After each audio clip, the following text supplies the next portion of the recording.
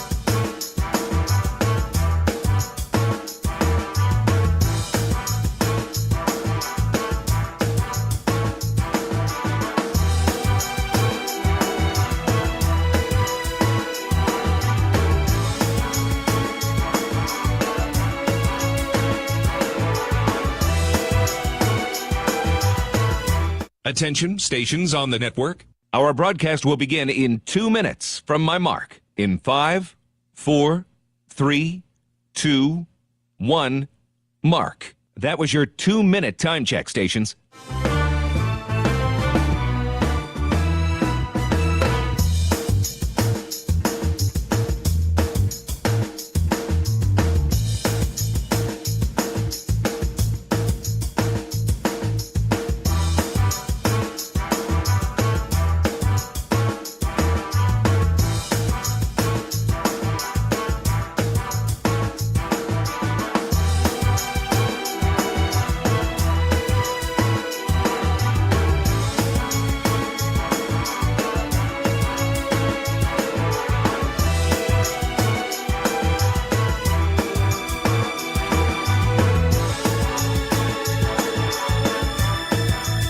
Attention, stations on the network.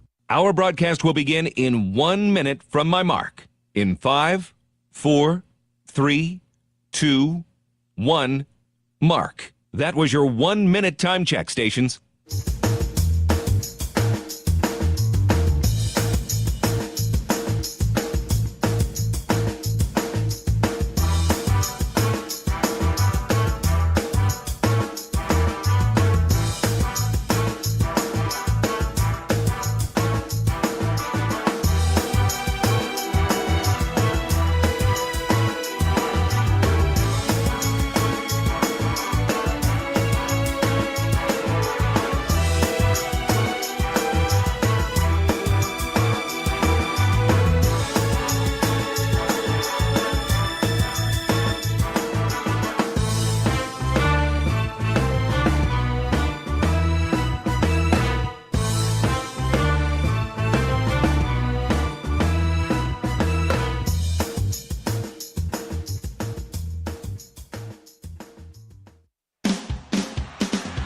on the Hawkeye Sports Network.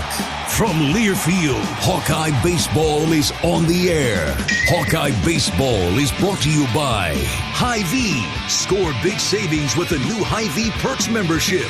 University of Iowa Healthcare. Changing medicine, changing lives. Oak Knoll Retirement Community. Homewood Suites and Home 2. Hawk fans, experience your home away from home at Coralville's finest all-suite hotels. Iowa Corn. You might think Iowa just grows corn, but the truth is, corn grows Iowa. Brought to you by Iowa's corn farmers of the Iowa Corn Growers Association and the Iowa Corn Promotion Board. Also brought to you by Mediacom, home of extreme and 1 gig internet speeds. Wimmer's Meats, the official hot dog of the Hawkeyes. Travel Leaders, Destinations Unlimited, the official travel partner of the Hawkeyes. And by Bud & Mary's. There's no THC cap on Iowa medical cannabis, and getting a card is fast and easy online. Get your medical card today. Visit budmary.com. This is Iowa Hawkeye Baseball. From the campus of the University of Iowa, it's baseball time in Iowa City. Live from Dwayne Banks Field, it's a midweek contest between the Northern Illinois Huskies and the Iowa Hawkeyes. Welcome to the broadcast booth alongside my fine color analyst John Evans. I'm John Leo. It's a beauty at Banks this afternoon as February winds down, continuing to bless us with temperatures in the 60s and rays of sunshine beaming down on eastern Iowa. Well, the Hawkeyes return home after a tough weekend in Jacksonville. Overall, 3-4 on the season now. The Hawkeyes will look to start a win streak and get back on track this afternoon against NIU. The Huskies enter at 2-6 overall, but don't let that fool you. They've played a tough schedule, including 2 games against second-ranked LSU. The Huskies lost their last game 5-2 to LSU. Another midweek before the Hawkeyes head to Oxford, Mississippi to take on Ole Miss this weekend. It's Northern Illinois and Iowa. The Huskies and Hawkeyes live from Banks with first pitch coming in a few minutes. Well, despite the outcomes this weekend, plenty of highlights down in Jacksonville. John Evans was on the call. Here are some of the positives from Friday's game against Auburn. 1-2. Swing and a miss. Strikeout number 11 from Brody. Volker set at the belt. Got him. Picked off the runner at second base. As he got greedy, got jumpy, and Stanfield is picked off. 1-2 to Petey. Driven out into right. Back. Gone! 7-5. Hawks aren't done quite yet. Sam Peterson home run. The Hawks would drop that game to Auburn on Virginia on Saturday. Some highlights from that one. First pitch to Rader. Down the line, fair ball. That's going to score 2. Tello headed to second base, in the corner, rattling around. He can't pick it up. Tello headed for third, knocks his helmet off, head first slide, 2-run triple for Raider Tello. Hawks lead 2-0 on the RBI triple down the right field line. First pitch to Kyle, driven out into right. It's getting up, it's gone! 3-run home run, Kyle Hocksdorf, and the Hawks lead 6-0. That's a line drive out into left center field. Gets through. Another extra base hit for Wilmus. Mitchell scores. Wilmus pulls into second base as they trade places. Iowa wrapped Here's up the pitch. Ground ball to short. Seegers picks it. Falls backwards. Mitchell throws it across. Double play. And Elmer Mueller's out of a jam. Exactly what the Hawkeye doctor ordered. Iowa wrapped up the weekend taking on Wichita State. 1-2 pitch. Ground ball, third base hole. Under the shortstop's glove. Green light for Hocksdorf. He's going to come around. 2 RBI single, and the Hawks are on the board. Lead here 2-0, bottom of the second inning. No balls, 2 strikes, 1 out here, top of the fourth inning. Here's the pitch. Line drive at Mitchell, picks it up, flips his feet. Seegers takes it, double play. 4-6-3, and the Hawks head to the bottom of the fourth inning. And he will face Raider Tello. Popped out into left center field. That will get down, bounces to the wall. Lead-off double for Raider Tello. Well, the Hawkeyes look to get back on track today against Northern Illinois. It's a gorgeous day at Banks. Make it on over to the stadium if you got the time, if you got the chance to cheer on the Hawkeyes. John talks with Hawkeye pitcher Cade Obermueller right after this. This is Hawkeye Baseball from Learfield. I'm Ingrid Lizarraga, breast surgeon at the University of Iowa Holden Comprehensive Cancer Center, the state's only NCI-designated cancer center. Here, we look beyond just the type of cancer you have to discover the molecular details of the disease. We have teams dedicated to each cancer type, with treatments and trials you won't find anywhere else in Iowa. Go to uihc.org/cancer. Hey Iowans, Luca Garza here. For me to get to the NBA, I've worked on my speed, precision, and my shot. For you to get to the NBA, all you need is the Iowa Lottery. First, play bonus multiplier scratch tickets and you could win up to $100,000. Then, enter non-winning tickets for your chance to win a VIP suite experience with the Minnesota Timberwolves, including food, hotel, and $1,000 cash. Plus, center court seats to see the Iowa Wolves. Enter today and see rules at ialottery.com/VIP. Hey, it's your friend, social media. You know, where I showcase the cool life of sports stars and friends. But don't fall for the editing and good lighting, because we all have struggles and challenges, like with alcohol or drug use, gambling, or our mental health.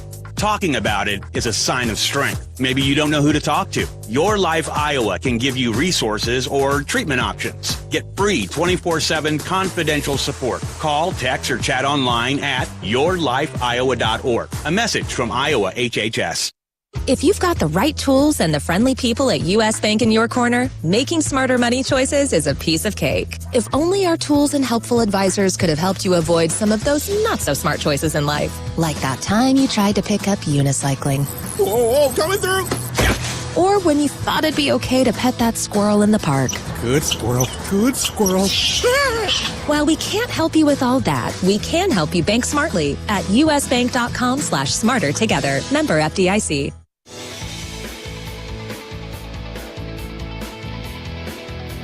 Welcome back to Hawkeye pregame.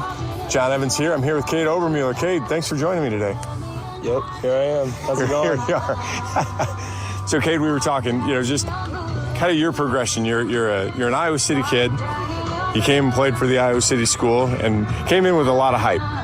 And then last year started okay. Maybe didn't go exactly the way you wanted. What were some of the lessons you learned from last year?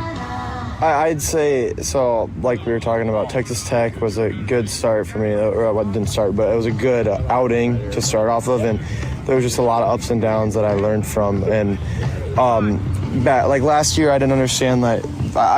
We talked about the ups and downs, they're going to be there, but I didn't internalize that and understand that. And I just kind of let the highs be really great and the lows be low. And obviously a bad one would have been the last outing of the season. It wasn't a good one. It was at Indiana State. It was something I had to learn from. It wasn't how you wanted to end the year. Yeah, no, it was not how I wanted to end the year, and I felt like I ended it for the team, and that hurt really bad. But I took that as I talked to my dad about it, who obviously played. He really got me back in center on the process again before going to summer ball, and that really threw a couple bullpens with him, and it just sent me right into summer, and I dominated out there this summer, and it was really because I had a process mindset and really just one pitch at a time, got dialed in on a mat. And you went to the Cape. Yeah, so really good competition. Yeah, really great competition, and I saw some of the best players in the world. The guy that I referenced is Travis Bazzano. He's got really, really good baseball player, Oregon State, second baseman, could be a first pick, and I faced him several times, and I just felt seeing that guy was kind of surreal, and going against him, striking him out, it was just a really good feeling. And just had some great competitions against guys like that, and it's just really refreshing to know that I can go get those guys out and just have that process-oriented mindset really pushed me into this year. And I feel every time I go out there now on the mound, whether it's from the beginning of spring where we're talking like the inner squads. I feel like I get better each week from a mindset standpoint. And I just think that that's the biggest thing, is just the change in mindset, you know, and the process. Really, we talked process last year, but I'm really figuring it out now and understanding how to go pitch by pitch and live pitch by pitch, whether it's on the field or in life. I feel like I'm getting better and better at that. So here's the observation that I've made a couple times on the air. Last year, you said the right things last year. Yeah, there was a lot of confidence there that said the right things. The times that you and I have talked this year, I think you actually believe it. Yeah, absolutely, 100%. I knew what to say, I knew what to believe, but deep down, like, I'd get out there and things were just sped up a little bit, you know, and now I feel it when I'm out there. It's that real feeling, and that I just know I can go out there and dominate, you know, and I believe that. And obviously they're not perfect out there this year even. I know that there's going to be ups and downs this season. It's baseball. And that's just how I'm going to approach it, and I'm just going to make sure that my process is going to continue to be. But that's the difference I've seen when you carry yourself this year is obviously, you know, you've walked a guy, you've hit a guy, maybe you give up a hit, whatever. But instead of that spinning out of control, you've centered yourself, and I know you want more out of your starts, but you've given the team 2 good starts. Yeah, for sure. Yeah, and like last year, I might have been just like, okay, gotta pitch good, gotta get to this inning. I want to be out there. I want to stay out there. I want to continue to pitch because I'm enjoying it. You know, it's been one of the first times I've really enjoyed pitching in my life. I'm just out there, just having fun almost. It's really a cool thing. I just believe in my ability that much now. And obviously things will get sped up out there still, but I'm able to control that and get back on, like you said, I'm able to stop things from spinning and just go to my routine and just really dial in again. Yeah. I think your process is going to get tested on Sunday in Oxford. For sure, yeah. There's gonna be some crowd there, but yeah, I'm not gonna let that change me. I mean, I've thrown against. Like, I look back on outings, you know, that's what I've been really good at, is I'm getting better week to week, but there's outings like Texas Tech last year that I could still build off of, where there was a crazy crowd there. I don't think it gets much worse than Lubbock. I mean, Oxford obviously going to be up there. But, yeah. We had 4,000 people in Lubbock last year. Yeah, it was, and they were rowdy. But, yeah, it's going to be fun. That's how I see it, you know. It's just going to be fun. It's a cool environment. You like that. That should fire you up, and that's how I'm going to see it. Where last year might have been a little different, but it's what, as a competitor, that's kind of the environment you want to succeed in. Exactly. Yeah, exactly right. Yeah, I mean, I plan on going into those environments a lot throughout my career. I take what I see for myself, you know.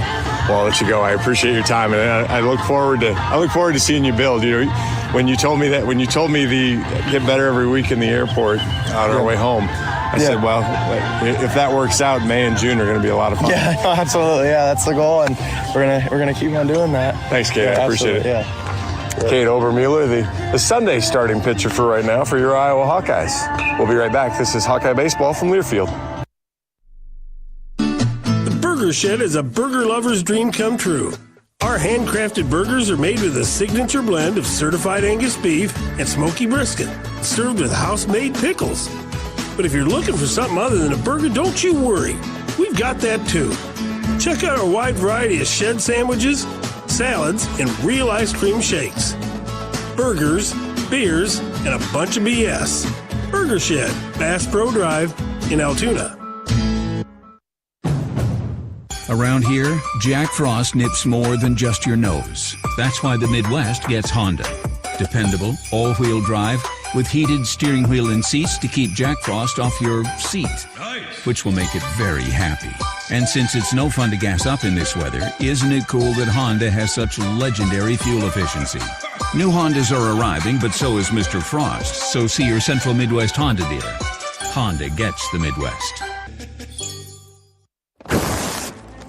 If you guessed that was the sound of a bag of Pioneer brand A-Series soybeans, you guessed right. Well, kinda. It was really the sound of an innovative team that spent decades perfecting a seed with exclusive genetics and the ultimate agronomic advantage. The sort of breeders who don't rest until they've achieved outstanding performance.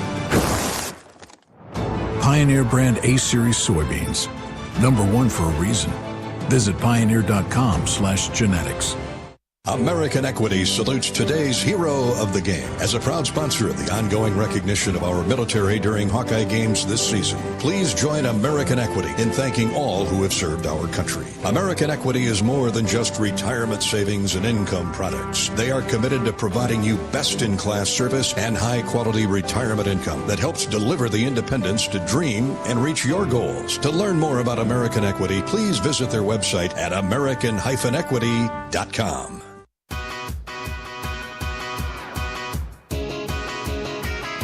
Welcome back to pregame coverage of Iowa Hawkeye baseball. Today, hosting the Northern Illinois Huskies here at Duane Banks Field, joined by head coach of the Hawkeyes, Rick Heller. Coach, just a few takeaways from the weekend in Jacksonville. Well, it's easy just to dwell on the negatives. Blowing 3 leads late that cost us ball games, but there were tons of positives.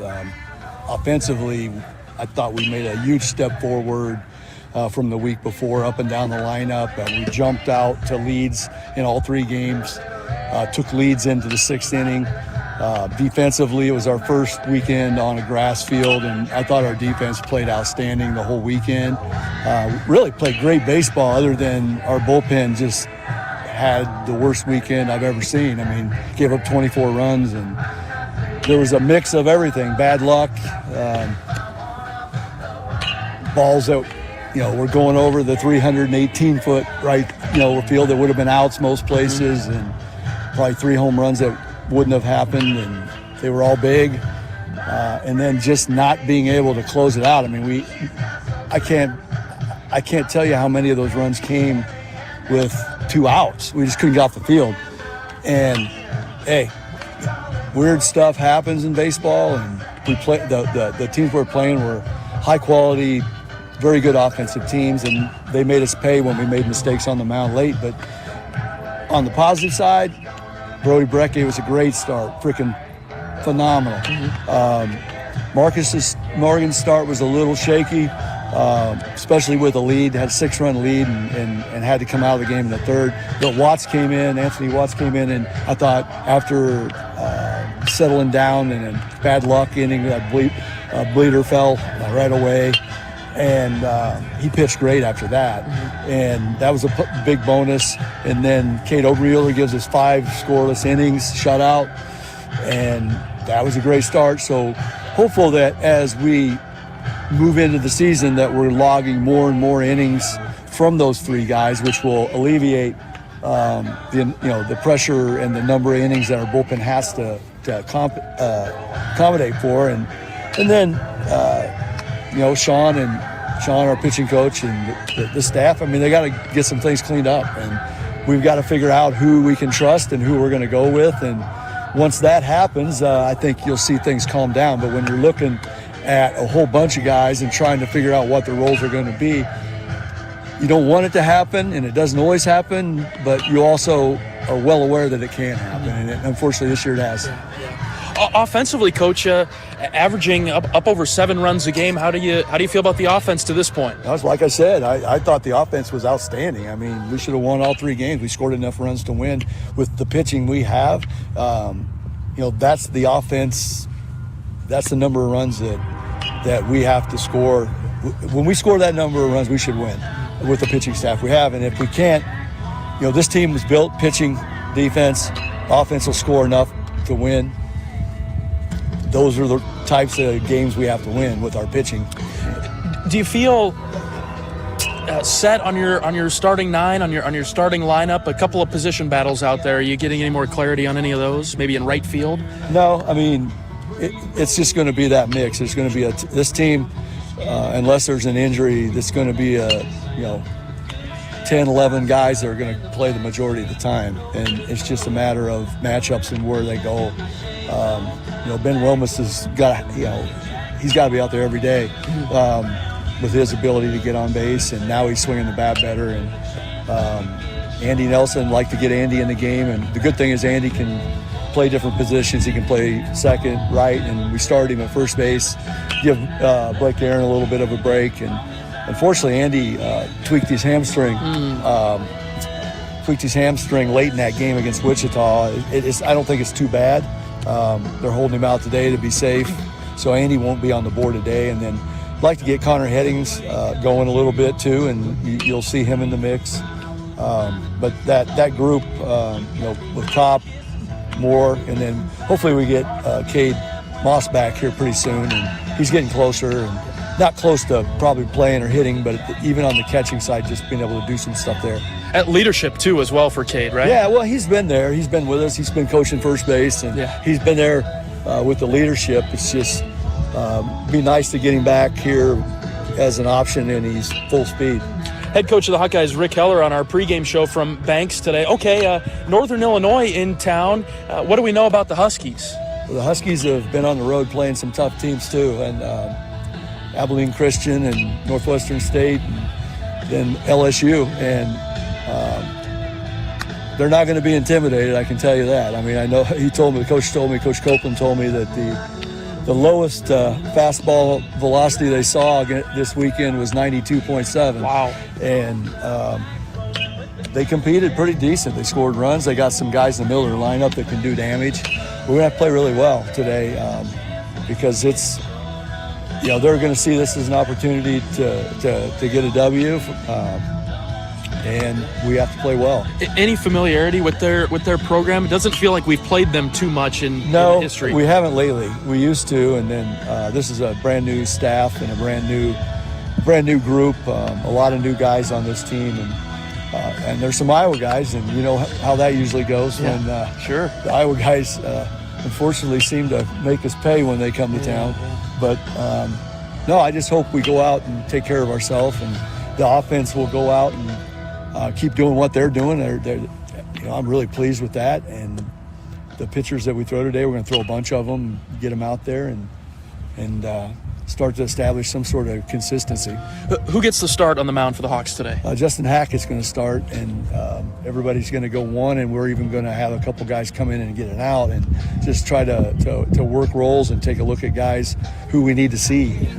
A couple of things maybe secondary level that you're looking for, aside from cleaning up maybe the bullpen and things along those lines in today's game? I'm really pleased. That's the thing, John, is it's disappointing that it started out that way with the bullpen situation, and it, as a coach, you're always worried when you don't have an experienced closer coming back, because it's different, I mean, the guys that are struggling were lights out.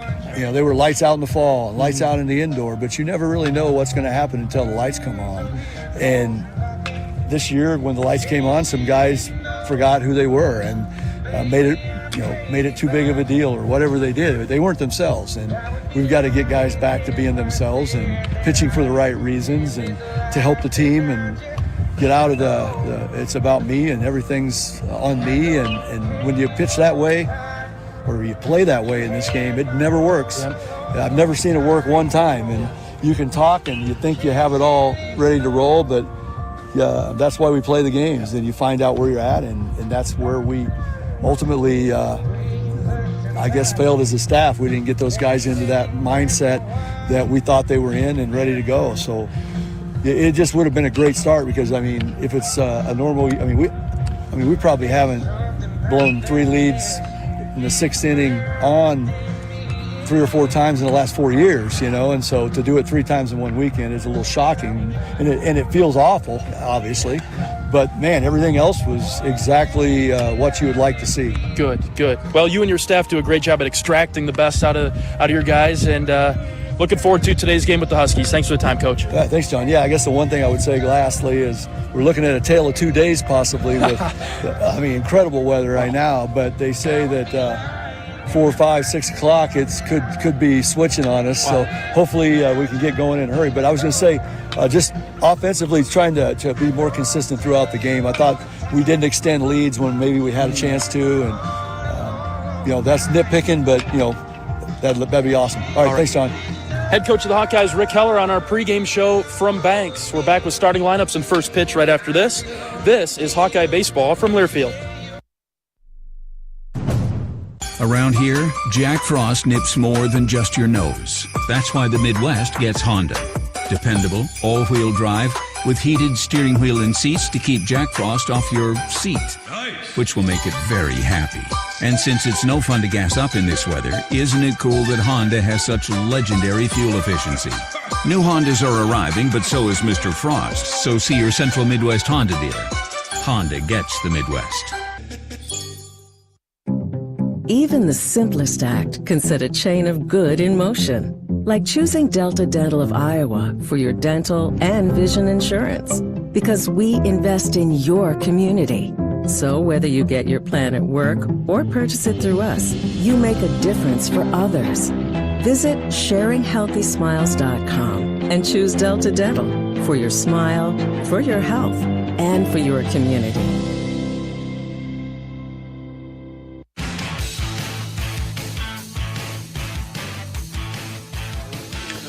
Welcome back to pregame coverage of Iowa Hawkeye baseball today from Duane Banks Field, Northern Illinois, in town to take on the Hawkeyes. We're moments away from first pitch, but first, let's pause 10 seconds for station identification. This is Hawkeye baseball.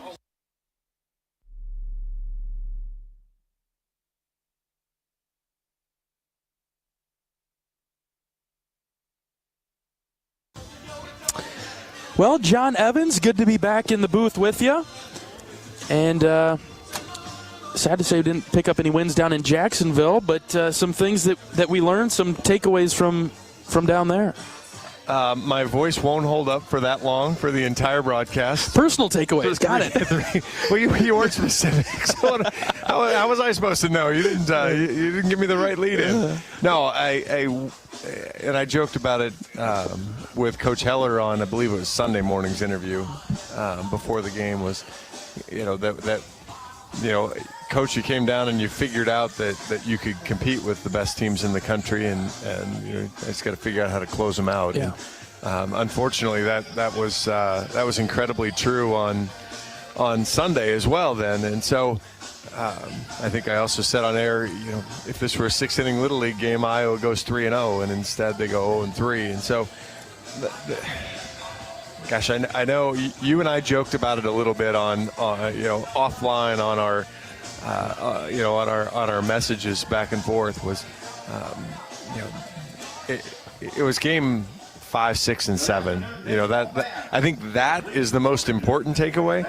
And yes, Iowa's going to get in the Big Ten season, and there are some RPI drains in the Big Ten season, but that still doesn't mean you have to win every game. And what happens is if there isn't a learning thing that comes from last weekend, well, then this team won't reach their goals. But if the team didn't learn from last weekend, whether they went 2-3 or 2-1, they weren't going to reach their goals. So the bullpen has a lot of good arms. They just need to get out of their own way. Yeah. They need to trust themselves. I'll pick on Reese Buter a little bit. Reese did a great job of getting ahead 0-2, and he did a good job of getting ahead 0-2 in the Lehigh start the previous Sunday.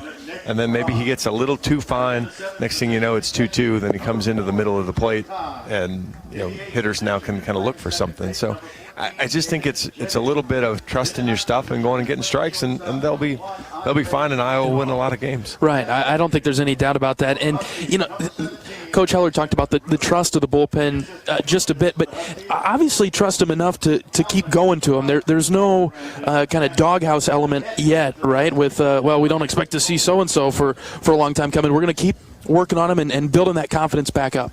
Well, because again, they're good arms, and I was talking. I did the pregame interview with Cade, and one of the things that we talked about, and even with Will Mulfleur beforehand, you wouldn't be here if you weren't capable. Right. I was not in the business of recruiting guys as favors.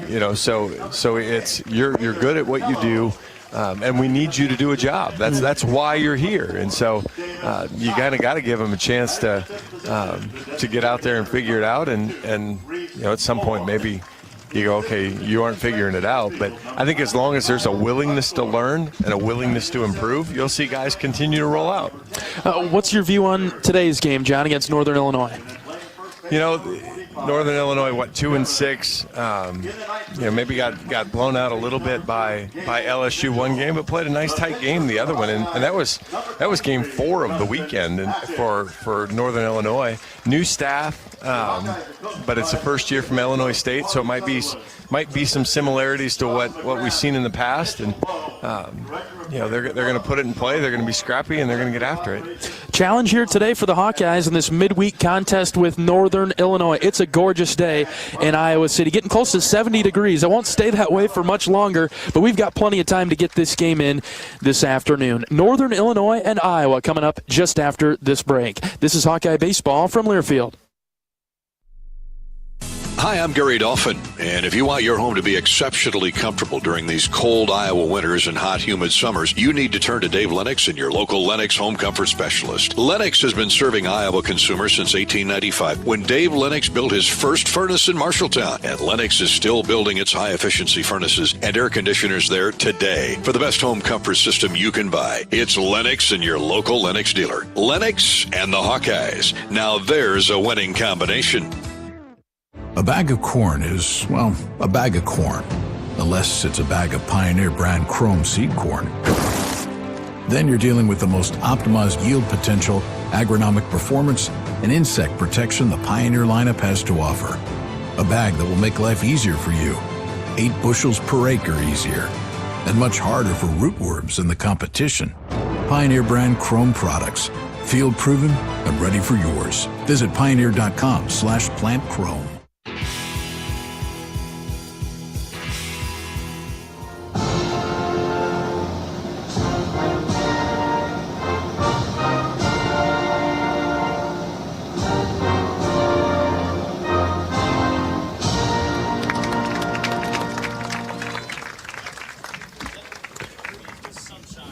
Moments away from first pitch in Iowa City. The Northern Illinois Huskies are in town. Let's go over today's starting lineups. We'll start with the visitors from DeKalb, Illinois. Northern Illinois, 2-6 on the season. Head coach Ryan Copeland in his first year was recently at Illinois State. The starting lineup for the Huskies looks like this. Charlie Parcell is their leadoff hitter, followed by Eric Errato batting second, Colin Summerhill batting third, 4-5-6 Mason Kelly, Christian Seegers, and Nick Varon. And the bottom third of the order, 7-8-9 for Northern Illinois, Cooper Cohn, Kalen Jennings, and Andre Dimitrol. For the Iowa Hawkeyes, 3-4 on the season. Defensively will look like this. Raider Tello at third, Michael Seegers at short, Gable Mitchell at second base. Blake Guerin gets the start at first. In the outfield left to right, Sam Peterson, Kyle Huxdorf, and Ben Wilmus. Doing the catching behind the plate, a late change, Davis Kopp. He will do the catching for Hawkeye starter Justin Hackett. Iowa coached by head coach Rick Heller in his 11th season, assisted by associate head coach Marty Sutherland and assistants Sean McGrath and Mitchell Bowe, along with Sean Moore. Director of Special Projects is Ryan Colgate. Director of Baseball Operations, Nick Ungs. Sports Information Director Sam Bosler. All right, give us the lowdown on Iowa's starting pitcher Justin Hackett today, John. Justin Hackett. Justin's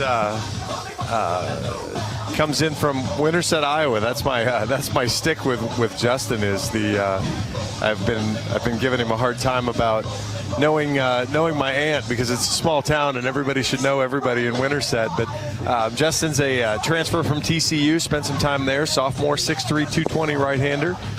Appeared in 6 games last year for TCU. Struck out 9 in his 6 1/3 innings. I believe it was the Loris game Sunday, last Tuesday actually. Came in, pitched, had a little bit of bad luck. Made some errors behind him. That inning extended out a long ways. But throws hard and good movement on the pitches. And so, again, what you want to see right now, especially in the Iowa dugout from the coach's perspective, is, I don't want to say, we kind of joked about open tryouts, but you want to see relievers come in and throw strikes. Yep. Get in, get ahead, and then finish guys. If somebody takes your best and gets a hit, fine. If somebody gets a weak contact hit, fine. But when you get a chance to go finish somebody, go give your best pitch and get them. We are ready for first pitch at Banks this afternoon. Hackett on the mound, out of the windup. First pitch to Parcell. Left-handed hitter is just off the plate outside. We're underway in Iowa City. Iowa wearing all white uniforms today with Hawkeyes spelled out in black block lettering across the chest. Black ball caps in the field for the Hawkeyes with the gold block I on the front panel. 1-0 pitch downstairs and inside a bit. 2-0 to Charlie Parcell, the starting center fielder for Northern Illinois. Good hitter, 385, 5 extra base hits. Out of the windup, here's the pitch from Hackett. That's in there for a strike on the outside corner, 2-1. Northern Illinois with black tops. They've got NIU spelled out in red across the chest. White numbers on the back. White baseball pants on the road for the Huskies. 2-1 pitch, high and out. Cobb stops it from going to the backstop, 3-1. Again, just like we talked about, you want to see strikes here. He's thrown 4 fastballs and really kind of sprayed them all over the place here. So you want to see him find that command, get focused in on Kopp's glove and find it.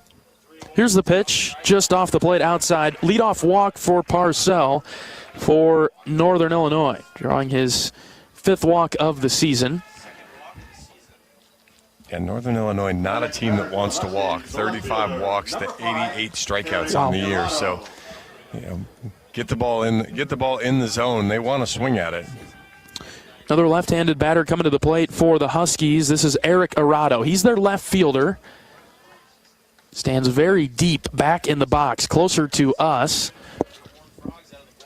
Hackett ready out of the stretch. The pitch is in the dirt, ball 1. First breaking ball there, an overhand curveball, just dropped it off. And again, you got another guy, 4 walks, 4 strikeouts. So he's going to put the ball in play. You did a nice job this weekend, John, calling a couple of ground balls that turned into double plays. How about one right here? 1-0 pitch is fouled out of play to the left side, evening the count at 1. That'd be good. We'll take that. Yeah, you can call it, though. My turn to get in on this, huh? Exactly.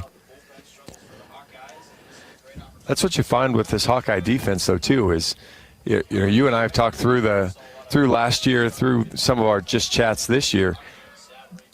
1-1 pitch is high. Hackett trying to find the strike zone, 2-1. This defense makes difficult plays look easy, and so you take some things for granted.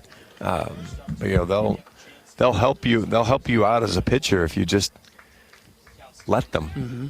Here's the 2-1. Just below the knees. That's ball 3. Hackett's got to work here to get back in the count. Nobody out, just underway in Iowa City. A warm day. Wind blowing in from left to right. It could get out to right, but you're going to have a hard time hitting it into the wind out there in left. Here's the 3-1 pitch from Hackett. Driven to right, and that one will hook foul. That ball left the bat at 108. Now, granted, it left at an angle that wasn't even close to being fair, but really tried to ambush the fastball and was way in front of it. Full count. Big pitch here from Hackett. Runner takes off. This is flared into left center field. Peterson will move forward. He's got it for out number 1, and that'll force Parcell to scurry back to first base. Boy, that changes the complexion of the inning. That's a big comeback there from Justin Hackett. Had to come back, throw strikes. You don't want to put the top 2 guys on. Game you feel like you should be winning. You don't want to come to bat down. Now, obviously you still got a couple outs to get here, but much different scenario with 2 on and nobody out to 1 out and the guy on first. And that could boost the confidence for Hackett here now as he faces Colin Summerhill, the starting right fielder for Northern Illinois. Floats a breaking ball up and in for ball 1. Summerhill's a right-handed hitter. Really good juice here. You've got 7 extra base hits, including 4 home runs, leading RBI guy for Northern Illinois. Try a pickoff move over to first base, just something to keep Parcell close over there. Not a ton of speed for Northern Illinois, or at least aggressive on the base paths. They've only got 2 stolen bases this season. 1-0 pitch is high and out. That's ball 2. Yeah, he's going to obviously want to be a little careful, but not sure how careful you can be when you've been that you don't seem to have all your command right yet. 1 out in the inning. Here's the 2-0 pitch. We'll throw it over to first before that. Good scoop from Blake because that ball kind of short hopped him there.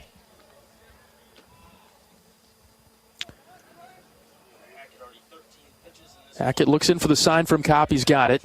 2 balls, no strikes. Here's the pitch. Low and out, ball 3.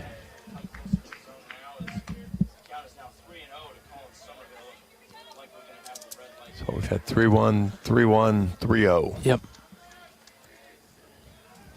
Battled back in the last at bat to get the out. Similar line of work here with the 3-0 on its way home. Right down the middle, 3-1. Throw it again. That was a fastball up and over the plate. If Summerhill's a willing right center field hitter, that the ball might travel a ways. Hackett's ready. Here's the 3-1. This is fouled off and out of play. Over to the right side. Full count now. Good battle back to get to this point for Hackett. That was a good pitch there. The breaking ball inside part of the plate didn't just concede. Not sure if Summerville takes that if it's ball 4, though. 3 balls, 2 strikes, the pitch. Runner takes off. That's ball 4. With the off-speed low and out.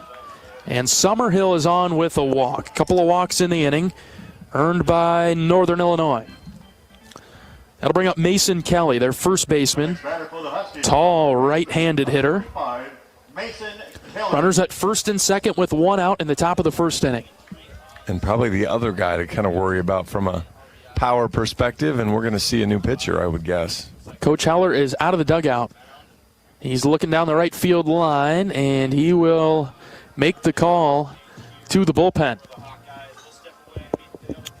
New pitcher coming into the game for the Hawkeyes. We'll have the information on him right after this. Runners at first and second for Northern Illinois in the top of the first. 1 out. Pitching change here for the Hawkeyes. We're back in a moment. This is Hawkeye Baseball from Learfield. The big game. Family. Friends. We know you count on Alliant Energy to deliver the safe, reliable energy you need, whether you're watching the game, cooking your famous burgers, or leaving a light on for loved ones. For us, it means going beyond the expected to make sure we're planning for the energy you need today and tomorrow. That way you can keep your eye on the ball and focus on what's most important to you. Find out more at alliantenergy.com/poweringbeyond. Want to test drive U.S. Cellular's award-winning network? It's free for 30 days. Want to test drive U.S. Cellular even faster? Just get a race car driver to be your personal chauffeur. Just let me buckle my... Whoa! Hey, my calls and data work great out here. Test drive U.S. Cellular free for 30 days. Named the leader in 5G coverage in Iowa. You can pull over now. Please? U.S. Cellular. Built for us. Terms apply. Awards based on open signal independent data. Visit uscellular.com for details.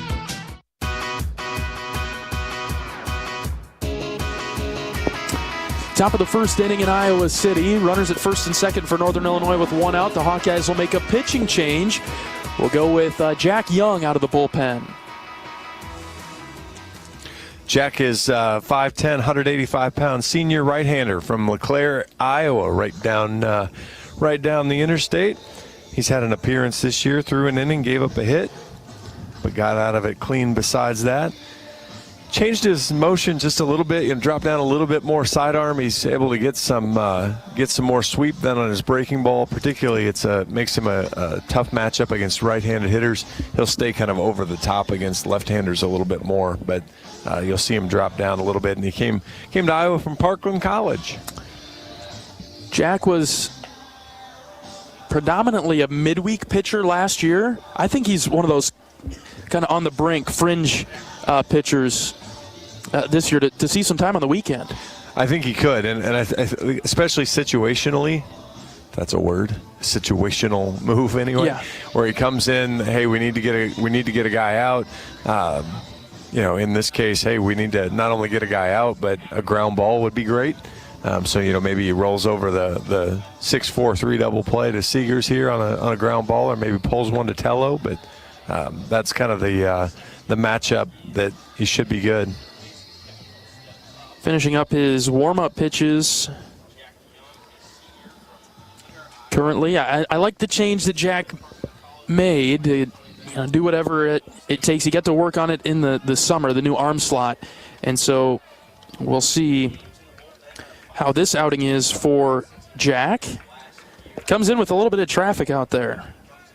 Well, and just as you mentioned, I mean, the weekend roll, this would be the type of thing that Jack's going to get called on. So good tryout spot here. Batters Mason Kelly. First pitch from Young, drifted low and out away from the right-handed hitter. 73-mile-an-hour breaking ball right off the jump. One out in the inning, a ground ball could really help the Hawks here. Off speed again. There's a strike on the outside corner. Just clipped the edge, 1-1. Yeah, I mean, 24 inches of sweep there, so a lot of movement. Came in at 75 miles an hour. The 1-1 pitch from Young. Swing and a miss. Right over the top of that one. Then he kind of heats it up there. Well, and he broke it back the other way then through just a little bit of a cutting fastball, mid-80s then, so sped it up 10 miles and moved it the other direction. So the 1-2, swing and a miss. Runner's taken off. Here's a throw down to third. Safe. Called him safe at third base. Got the strikeout at home, 2 down, but 2 in scoring position now for Northern Illinois. Aggressive movement there on the 1-2 pitch. Davis Kopp asking Ray Tello if they need to go to the headphones. We do actually have challenge system here now. It was close. It was bang bang down there at third. Maybe an effective slide to get around that tag. Timing-wise, looked pretty good. 2 outs in the inning. Runners at second and third. First pitch strike from Jack Young. Batter is Christian Seegers, third baseman.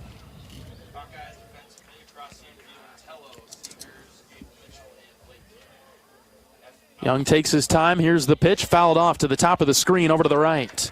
0-2. Young working ahead. Yeah, really nice job. Through that first pitch or two where he missed with the breaking balls, but have really come back and kind of found his slot, found his rhythm here, focused on his process. No balls, 2 strikes, 2 outs. Pitch from Young. Outside. That's a ball. Started outside, stayed outside.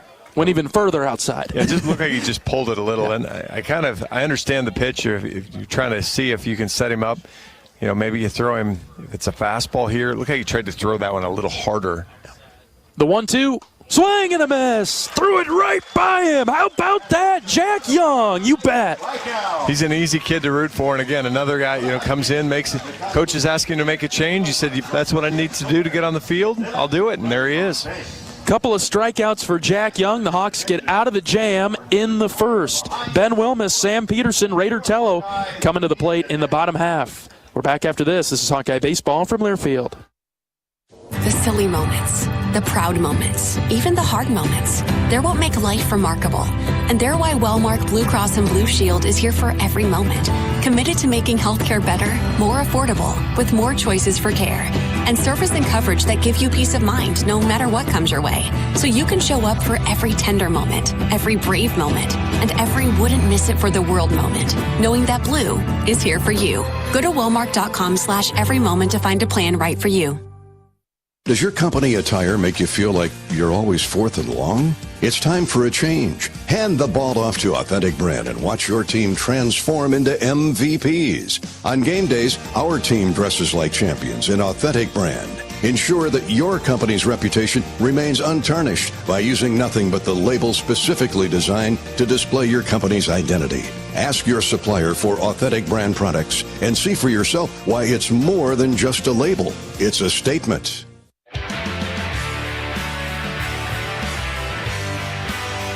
Northern Illinois leaves 2 runners on in scoring position in the top of the first. Iowa will look to get on the scoreboard first this afternoon. Ben Wilmus leading things off, followed by Sam Peterson and Raider Tello. Middle of the order for the black and gold today, Davis Kopp, Reese Moore, and Kyle Hucksdorf.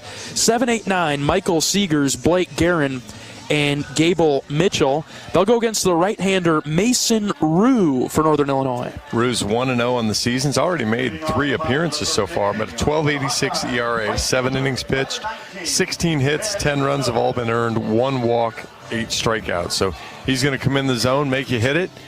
Sounds like teams so far have.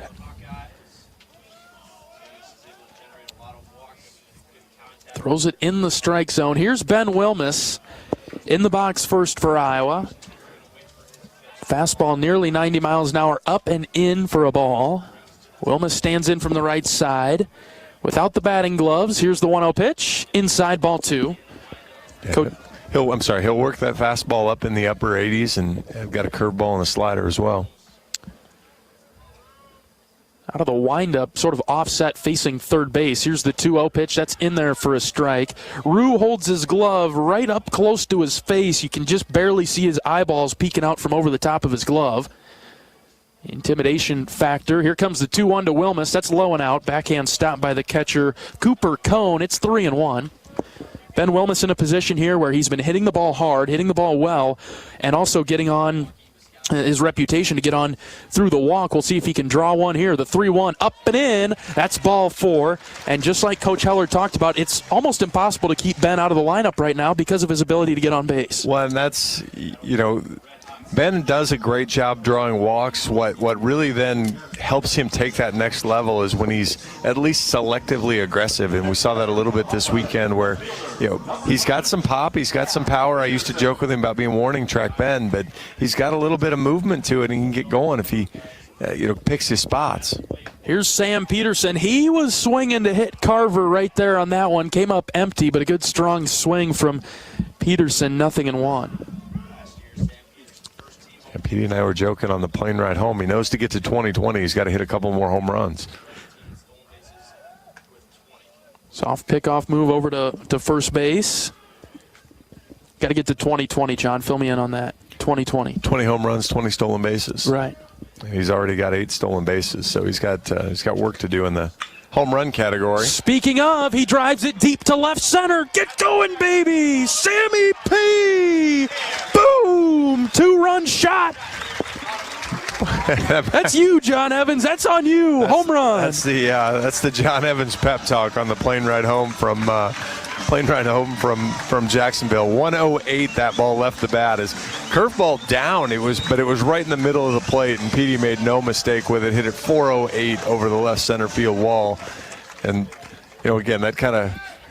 You're able to reset the tone there after a tough top of the inning right away. You jump right back on them and score runs in the bottom. Didn't it feel like today was a Sam Peterson day, just the way the weather is? It's nice and warm.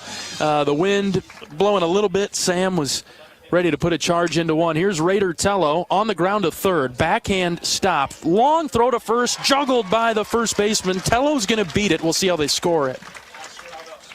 That's about, I'm not sure. I'm not sure how I'd score that one. Ooh, tough error right off the bat.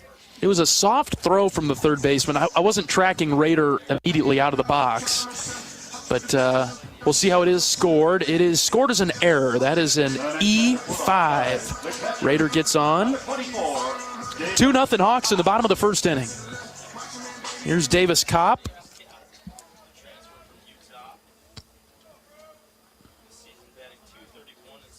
First pitch to the Hawkeye catcher this afternoon is low and out. So they just got Petey's hit up there. I was going to say the scoreboard operator was so stunned by how Petey hit it that they just got the hit on the board. Tello at first. 1-0 pitch to Davis. In the air, deep to right center, carrying well. Get going, baby. It is gone.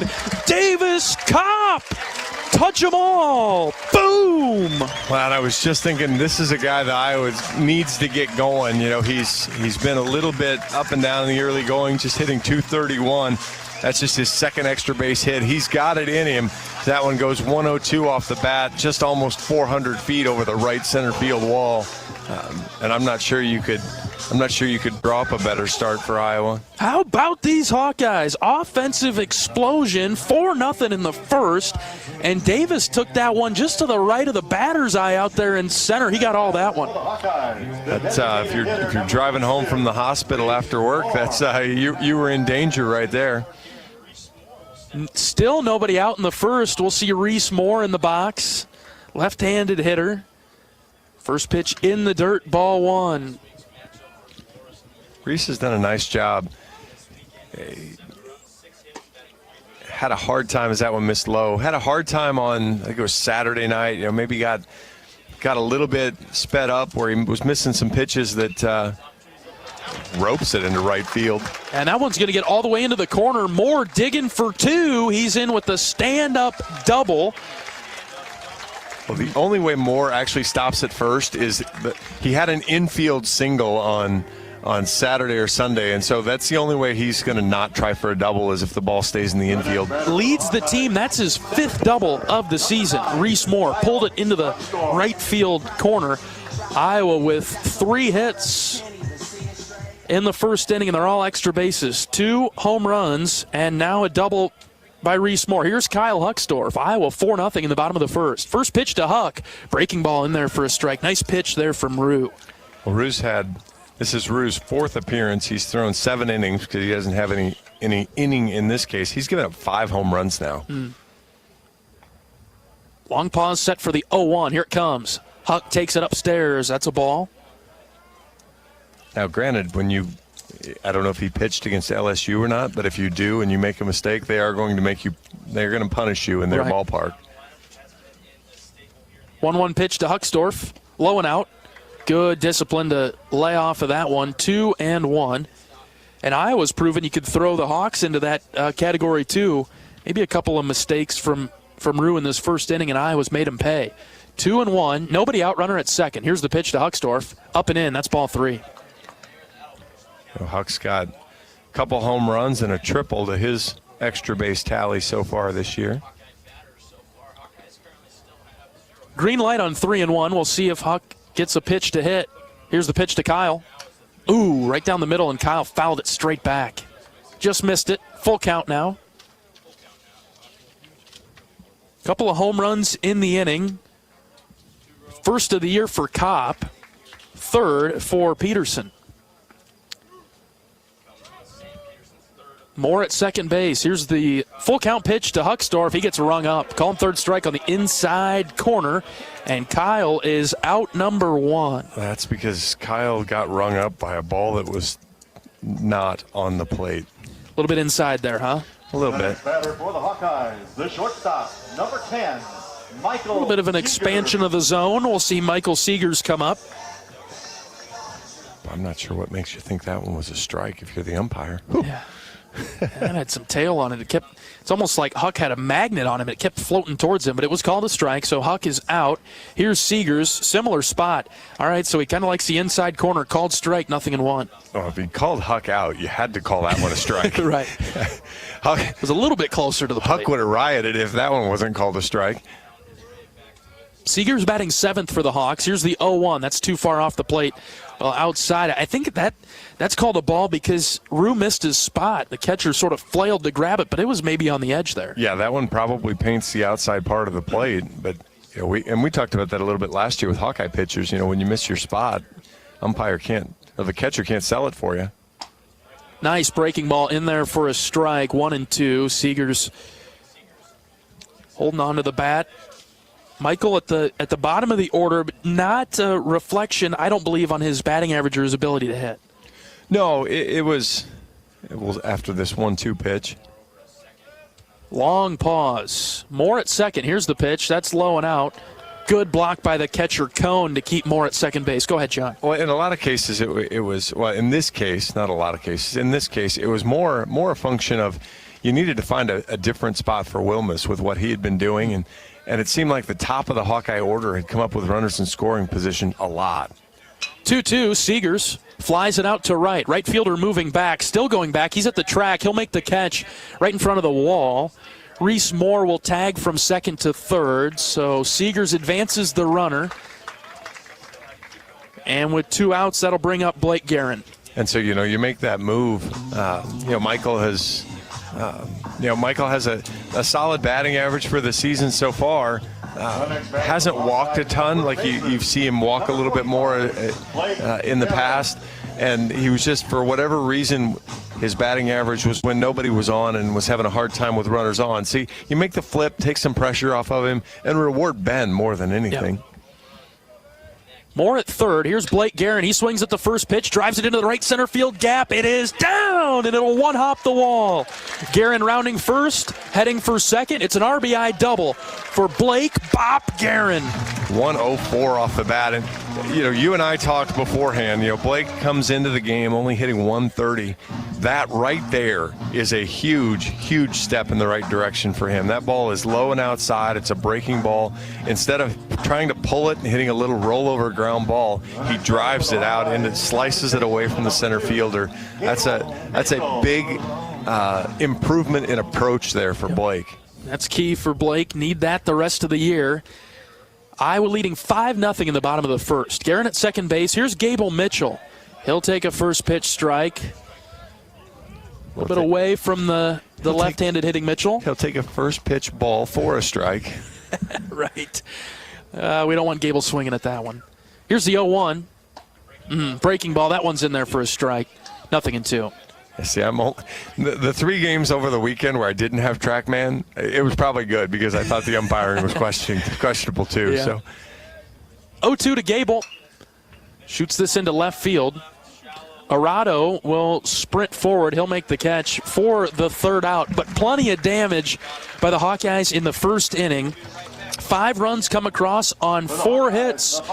2 two-run home runs. One from Sammy Peterson, his third of the year. The first for Davis Kopp in his 2-run home run.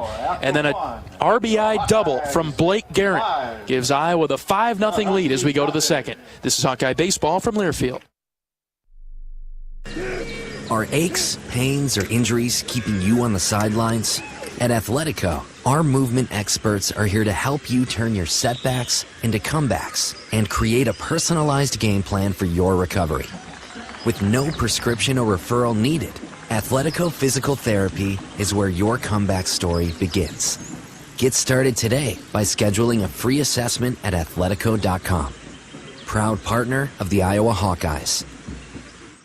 The Burger Shed is a burger lover's dream come true.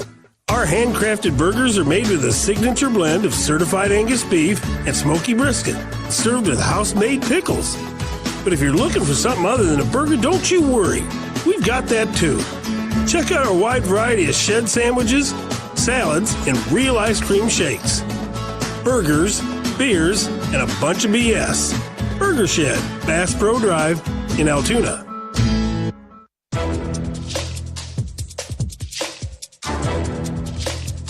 This copyrighted broadcast is an exclusive presentation of Learfield under the broadcasting rights granted by the University of Iowa. Reuse of this presentation is prohibited without the expressed written consent of the university and Learfield. Announcers are provided by Learfield and approved by the university.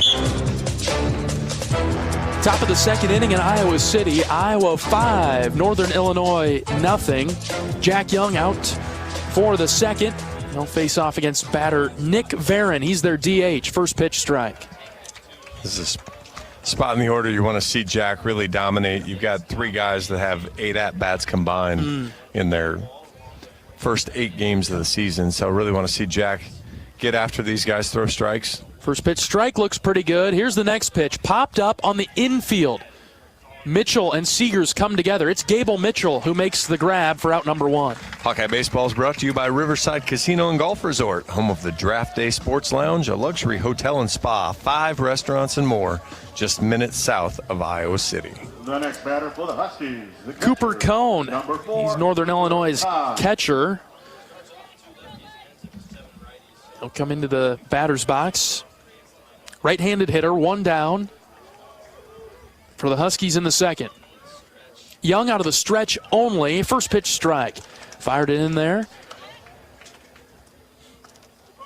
Yeah, really, again, just exactly what you want to see out of Jack. Just coming in, dominating the strike zone, and making him put the ball in play. 0-1, hit on the ground, left side, and fair ball into the corner. Cone around first, head for second. He'll slide in feet first for a 1-out double. A little unfortunate there. You get kind of a 3-4 hop bouncer down the line. Tello just wasn't playing him to pull and was able to sneak it in between Rader and the line. That's a base hit really anywhere, right? I mean, that would have been an exceptional play by Rader. He would have had to play deep and on the line to grab that one. Yeah, and that was actually the fastball. So he pulled Jack. He just tried to ambush a fastball and didn't hit it hard necessarily, but just got it bouncing and into a good area. Caden Jennings is in the box. First pitch from Jack Young is low and in, ball one. Runner at second with one out. That's the Huskies' first hit of the game.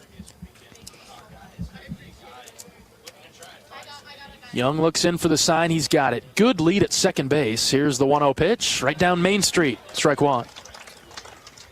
And that was Cohn's first hit of the year. Just like I said, 3 at-bats. He scored a run.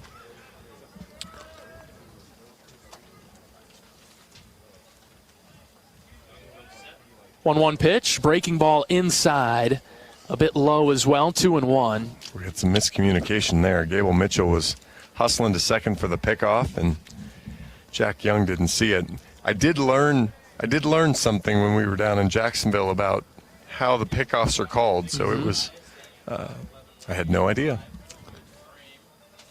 2-1 pitch from Young. Swing and a miss. Might have been out of the zone, but Jennings went after it. 2-2. And not giving away the signs or anything, but oftentimes they're called by the middle infielders, and the pitcher has a sign to acknowledge that he got the sign, and it was quite interesting. 2-2. Fouled off to the right side. We'll do it again.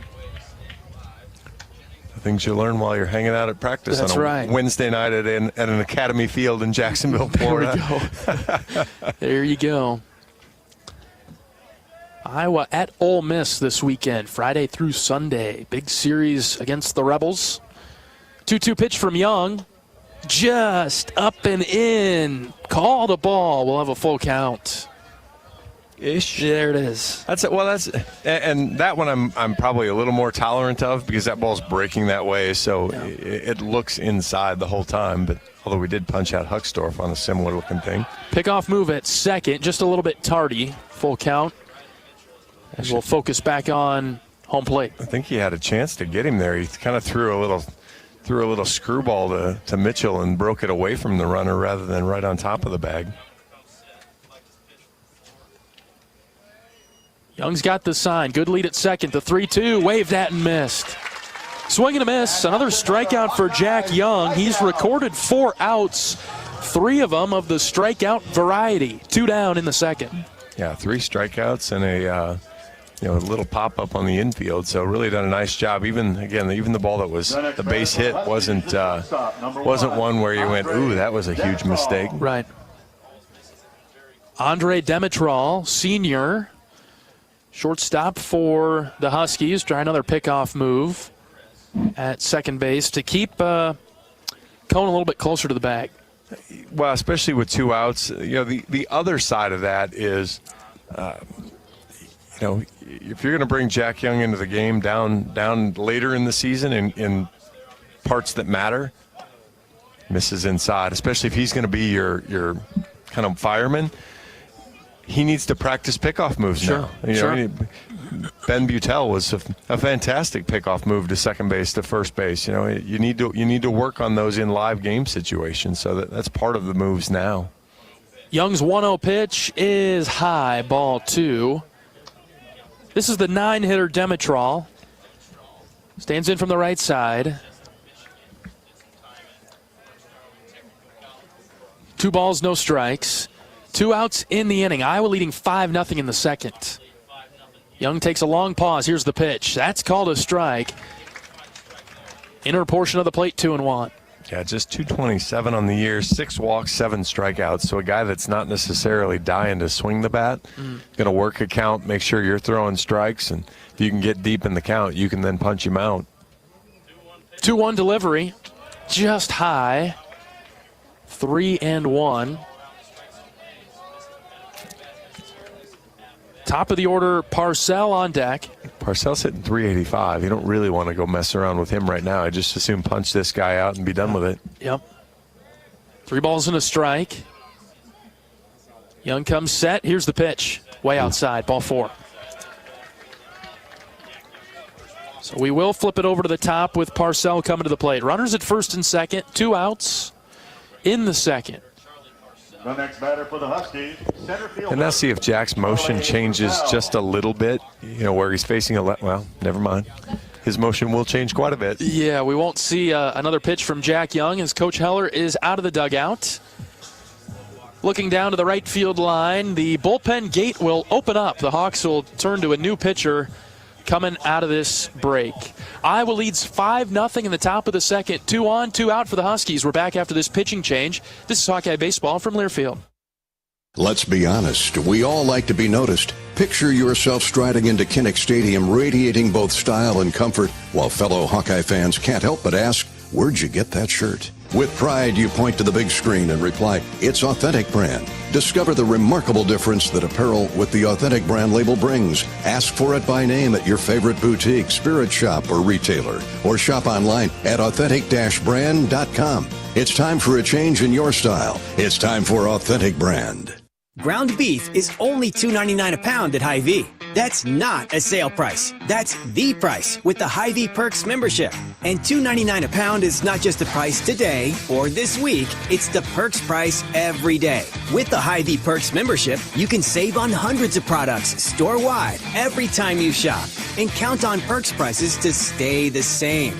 So if you want to pay less for ground beef every day, sign up for Hy-Vee Perks. It's free and easy. Some restrictions apply.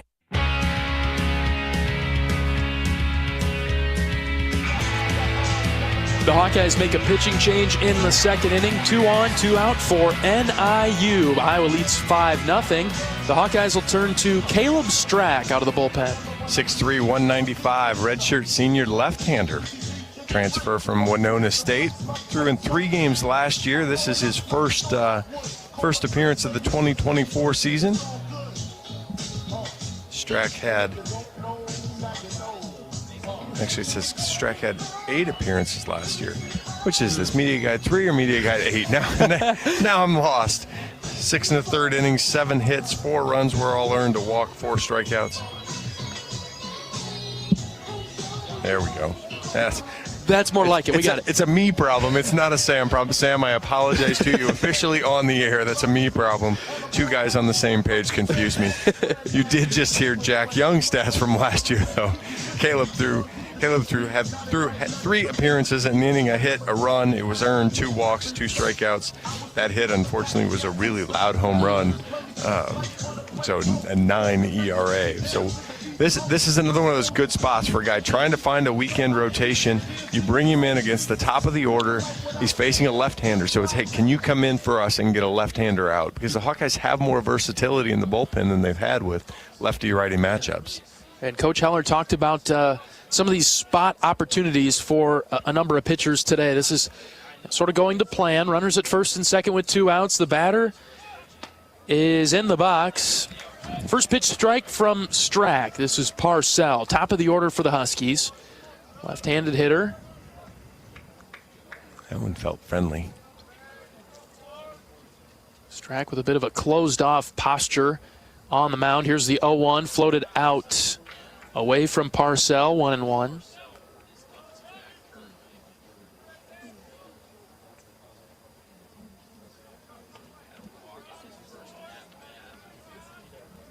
One ball, 1 strike. Strack taking his time. Here's the pitch.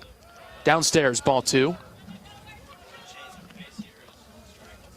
All right, find your zone. Another left-hander on deck, but certainly don't want to add to the excitement of the inning here. Well, one of the things that we talked about, especially last year, was getting the shutdown inning, and felt like if Iowa got a couple of shutdown innings this past weekend in Jacksonville, maybe those games turn out a little differently.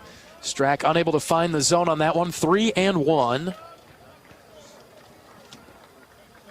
The shutdown inning, meaning after the Hawks score a number of runs, you come out and put up a 0 right away. Yeah, so I called it validating over the weekend. There you go. 3-1 is swung on and missed. Full count now with 2 outs. Runners will be in motion. It's a good fastball there from Caleb. What do you like here? Fastball, John? Again? Yeah, he hasn't really had a ton of command on the breaking ball right away, but runners take off. Here's the 3-2 right down the middle. Called third strike and a major fist pump from Strack. Yes. Great to see from him. Came in through that low fastball, and obviously Parcell was looking for something a little different and got fooled. Never got the bat off the shoulder. 2 left on for the Huskies in the second. 5-0 Iowa. We're back after this. This is Hawkeye Baseball from Learfield. The silly moments, the proud moments, even the hard moments. They're what make life remarkable. And they're why Wellmark Blue Cross and Blue Shield is here for every moment.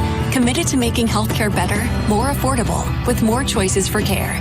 And service and coverage that give you peace of mind no matter what comes your way. So you can show up for every tender moment, every brave moment, and every wouldn't miss it for the world moment. Knowing that Blue is here for you. Go to Wellmark.com/every moment to find a plan right for you. Hey Iowans, Luka Garza here. For me to get to the NBA, I've worked on my speed, precision, and my shot. For you to get to the NBA, all you need is the Iowa Lottery. First, play bonus multiplier scratch tickets and you could win up to $100,000. Then, enter non-winning tickets for your chance to win a VIP suite experience with the Minnesota Timberwolves, including food, hotel, and $1,000 cash. Plus, center court seats to see the Iowa Wolves. Enter today and see rules at ialottery.com/VIP.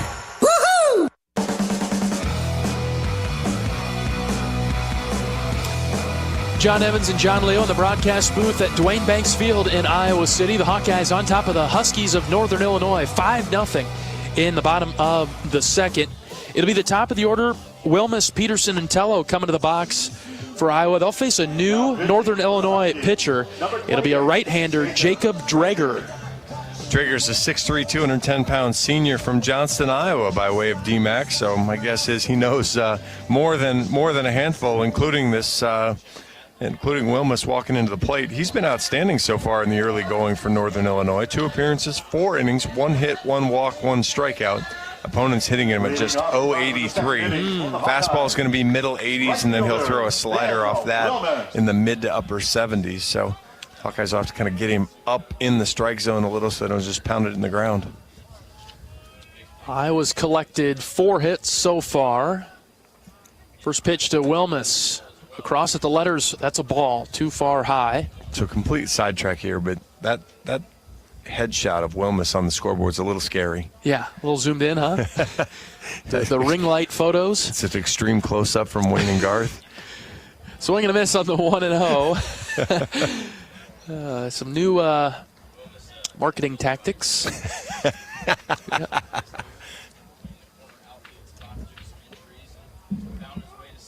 Ball and a strike to Wilmus, standing in from the right side. Here's the pitch. Fouls it off to the right side, 1-2.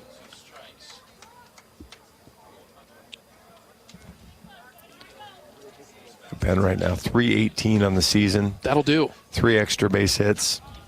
But, walked 6 times now with walking to lead off the game. Choked up on the bat. Here's the 1-2. Floats high. That's a ball. A lot of room in left center for Ben if he could maybe predict and put one in that gap. Well, he does tend to pull it. So, the interesting shift on for him.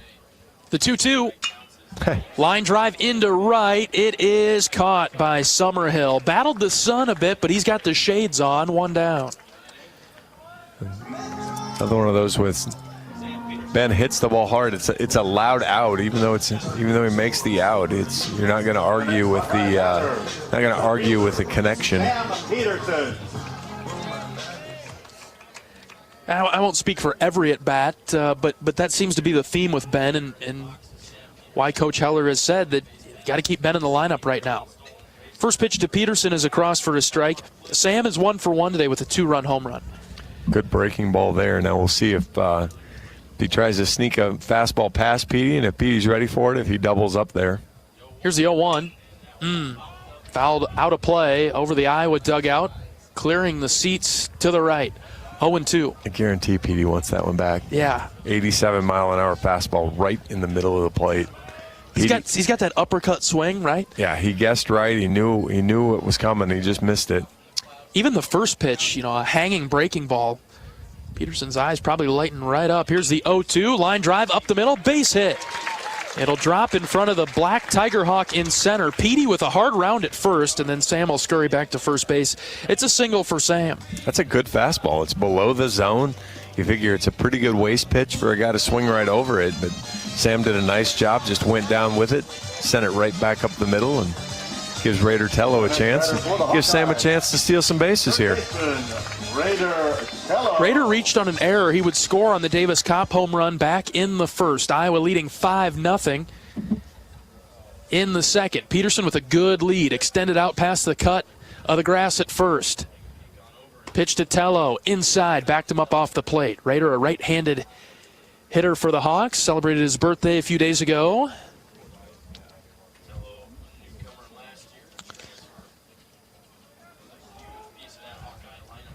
One ball, no strikes. With one out in the second, pickoff move over to first. Wide of the bag a bit. No tag applied. Sam back in there safely. You can tell we've gotten healthier. Cade Moss has been replaced now by Will Mofluer there as first base coach. Cade is on the mend. Be thrilled to have Moss back in the lineup shortly. Peterson takes off on the 1-0. Raider hits it on the ground, left side through into left field. Peterson rounding second. This will be a close play at third. Here comes the throw. He is safe at third. A single for Tello, and Peterson winds up at third base. Boy, I hope the head coach decides he doesn't want to review that, because third baseman immediately went to the headphones, and Peterson went to the inside part of the bag, slid well away from it. Didn't even look particularly close to me. Right. To your point, when you said this will be close, I think a good strong throw certainly would have been, but Petey did a good job of kind of regaining his speed as he rounded second. So a single for Tello. Runners at the corners with one out. First pitch to Kopp on the outside corner, strike one. Outside of the outside corner, strike one. Mm-hmm. If this were tennis, that ball would probably be called in. Nope, Eagle Eye misses the line. Just out by a millimeter. Just out. That's one of the crowd oohs and ahs. Ooh. 0-1 to Kopp. Check swing. Did he go? He did not. 1 ball, 1 strike.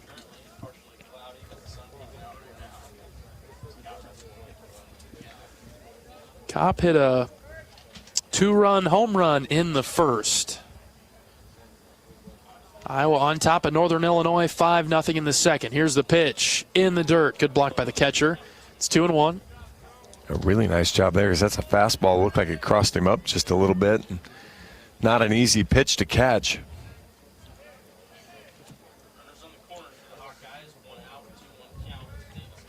Center fielder playing deep now.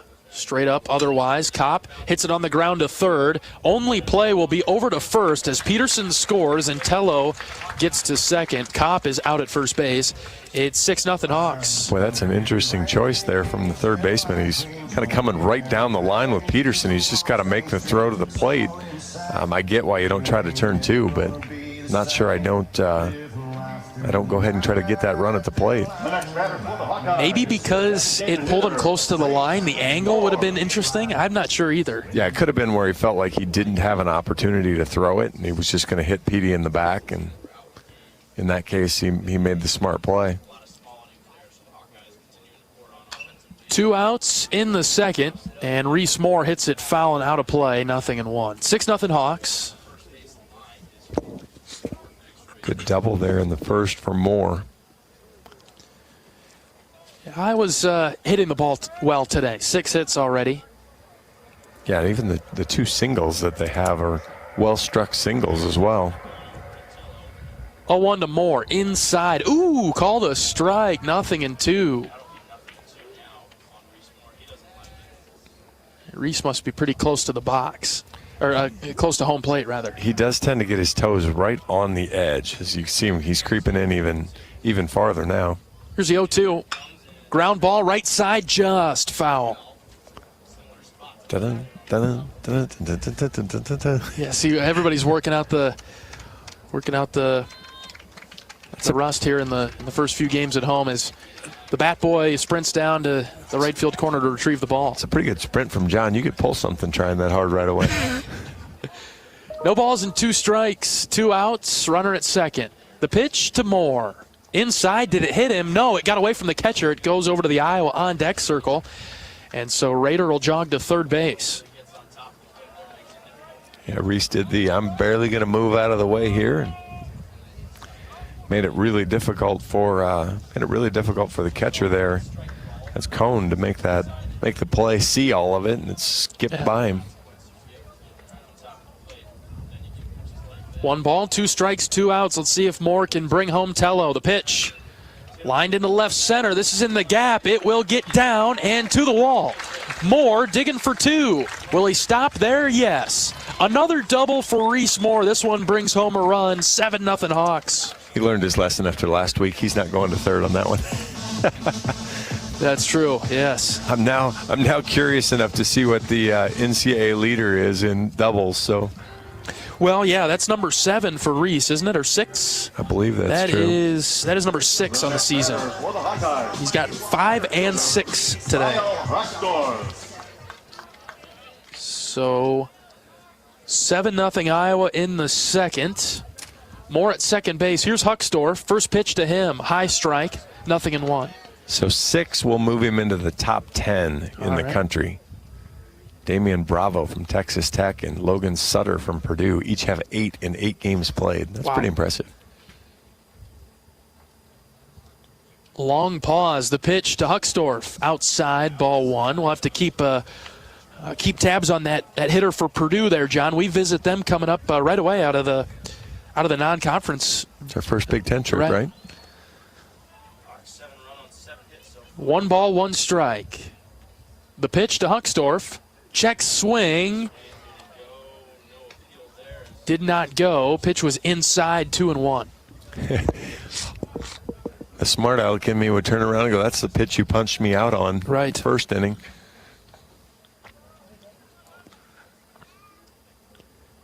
Two balls and a strike. There's a strike on the outside corner, 2-2. You think Huck's got that in him?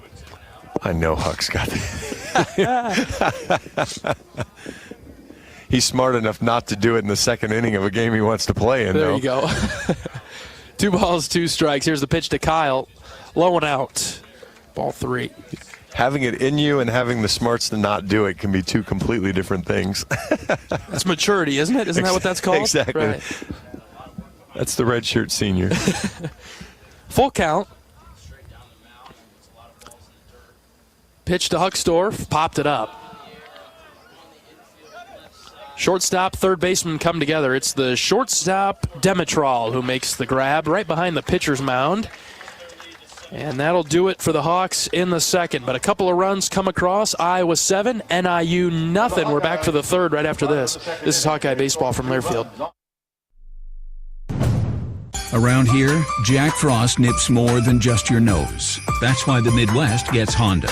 Dependable, all-wheel drive, with heated steering wheel and seats to keep Jack Frost off your seat, which will make it very happy. And since it's no fun to gas up in this weather, isn't it cool that Honda has such legendary fuel efficiency?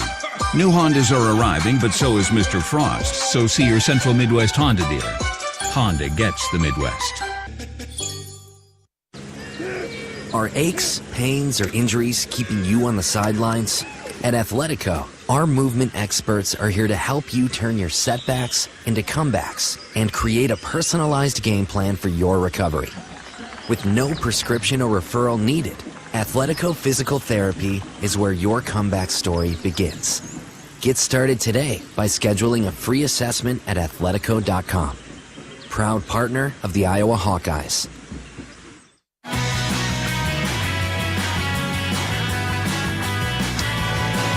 Top of the third in Iowa City. Hawks on top of the Huskies, 7-0. Let's pause 10 seconds for station identification. This is Hawkeye Baseball.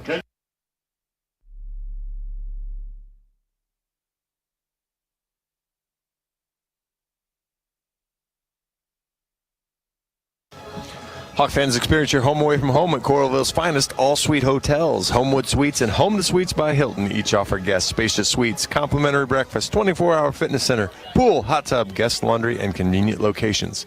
Let their warm and friendly staff take care of you and your family when you visit Hawkeye Country. And time. Good job, John. Caleb Strack back out for another inning of work. First pitch swinging is Arado, and this one will ricochet off a Raider Tello's glove at third. Infield single, maybe E5, more likely. We'll see what they scored. I just think that one had Raider fooled a bit. I think it looked harder. That ball only came off the bat at 73 miles an hour, and I just think it kind of ate him up that way because he expected the ball to be zinging at him. We're going to get our pitching change. Coach Heller out of the dugout, and we will have a pitching change. Right-hander coming into the game for the Hawkeyes. Nice outing by Caleb Strack, his season debut.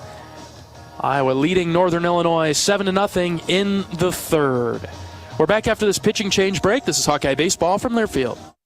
Does your company attire make you feel like you're always fourth and long? It's time for a change. Hand the ball off to Authentic Brand and watch your team transform into MVPs. On game days, our team dresses like champions in Authentic Brand. Ensure that your company's reputation remains untarnished by using nothing but the label specifically designed to display your company's identity. Ask your supplier for Authentic Brand products and see for yourself why it's more than just a label. It's a statement. Hey Iowans, Luka Garza here. For me to get to the NBA, I worked on my speed, precision, and my shot. For you to get to the NBA, all you need is the Iowa Lottery.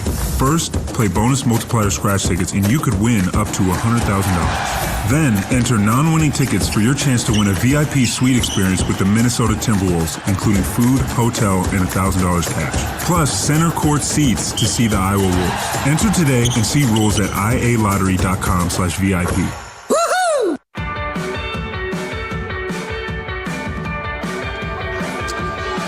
Top of the third inning, John Evans and John Leo in the broadcast booth at Dwayne Banks Field this afternoon. Iowa shutting out Northern Illinois 7-0 in the third. Iowa going to the bullpen for another pitching change. This is all based on Coach Heller's schedule. Not in too much trouble to this point, but Iowa turning to Chaz Wheatley, 6'6", tall righty, 220-pound junior from Edmonton, Alberta, Canada. And so Chaz will come into the game, making his second appearance of the season. He threw an inning against Loris, walked one, but zeros everywhere else. No hits, no runs. And so Wheatley comes on with a runner at first base. And nobody out in the third. He'll face Colin Summerhill to start things off in his second outing of the season. Arado stands at first base. He got on via an error on Raider Tello. And we're ready for the first pitch to Summerhill.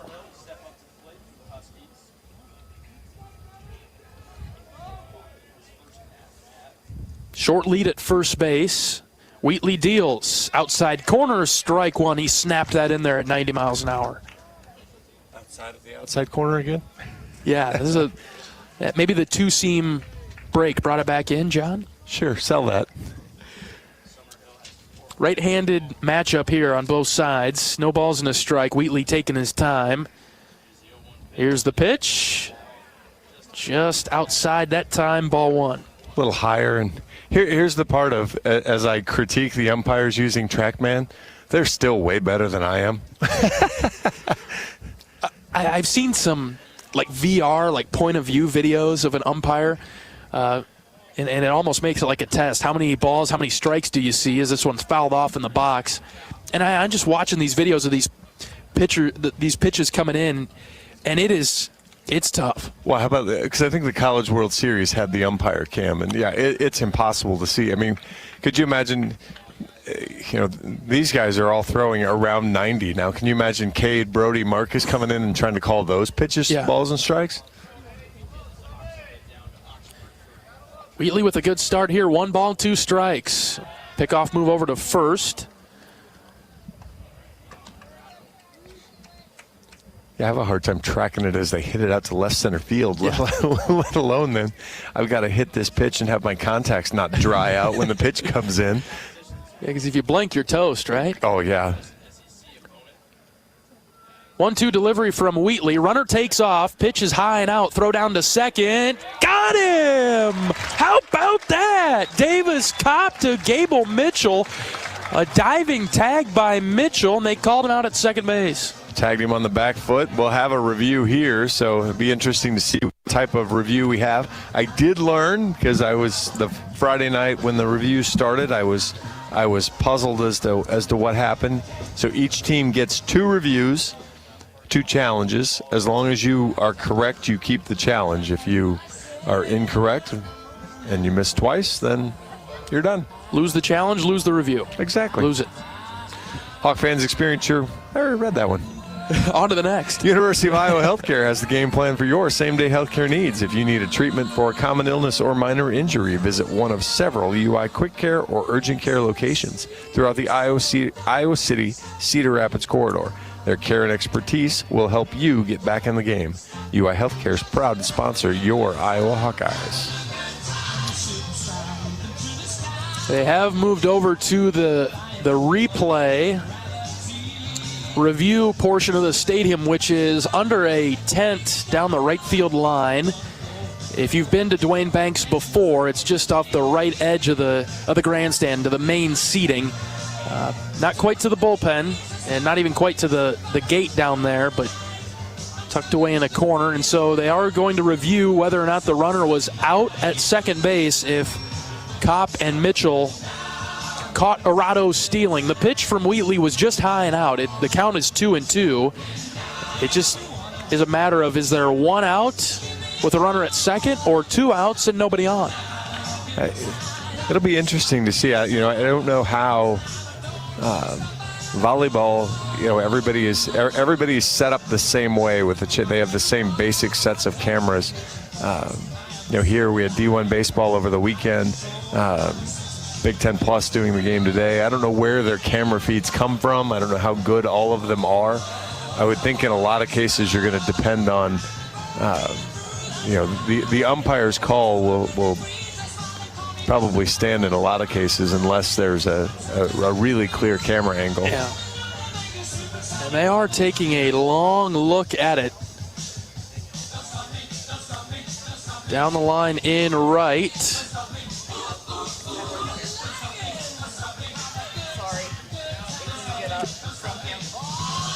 Still taking a look at it.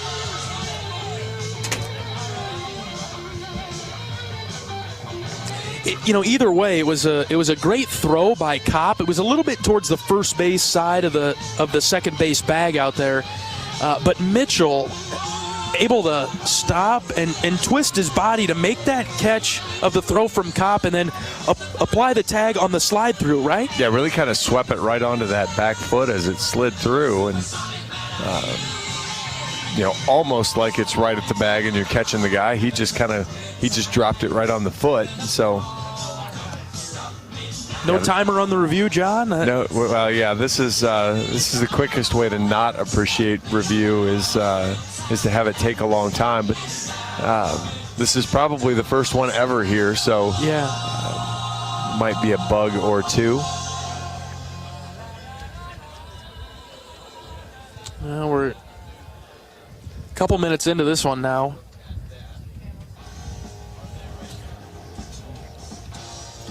I mean, they've got to figure out how to operate the machinery. Yeah. Well, we've got to figure out how to deliver the pictures of the machinery, or to the machinery. Sure. Working everything out. My buddy Dane Kopic's not here to run the replay, so we're behind the curve already without Dane. Dane would be all over it. One of the replay experts. Still taking a look at it. Men's basketball tonight, hosting Penn State, trying to avenge a road loss to the Nittany Lions. Tip-off at 8 o'clock over at Carver Hawkeye Arena. just in time for winter to come back. Yes. we get the warm weather for baseball, and then the cold to remind us that basketball season's still going on. Iowa trying to make a push to get into the NCAA tournament. Really hard-fought battle against Illinois this weekend over in Champaign. Couldn't quite pull it out, but Iowa is playing very well the past few games, and now you play a Penn State team that's very tough, very physical, and see if the Hawks can get it done. Called him out. Finally, the replay's done. He is out at second base. You headed over to basketball tonight, John? I am not. A friend of ours, golf professional from Cedar Rapids, is going to use our tickets tonight. We've had to. Feels like I just got home, and we're going to leave tomorrow for Oxford, and so a couple minutes at the homestead we'll go over nicely tonight. Sure. All right, so called out at second base. There are 2 outs now in the inning. Nobody on, and there'll be a full count for Summerhill. Just one out. Just one out. One out. You're right. Wheatley out of the windup. Here's the 3-2. Low and in. That's ball 4.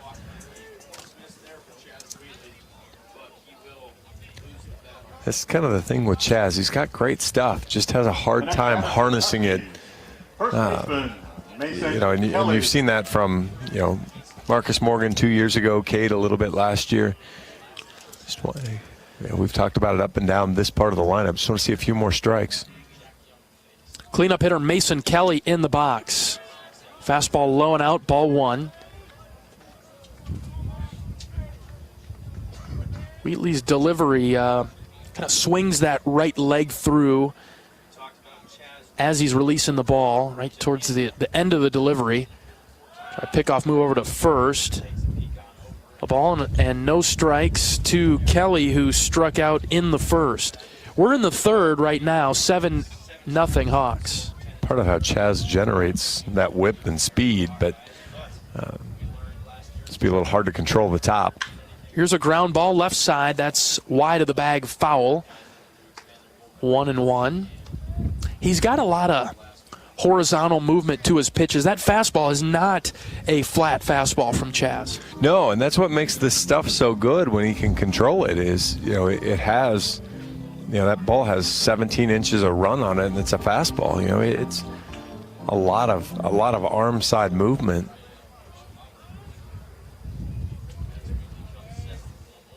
One ball, one strike with 1 out. Wheatley taking his time. Here's the pitch. Hit foul over the Iowa dugout. So now we'll see if Summerhill has any speed. Northern Illinois has done a lot of running on 1-2 counts, and so here we are again. I don't know whether they're running to stay out of double plays, expect a breaking ball so that maybe give the runner an extra chance, but there's been a lot of movement. The 1-2, that's high.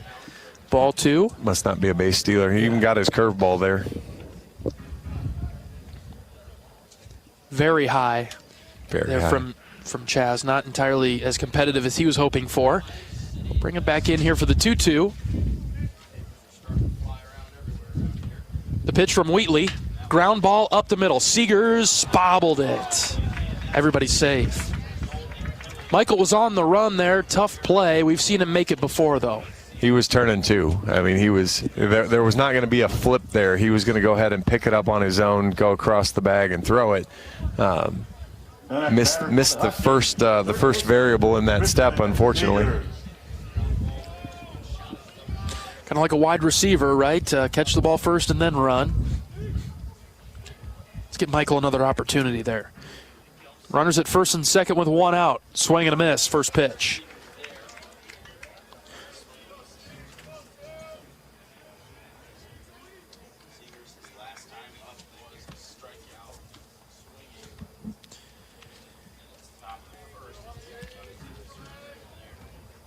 A 1 from Wheatley, ground ball left side. Raiders got this one. He'll throw it on the run to second for 1, on to first, double play. 5-4-3 double play. Good play by Raider, and then a heck of a turn from Gable as he just made the move and threw a fastball to Blake Guerin. Get another opportunity to turn the double play and get out of the inning. And Rader to Mitchell to Guerin gets the Hawks out of it in the third. 7-0 Iowa. We're back after this. This is Hawkeye Baseball from Learfield. Our mission at Oaknall is to provide exceptional retirement living and health services through life care. I'm Steve Rowe, CEO. We are a not-for-profit life plan community and have served the Iowa City area for 57 years. Oaknall is located near University of Iowa hospitals and clinics, Kinnick Stadium, Carver Hawkeye Arena, Hancher Auditorium, and downtown Iowa City. Visit our website at oaknall.com to learn more. We're a proud sponsor of Hawkeye Athletics. Go Hawks! When it comes to your health, you need the full picture. That means the right diagnosis and the right treatment right from the start. I'm Aaron Bose, pediatric neurologist with University of Iowa Healthcare. Here, we're working together every day to advance medicine so you can get the best care. With more research, more clinical trials, and more treatment options than anywhere else in the state, the University of Iowa Healthcare is changing medicine and changing lives. Learn more at uihc.org.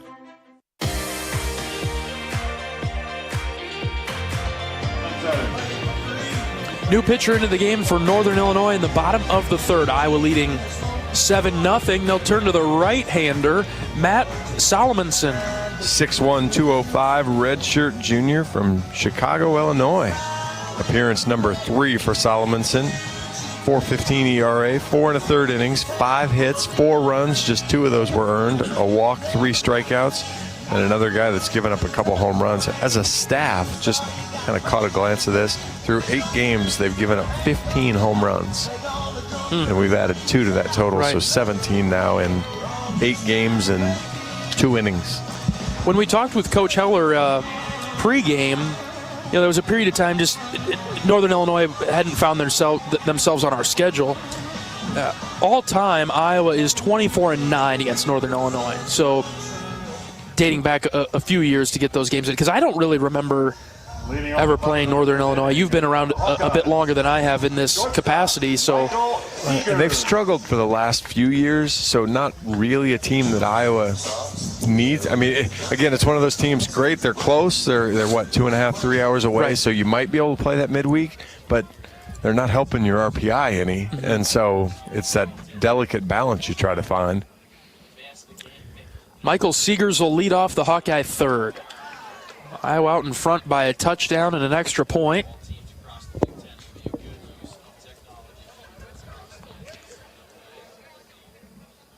One-0 pitch to Seegers. Outside, ball 2. John mentioned it during the break. Just the way the pace of this game is going.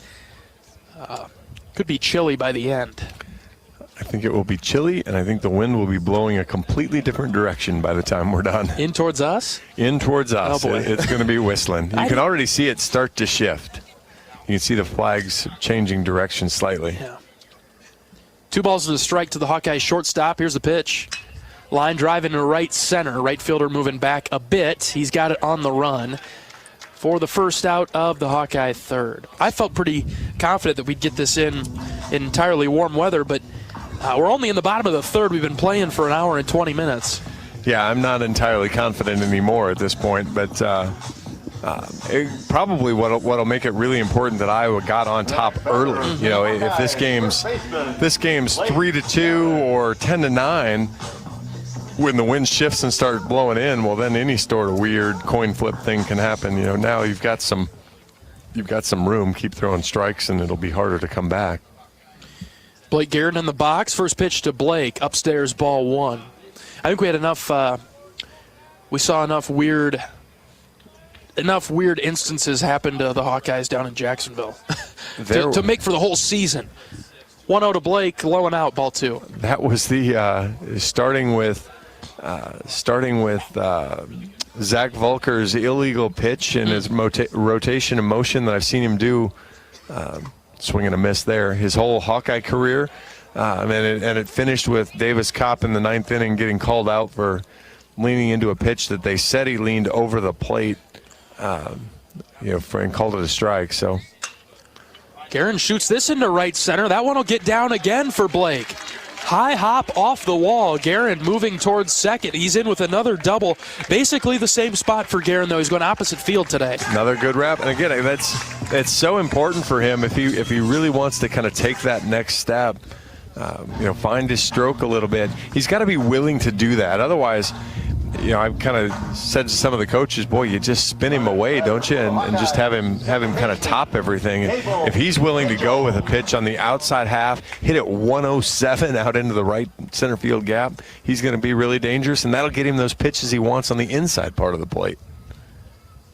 Here's Gable Mitchell. Look out in the Iowa dugout. Sharp ground ball, foul.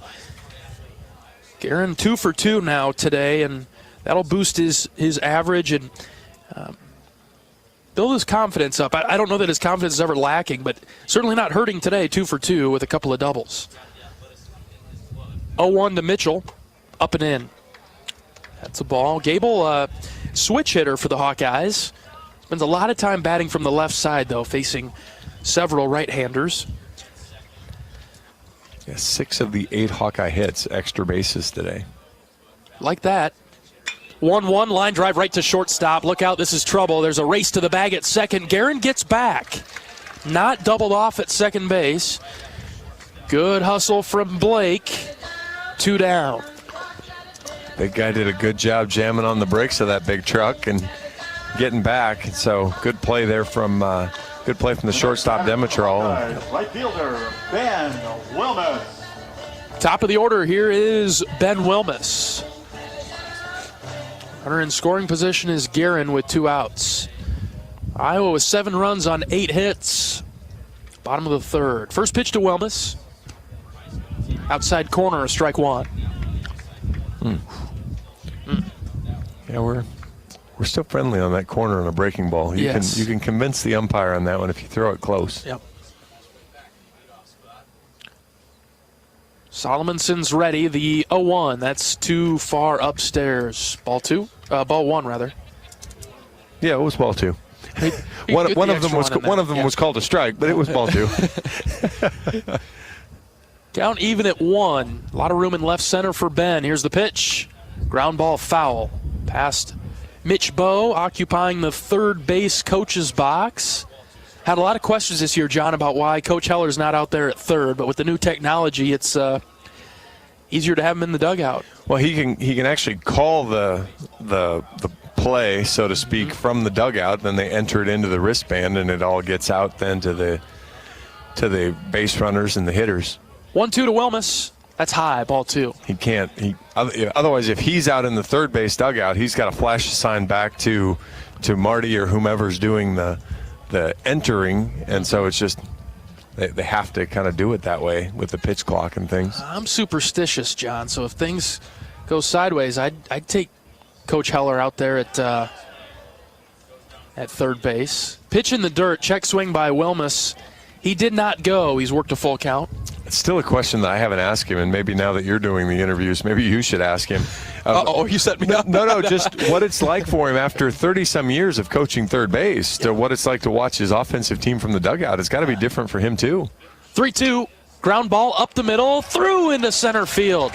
Guerin rounding third. He will score. Wilmus, RBI single, 8-0 Hawks. It's a good piece of hitting there. That ball was outside. Ben kind of rolled over it, but the infield had him played to pull. You'd mentioned before the outfield has him shaded the opposite way, but the infield had him played to pull, and he could shoot that through. And because of then the outfielders were spread apart, it gave Blake plenty of time and room to score.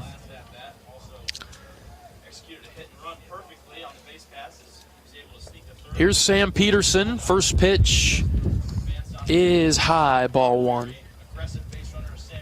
Yeah, and this is kind of Iowa has scored runs early and then kind of shut it off. And so, I know it's the number of runs, fouled out of play to the right. I know the number of runs is going down, but they've continued to score runs. That'll kind of be the thing. Take that aggressive approach, keep doing your thing, and look at it like 8's not enough. Right. Keep trying to build that pile. See if Peterson can continue his hot start to the season. Fastball across the eyes there, 2-1. Iowa scored in each of the first 3 innings, 5 in the first, 2 in the second, 1 right now in the third. Runner at first base is Wellmus. 2-1 is the count to Peterson, Iowa's left fielder. 2 outs in the inning. Here's the pitch to Sam. Popped up on the infield. Jennings, the second baseman's got it in shallow right.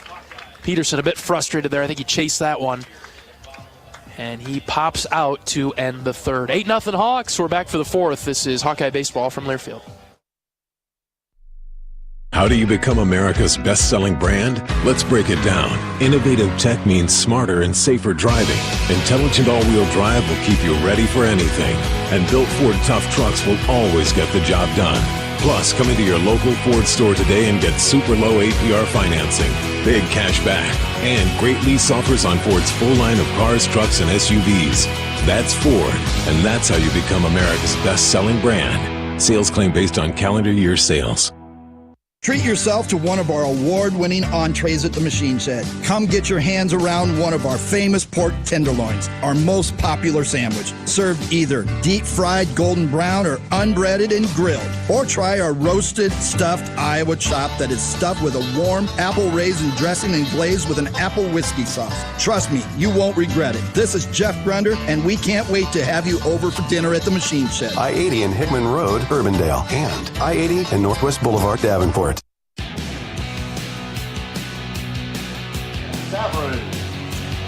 Top of the fourth inning, Iowa 8, Northern Illinois nothing. The Huskies coming to the plate.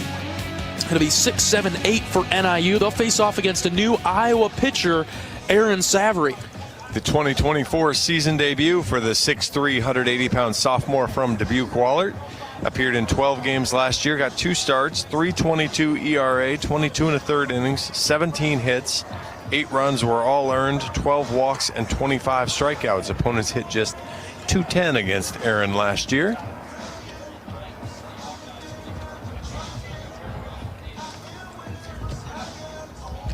Savory really helped the Hawks last year, right in the middle of the year, especially as we got into conference play. We've talked about it a couple of times already this season, but having him come in and step up at Minnesota when a couple of games were hanging in the balance and couldn't afford losses to the Golden Gophers last year at that time, and Aaron came in, did a great job for the Hawks. Well, he and Jack Whitlock in that series after Iowa dropped the first game turned it around by saving those last 2 games, pitching extended relief as Sav throws his first pitch of the season for a strike. Yeah, really zipped that in, popped the mitt at 91 on the inside part of the plate. Batter is Nick Varon, the DH for NIU. Another one right down Main Street from Savory, 0-2. And his approach is a little bit like what we see from Whitlock. He's got, except for he throws it maybe just a touch harder, a couple miles an hour harder. Both those fastballs 90-91, but still a good breaking ball spinner. There is the spinner, and he got him to go fishing for it. A strikeout of Varon, 1 down. And when you can set the guy up with 2 just perfectly straight fastballs, then you just throw that thing. If you're looking fastball, you got no chance. The next batter for the Huskies, the catcher, Cooper Kahn. That looked pretty good to me. For a season debut, he's been ready to go. Cooper Cone is in the box. Right-handed hitter, the catcher, another strike from Savory. For Sav, it's I guess I equate it to my golf swing. The days you go out and you just feel like you can't miss a fairway. 0-2 break or 0-1 breaking ball makes it 0-2 again. You're like, okay, man, this is easy. And then you show up the next day, and all of a sudden it feels like a 2x4 in your hands instead. I think that's the thing with Sav is how do you get this performance right now, 5 pitches, 5 strikes, over and over and over again. 0-2 looked good, but just outside, 1-2. Well, that's a heck of a piece of hitting right there from Cooper Cone to not offer at that pitch. How do you not swing at that one? Good discipline. We'll see if Savory goes back to it. 1 ball, 2 strikes. Here it comes. Fastball outside, 2-2. I'm okay with those pitches. Those are relatively competitive. Maybe that fastball got out there a little bit too much, but around enough. The first pitch was outstanding. The 0-2 pitch was outstanding. Here's a 2-2. Popped up. Savary comes off the mound. Somebody else got to make this play. Here's Raider Tello sprinting down the line. Raiders got it with ease. About a quarter of the way from home plate to third base. Raider makes the grab, 2 down. Yeah, Sav's a great athlete. You don't want him catching that ball. And No. Raider did a good job coming, hustling down the line, calls him off, 2 away here in the 4th. No pitcher ever should catch a pop-up, right? That's the plan. Yeah. There's no. It should be accidental and almost no other options if they make the catch. Even your catcher, too, right? You want the corner infielders to make the play, unless it's really deep back behind home plate. Well, and there was a collision. I think it was, I don't remember which game it was, when Gable collided with Blake. Maybe it was last Tuesday. It was. And there was a lot of talk about that. Well, yeah, because there was a lot of talk about it Wednesday night. 0-1 pitch here. Swing and a miss, 0-2. There was a lot of talk about that Wednesday night at practice then about the priority rules of the infield and the outfield. And that Blake Guerin violated priority there because that ball, when Gable calls him, that's Gable's ball. Gable wins as soon as he talks. Got the authority. Here's the 0-2 from Savary. Because overthrew it a bit, 1 and 2. Yeah, the ultimate captain is the shortstop. Anytime the shortstop calls the ball, he gets it. If the second baseman calls off the first baseman, he gets it. Either of the corners, they call off the catcher, they get it. I mean, those are the designated rules. And there's an order. Yeah. 1-2 from Savary. Swing and a miss. Aaron got him with the breaking ball. How about that season debut for Sav? Pretty good job from Aaron Savary. Nice to see him back out there. Couple of strikeouts for Aaron in the 4th. Nothing doing for NIU. Iowa shutting out the Huskies 8-0 to this point. We're back after this. This is Hawkeye Baseball from Learfield. At MidAmerican Energy, our 1.6 million customers depend on our energy 24/7. That's why we work 24/7 to deliver the safe, reliable energy you need. To keep our 99.9% reliability record, we're enhancing our technology, improving resiliency, and investing in critical infrastructure. We're generating power from all available resources to cover any increases in demand. And we're innovating to ensure you always have the energy you need. MidAmerican Energy, obsessively, relentlessly at your service. Hi, it's your friend, social media. You know, where I showcase the cool life of sports stars and friends. But don't fall for the editing and good lighting, because we all have struggles and challenges, like with alcohol or drug use, gambling, or our mental health. You know, talking about it is a sign of strength. Maybe you don't know who to talk to? Your Life Iowa can give you resources or treatment options. Get free 24/7 confidential support. Call, text, or chat online at yourlifeiowa.org. A message from Iowa HHS.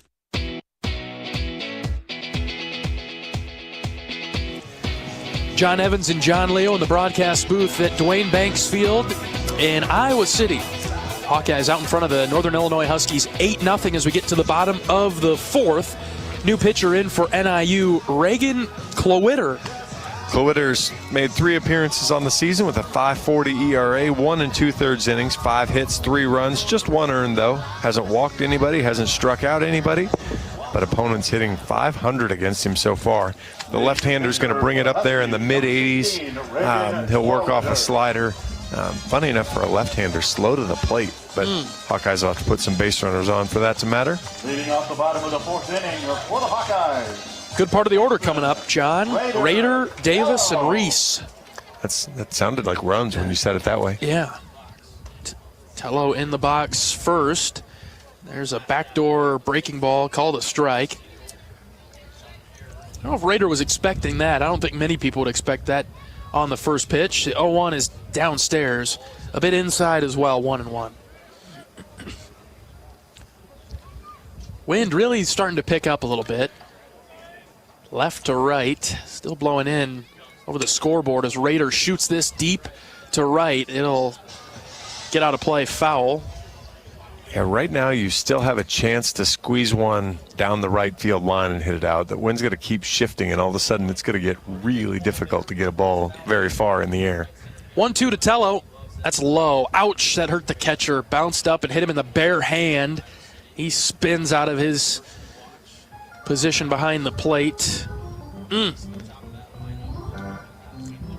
Home plate umpire doing the neighborly thing, scuffs off home plate and decides to give him just a little bit longer to recover. Buy some time. Klowitter is ready. Here's the 2-2 to Tello. Swing and a miss. Oh, I thought he foul tipped it, but now he just called him out on the touch. Big sweeper from Klowitter. And Tello is down on strikes. First time that he's been retired this afternoon. Yeah, expanded the strike zone there a little bit. Just thought he was getting the fastball and instead got a bottom falling out of it slider. The catcher, Davis Kopp. Bring up Davis Kopp.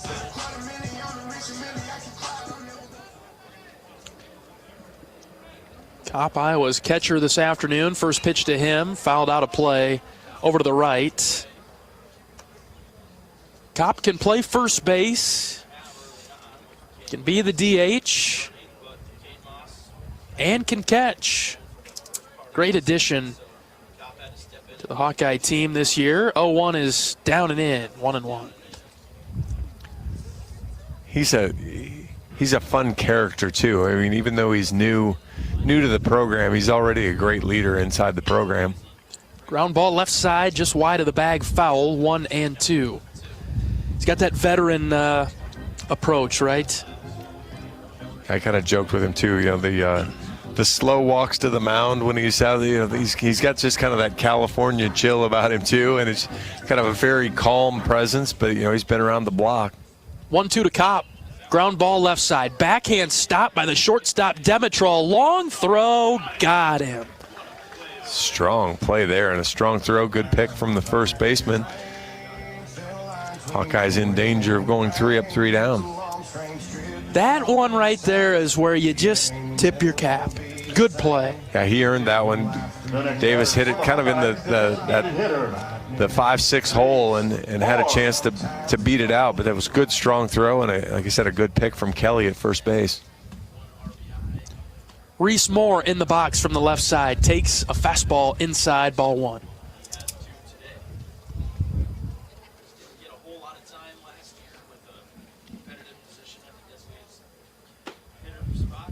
I want a little bit more over the plate, but too low, 2-0. We basically need a double here is all I'm asking for. Yeah, he's 2 for 2 with 2 of them already. Keep climbing the NCAA ranks of most doubles. Ooh, that one's inside. Ball 3. In a positive sense, I mean, is Reese the biggest surprise through the first handful of games? 3-0 is downstairs, ball 4. 4-pitch walk for Moore to keep the inning going. Yeah, I wouldn't necessarily argue with that. You know, he's hitting 400 on the year, and you know, with a 500 on base percentage, and you know, Iowa's competition hasn't been easy. So you know, it's a pretty good step for Reese. You know, because he redshirted last year. He didn't play. So this is his beginning, and so he's done a really nice job. Kyle Huckstorf in the box, swings at the first pitch. Skies it in the center. It's hooking away, and it will get down in the right center gap. Huck digging for 2. He is out. Boy, he's run into some outs on the bases where I love the aggressiveness. It's right in front of you, though. Boy, you want to see that with 2 outs. So Huck gets a base hit, but makes the final out of the inning at second base. Pretty aggressive there from Huckstorf. No runs for Iowa in the 4th, leading 8-0. We'll turn it over to the 5th right after this. This is Hawkeye Baseball from Learfield. Even the simplest act can set a chain of good in motion, like choosing Delta Dental of Iowa for your dental and vision insurance. Because we invest in your community. So whether you get your plan at work or purchase it through us, you make a difference for others. Visit sharinghealthysmiles.com and choose Delta Dental for your smile, for your health, and for your community. American Equity salutes today's hero of the game. As a proud sponsor of the ongoing recognition of our military during Hawkeye games this season, please join American Equity in thanking all who have served our country. American Equity is more than just retirement savings and income products. They are committed to providing you best-in-class service and high-quality retirement income that helps deliver the independence to dream and reach your goals. To learn more about American Equity, please visit their website at american-equity.com.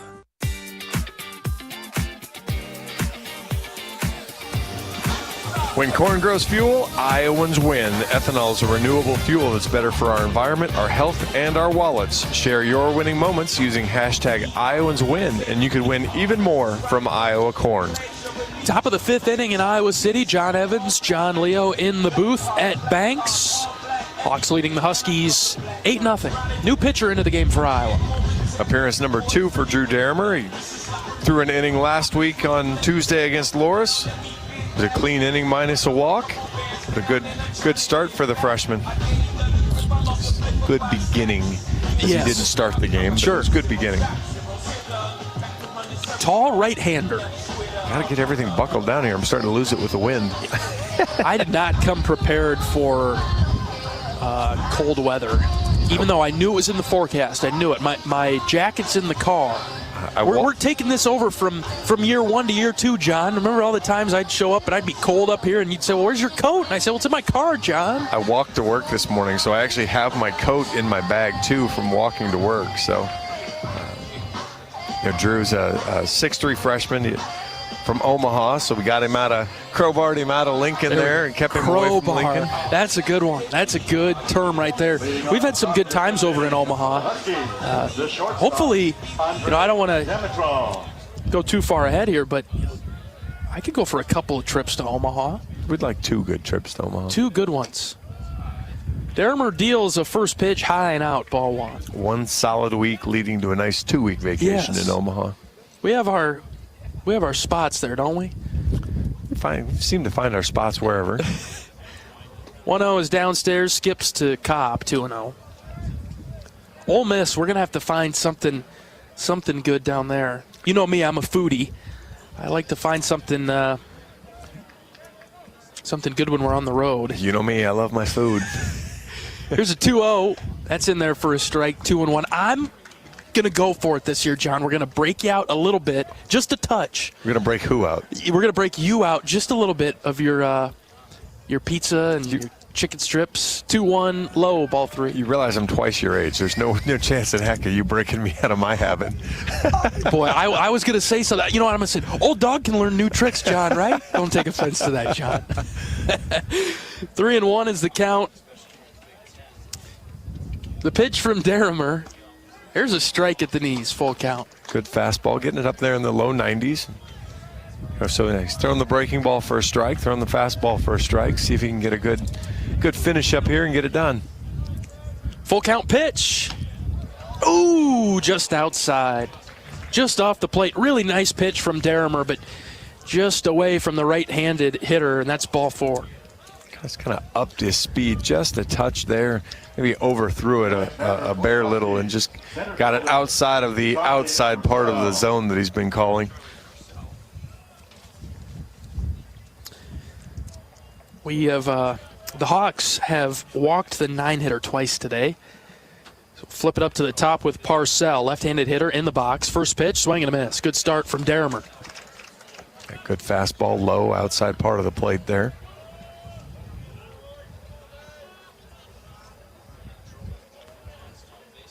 Out of the stretch now for the Hawkeye reliever.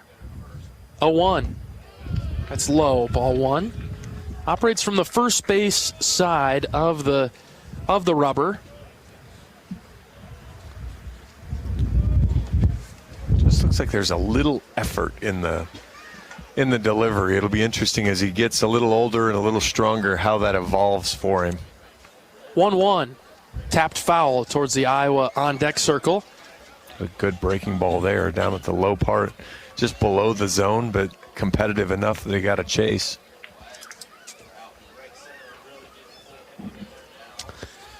We're not far from being in big trouble with the weather. Yeah, that wind really just shifted. The flags are getting ripped off the poles now out there in the outfield. 1-2 pitch.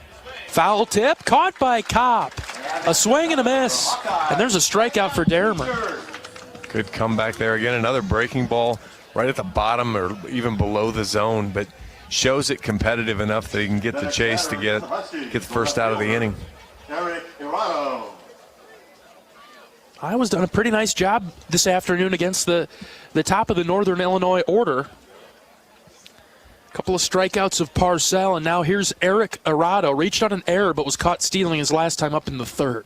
1 out, runner on first. Breaking ball outside corner, strike one.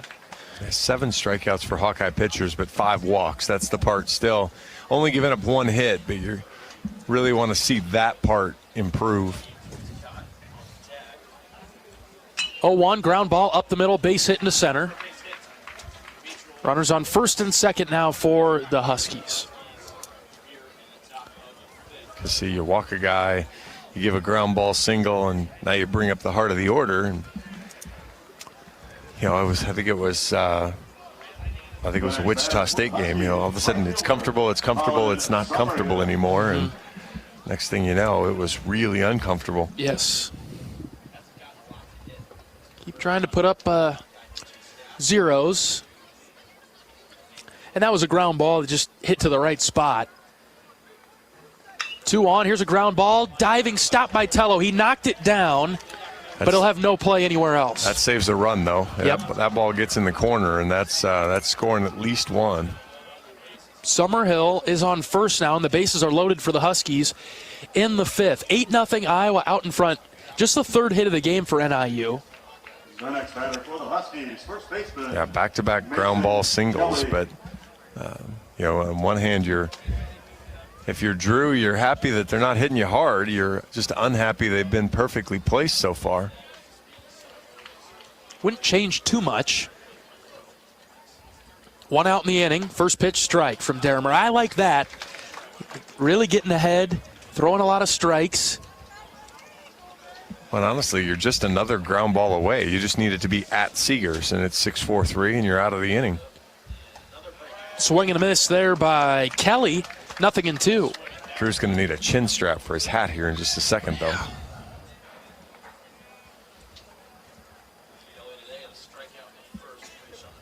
Here's the 0-2. In the dirt. Good block by Kopp. 1-2. Dermer's got I wouldn't go as far to say mullet, but he's got the hair that comes out the backside of his ball cap, and that's flowing in the wind a bit. The wind really coming in from the third base side. Here's the 1-2.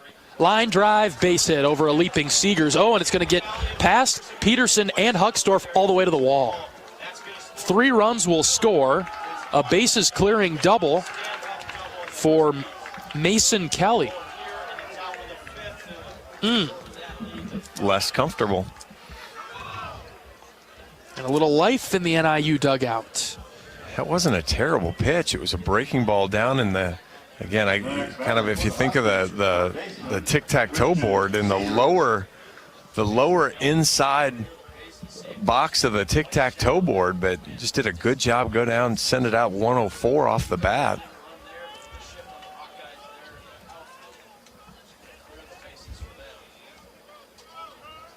So Kelly stands at second. First pitch strike from Dermer. Ish. Off. If we're gonna complain when Hawkeye hitters are up, man, Hawks catch a break theirs, and Drew now needs to take advantage of it. Just 1 out in the inning. Here's the pitch.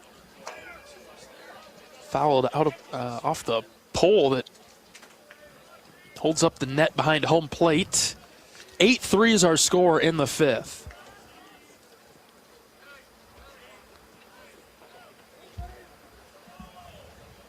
Wind is so strong that it blew open the bullpen gate down the right field line. They're bringing down the tent that protects the replay equipment. Strong winds in Iowa City now, and that's changed within the last 10 minutes or so. If we don't, it's going to be in Kinnick here in a half second. Here's the 0-2. Swing and a miss. Got him with the high heater. It's a nice job of coming back, not giving in, not conceding and finishing off. He was ahead of he was ahead of Kelly too, and maybe got more plate than he wanted. So he did a good job of tweaking it up and making an improvement. Well, we talk about limiting the damage too, right? And I know it's been relatively significant damage with 3 runs coming across, but leave it at that. First pitch strike from Drew. 2 outs, runner at second. It's not perfect, but it's not a train wreck yet. Yeah. And so keep it where it isn't a train wreck, and you can live and grow from it. Another one right down the middle to Varon. 0-2.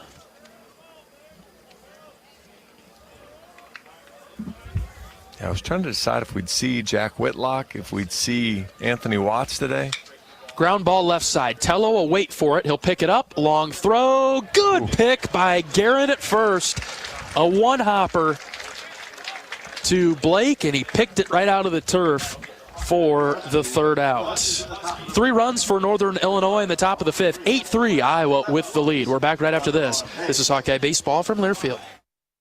Nestled on the rolling greens of the iconic Finkbine Golf Course, Bumps Restaurant is open to the public year-round. Whether you're swinging by after a round of golf or just in the neighborhood, Bumps is your go-to spot for scrumptious sandwiches, shareable appetizers, and mouth-watering pizzas. Quench your thirst with our selection of local craft beers, or let our full bar serve you a refreshing cocktail to toast to your game, or just because it's 5 o'clock somewhere. Our happy hour from 2 to 6 p.m. is the perfect 19th hole. Be sure to follow us on Facebook and Instagram to catch our latest daily specials. And here's a little insider secret just for our radio listeners. Thursdays are not to be missed at Bumps Restaurant. It's BOGO Happy Hour. Buy one, get one free on select beverages from our happy hour menu. Whether you're a diehard golfer or just love a great meal with a view, Bumps Restaurant at Finkbine Golf Course is your destination. We're currently open Wednesday through Saturday. Swing on by today. Bumps at Finkbine Golf Course. Great food, great drinks, and the best views in town. See you at Bumps.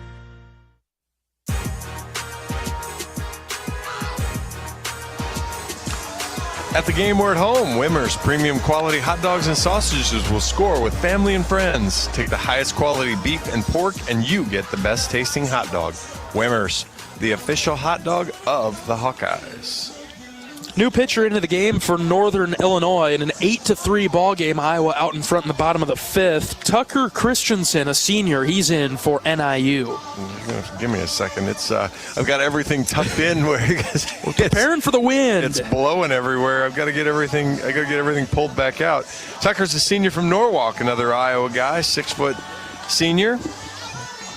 He's made 2 appearances on the season with a 4.50 ERA, couple innings. He's yet to give up a hit, but he has given up a run because he's walked 5 guys, struck out 3. So, as you would imagine, opponents are hitting 0 against him. Has hit a guy, too. So, got all over the place. Hazard pay for the Hawkeye hitters, perhaps. Yes. And we got a couple of pretty disciplined hitters coming to the plate, starting with this gentleman right here, Michael Seegers. He'll lead off the Hawkeye 5th. Iowa up 5. Yeah, now you want to get back on the horse here and start scoring some runs again. 5-2-1-0. Yep. And again, the trend has been later innings. Iowa hasn't found a way to score as many runs as they have early on. So keep that hitting focus throughout the game. Keep the foot on the gas. 0-1 to Seegers. Check swing, went through the zone. That's a strike, 0-2. Good breaking ball there. Christensen's going to bring it up just below 90. He'll be in the upper 80s, and then he's going to throw that slider that he just showed right there to Michael. Went back to it, and Michael laid off 1-2. Worked once. Why wouldn't you try to? Sure.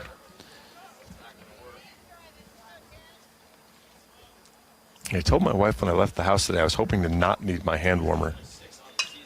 Michael swings at this one and lifts it into right center. It's getting caught up in the wind. It's carrying well, and it will one hop off the wall. Michael stumbles heading for second. He's going to have a double. Not his smoothest venture out there to second, but Michael is on to lead off the 5th. What in the world was that? He's hit all 3 balls hard that direction. And that one he took that high fastball, drove it out there. I actually thought the right fielder was going to get it, but I think it ended up blowing where the center fielder maybe was tracking it. The right fielder was more going over for exercise. And the next thing you know, the wind just kept pushing it back to the right fielder. And he wasn't really ready to to make the play. Really looked like that one was closer to the handle of the bat than the barrel for Michael, but he did get a hold of it pretty well. But on a normal day without this wind, that's probably an easy fly out to somebody out in right center. Blake Guerin in the box, first pitch strike at the knees. See if Blake can keep his action going here. Having a nice day, 2 for 2 with a couple of doubles. Run scored and an RBI for Blake. Seegers at second, nobody out. Here's the pitch to Guerin. That's upstairs, breaking ball that stayed up there. 1-1. You see if Seegers has his tire repaired out there that he blew out as it the last 2-3 steps into second base. He got up quick and got to the bag. It was close. Blake pops this up to right. Right fielder struggling with it a bit. He's backing up. He's got it now. Seegers will tag from second to third as Guerin flies out. That ball was a pop out to center field, and it ended up on the right field, dead right field warning track. Right. Again, if you want any idea of what the wind is doing. It's like that's like the golf shot, but wind assisted, right? Ooh. Zip to the right. Infield comes in for Northern Illinois now with Seegers at third base. Gable Mitchell's the batter. 1 out, first pitch to Gable. Chopper to short. He fields it, throw home, and we got Seegers in a pickle now. He's headed back to third. And now he'll bring it home because it's a poor throw from the catcher to the third baseman. And Seegers will score. Mitchell advances to second. Hawks catch a break there. Mitchell will get on via the fielder's choice, and then Seegers will score via the error. I'm sure they'll give that to the catcher on the throw. Fired it into short left field. 9-3 Hawks in the bottom of the fifth, generating some offense, generating some runs, a little bit of assistance there, but take it. It was an important answer. You needed to get one of those back. Top of the order for Ben Wilmus now, low and in, ball 1. We talk about Iowa posting the 0 after they scored. Northern Illinois looks like maybe they're back in the game, and Iowa scores and gets one right back, at least one right back. 1-0 to Wilmus. Ooh, it hit him. Where did it hit him? Shoulder, I think. Ouch. Hope so, because that had back of the helmet written all over it, too. He spun away for a moment, thought it was trouble. He got hit by the pitch. 2 on now for the Hawkeyes, and here comes Sam Peterson.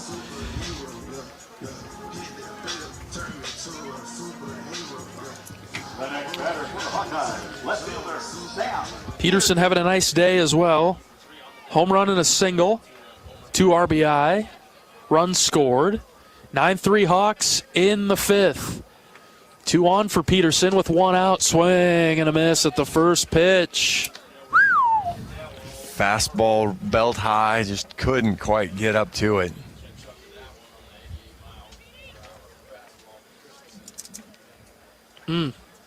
Throw it again. Here's the 0-1. That's outside. Off the plate away, 1-1. That's another one of those. He's called that a strike a lot today, but because the catcher has to go sliding out to get it, he's just not going to get that frame because he was set up inside. Long pause. Lift of the leg and then fake a throw to second. He gets one of those. One reset of the clock. Had a couple of those instances this past weekend, didn't they? There were some strange moves there. 1-1, up and in, almost. Just stay off his hands. Yeah, almost skimmed Petey's forearms and wrists there. 2-1.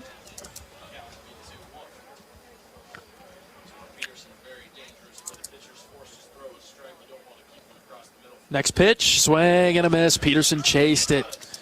That's an outstanding pitch to not give in, to throw for Christensen to throw that breaking ball there, 2-1, and not just come back. And he set it up on the outside part of the plate, so it looks like a pitch that Petey wants to swing at, but instead then he breaks it away and just kind of swings wildly over it. 2 balls, 2 strikes. Line drive foul to the right side. Out of play. We'll do it again. The original start time for this game was 4:05. Oh, we'd have been having some kind of fun right now. It is cooled off dramatically in the last 20 minutes. Here's the 2-2. Peterson takes it. Good idea. Ball 3 outside. Yeah, it's sometimes you get those summer windy days, and it feels like a hand dryer in the bathroom. This has the exact opposite feel of that right now, and it just really perked up. 3-2 is low and out. That's ball 4. Bases will be loaded for Tello. Boy, Wilmus was dead meat there. He went going, but got kind of stuck out.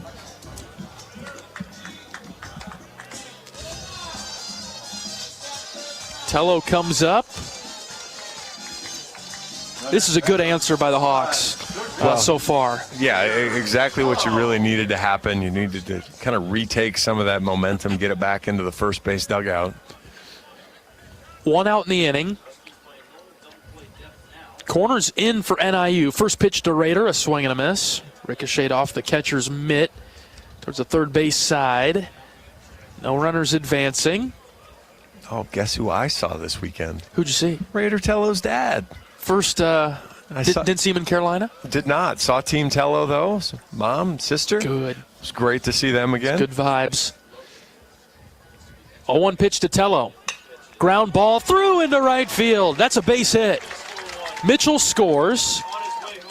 Here comes Wilmus, head first dive. He scores. 2 RBI single. Raider Tello. Hawks lead at 11-3. 106 off the bat for Raider as he just went with that pitch, drove it the other way. RBI 11 and 12 on the season for Raider.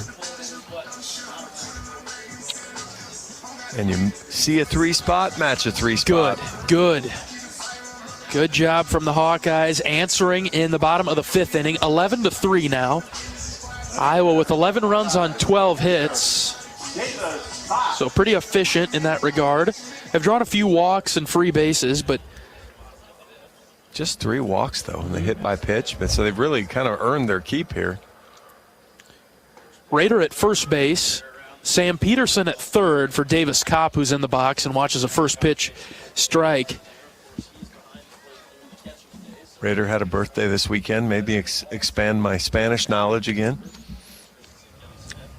I thought you executed his happy birthday perfectly, John. I hope so, because otherwise the complaint letters were coming to you. Yes, yeah. I noted that. I see that you. I heard that you noted that. I was ready for them. I started that, didn't I? 1 ball, 1 strike to Kopp. Here's the pitch. Ooh. Fouled out of play to the right side over the Hawkeye bullpen. Kopp got a good piece of that one, but just missed it. 3 RBIs on the day for Davis. See if he can add to his tally here. Here's the 1-2. Fly ball hit into right. That one will get out of play once again. Over the bullpen into the auxiliary parking over there. It's a good job there. Stayed with that breaking ball all the way out and just hit it hard the other way. Here's the 1-2. High chopper. This will be a tough play over at third. Third baseman grabs it, throws it, got him at first base. Run will score. That's Peterson, 12-3 Hawks. Productive. I mean, it's, he fastball outside, maybe a touch low, but probably going to get called a strike, so you got to do something with it. And as it turns out, it was better than just kind of hitting a little rollover ground ball. The chopper advances Tello as well and drives in the run. Hawkeyes building on their lead, the largest of the game, now at 9 for Iowa, 12-3 in the 5th. Reese Moore's the batter. First pitch to him, outside, ball 1. That was a C3, score 4, so works out. Yes, we'll raise you. We'll one-up you. Yeah, we see your 3 runs, and we'll raise you 4. Yes. Let's raise them 5. Let's get another one. Keep it going. Because Reese is going to double. 1-0 pitch. Ooh, he let that one go by. That's a strike. It's a high fastball strike. I'm not sure what you're going to... I'm not sure what you're going to do effectively with that one, so didn't like it. Get ready for the next one. Tello out there at second base. Here's the 1-1. Fouled back to the pad, 1-2. Good cut there. Yeah, just trying to look around to see who we might, we've got 4 more innings, who we might see. I'm still not convinced we won't see a couple of the regular weekend guys, but we might see a few names we don't hear a ton about. 1-2 to Moore, ground ball to first. Good play there by Kelly. He'll body it and jog to the bag to get Moore at first. Iowa scores 4 in the 5th, leading Northern Illinois 12-3. We're back right after this. This is Hawkeye Baseball from Learfield. Hi, I'm Gary Dolphin, and if you want your home to be exceptionally comfortable during these cold Iowa winters and hot, humid summers, you need to turn to Dave Lennox and your local Lennox home comfort specialist. Lennox has been serving Iowa consumers since 1895, when Dave Lennox built his first furnace in Marshalltown, and Lennox is still building its high-efficiency furnaces and air conditioners there today. For the best home comfort system you can buy, it's Lennox and your local Lennox dealer. Lennox and the Hawkeyes. Now there's a winning combination. How do you become America's best-selling brand? Let's break it down. Innovative tech means smarter and safer driving.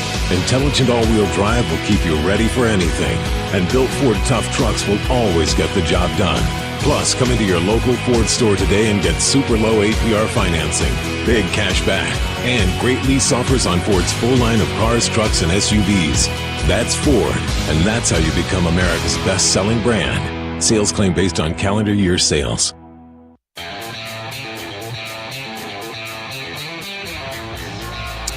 Iowa leading Northern Illinois 12-3 as we get into the 6th inning.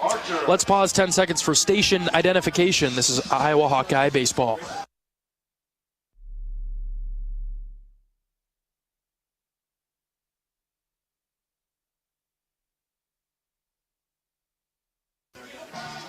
Iowa makes a pitching change for the 6th. We'll bring in Gannon Archer. 6'3" sophomore from Adel, Iowa, Van Meter High School, teammate of Reese Moore. He'll make his Hawkeye debut. As pitched at Kirkwood last year, 11 appearances, 10 starts, 4-1 record, 35 in the 3rd innings, 6.37 ERA. Did strike out 34 batters, so good stuff. Be nice to see him get out there, get his first opportunity to pitch for the black and gold. Looked pretty good in the warm-up pitches there. Over-the-top delivery. I wouldn't go as far to say Luke Llewellyn from last year, but it's at least certainly closer to that than Jack Young. At least got an ish to it. Yes, yes. And he'll face 7, 8, 9, beginning with Cooper Cone for Northern Illinois. Archer set. Operates out of the windup. Here's the pitch. Downstairs, ball 1. Sam sent us the attendance number over 1,200, 1,246 today. My guess is there aren't half that here now, and there won't be half that when we get done. Just shaving away at it, right? 1-0 hits Cone right in the middle of the back. Square in the 4. Yeah, so 12:46 for attendance. Halfway through. Yeah, I'm with you, John. Maybe half. Yeah, we there was when the wind started to blow and the sun kind of disappeared behind some clouds, we lost a good chunk of folks right then. Some minor debris on the field, leaves, wrappers.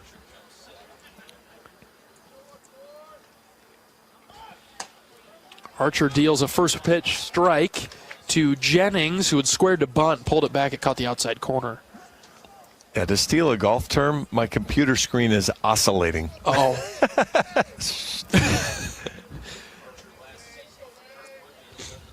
I'm kind of tucked away in the corner here. You're out in the elements, John. I've resorted to hands in pockets. Yeah. I may wish that I had I had that hand warmer before the game's over. No balls and 2 strikes to Jennings.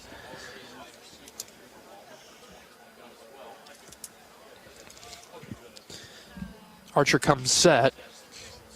Here's the pitch. Way outside, ball 1. And I am really rooting for a 6-4-3 double play ball here. Yes. The more outs we can get on any single pitch, the better. Right.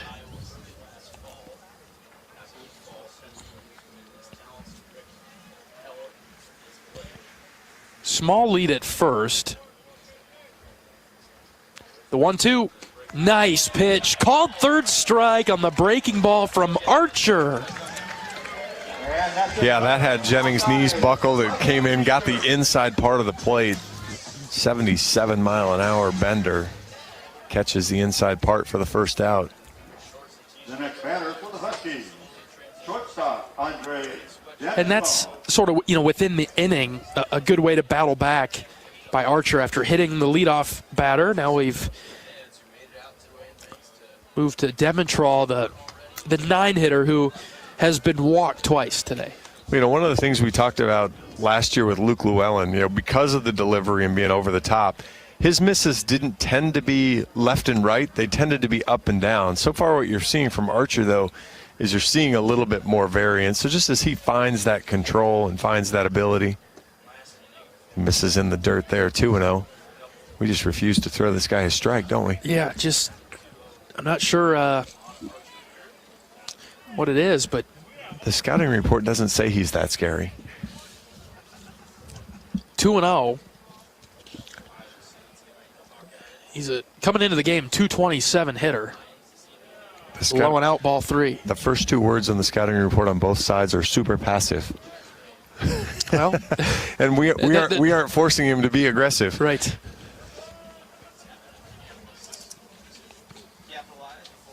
One out in the top of the 6th. 3-0 pitch to Demetrol outside. Walked him 3 times today. Back to the top of the order for Parcell.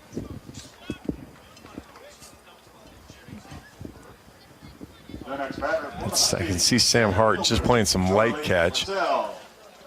Can't see who's actually on the rubber right now in the bullpen throwing. Looks like Zach Volker to me, John. Oh, there you go.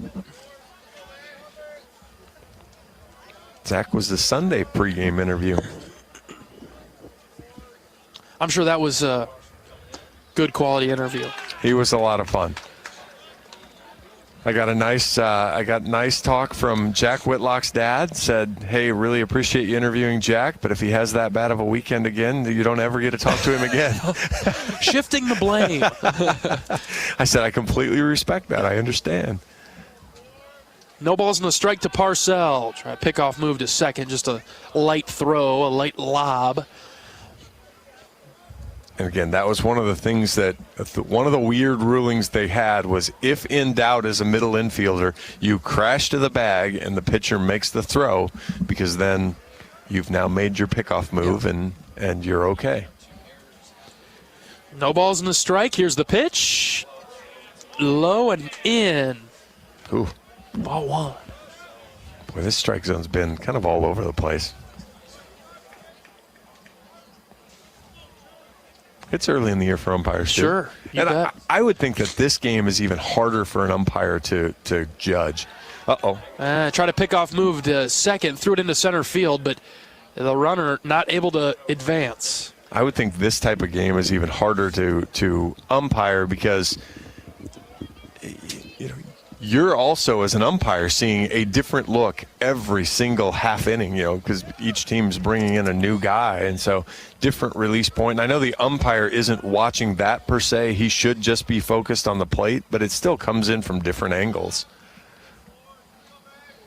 Still 1-1. Here's the pitch. Swing and a miss. High heater from Archer. I feel somewhat obligated to defend him after I've been picking on him the whole time. Yeah.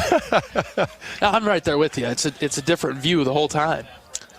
You don't get a 5-6 inning start out of one guy. And he's in short sleeves. He's probably cold now, too. 1 ball, 2 strikes.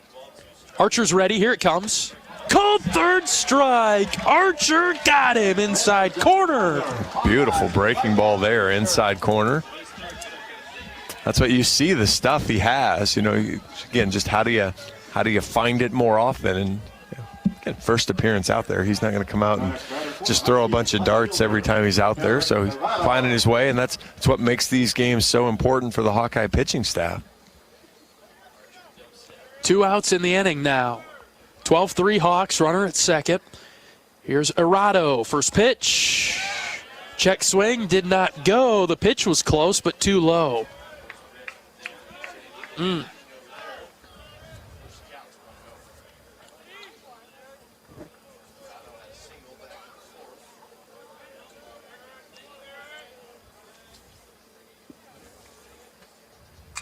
Called back to the screen on the 1-0.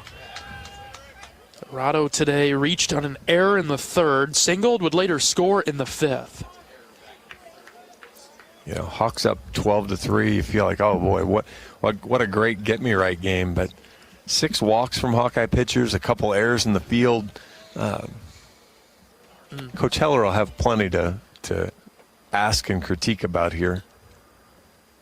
1-1 delivery from Archer. Outside corner, called strike. And throw in a hit batter. So there's still way too many free bases. You know, you're up in that 6, 7, 8, 9 free base range. It might turn into a nice win, but not something you really want to try to sustain. 1-2 from Archer. Chopper up the middle. Mitchell fields it, flips it to Seegers for the force at second base.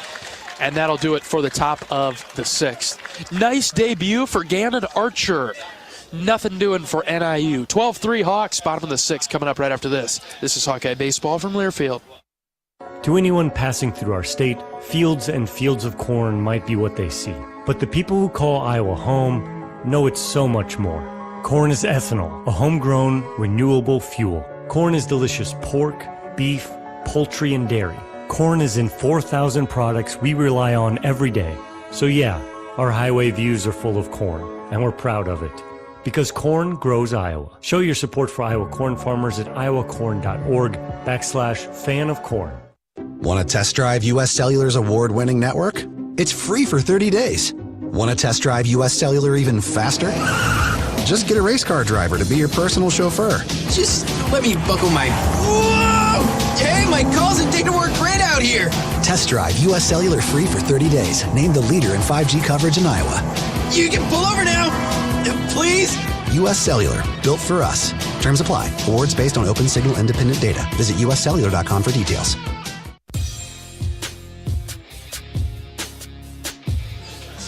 Bottom of the 6th, Iowa 12, Northern Illinois 3. New pitcher into the game for the Huskies, DJ Hess. 6'2", 200-pound right-hander from Germantown, Wisconsin. He's actually appeared in a game through 2/3 of an inning.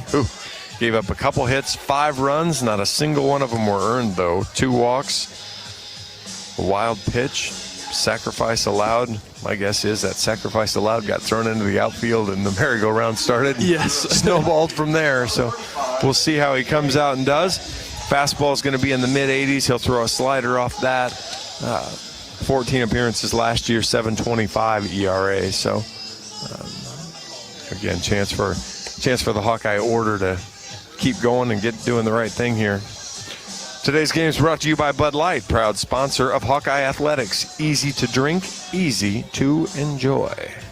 Kyle Hucksdorf will lead off the Hawkeye 6th.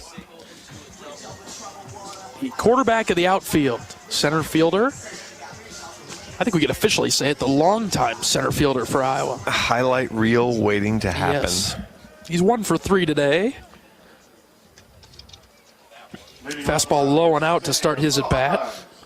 Center fielder, Kyle Hucksdorf. Yeah, 296 on the year. Inside on the next pitch, 2 balls, no strikes. I think he had a pretty good weekend in Jacksonville. A little slower start to the season than Kyle expected. 2-1 the count now. Yeah, and if you remember last year, we kind of talked about that. Started slow, but boy, then did he heat up and then kind of got cold as the year went along. So it's kind of one of the things you want from Kyle is just that consistency and approach, so that you really feel like, hey, I know what I'm going to get each time he walks up there. Doesn't mean he's going to get hit each time he walks up there. Just that consistency, breaking ball for a strike there. And really a confidence. You see Kyle every once in a while, he gets called out on strikes or something, and he really wears his emotions on his sleeve, and you can kind of see it a little bit more. 3-2, he fouls off in the box. We'll do it again. Some of the Hawkeyes are a little more stoic or kind of, I guess, call it poker face with hiding that stuff. And Kyle, you can kind of tell he rides the wave a little bit more. Yeah. Full count pitch to Huck. Inside, ball 4. Good eye there. It's a gutsy take. It really is. I mean, it is inside. He's 100% right, but it is the pitch he got called out on in his first at-bat. So good job there from Kyle to maintain plate discipline and trust his training. He's turned his day around. He started 0 for 2, then singled in the fourth, although thrown out at second base. Now he's on with a walk to lead off the Iowa sixth. 12-3, Iowa up 9. He's absolutely a threat to steal a base. Sure. He's got a great lead. First pitch to Seegers right down First Avenue, strike one. Now, whether you steal ahead 9, not sure. Kind of depends probably on what your relationship is with the other coach. But there's obviously still things you need to work on. Here's a ground ball up the middle. Shortstop flip to second for 1 on to first. Double play. Should have had him running. Turn 2 for Northern Illinois. That ball was fungoed out to the shortstop right at second base. So Seegers actually made it an exceptionally close play at first, hustling down the line. That's another one. It's 102 off the bat, so it's not like Michael mishit it or he hits a rocket ship at him, but perfectly played and easy to flip. So now bases empty and 2 outs for Guerin. Downstairs on the first pitch that he sees this at bat. Blake 2 for 3 this afternoon. Couple of doubles. Flew out to center field that ended up on the right field warning track. Right. There's one a little bit higher. Called a strike this time. Ooh. That's where he needs to borrow your pitching wedge maybe. Yeah, I don't think Blake could have reached that one. So 1-1 to Guerin. Lower, ball 2. At 6'6", there wasn't much positive he was going to do with that ball.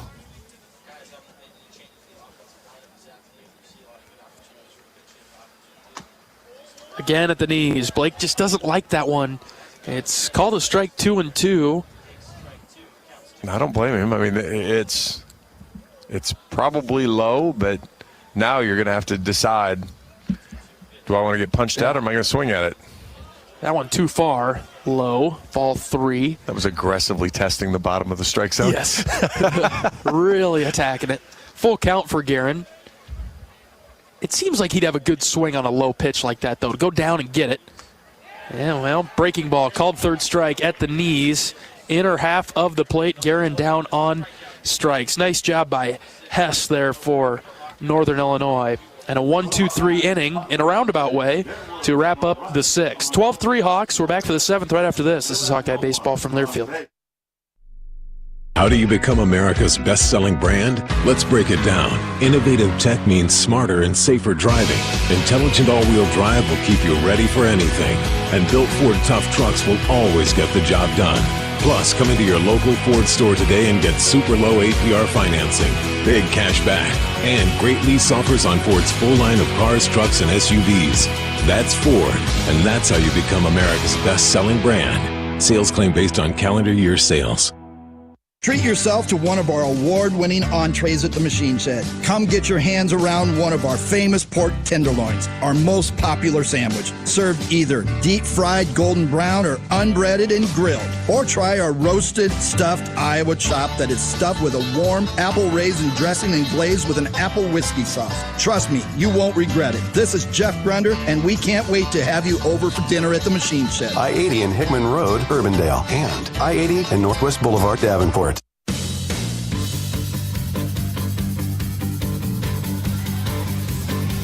John Evans and John Leo in the booth at Banks. It's been a pleasure to bring you Iowa Hawkeye baseball this afternoon. Just really getting going with the season now. New pitcher into the game for the Hawkeyes with a 12-3 lead. We'll see Zach Volker.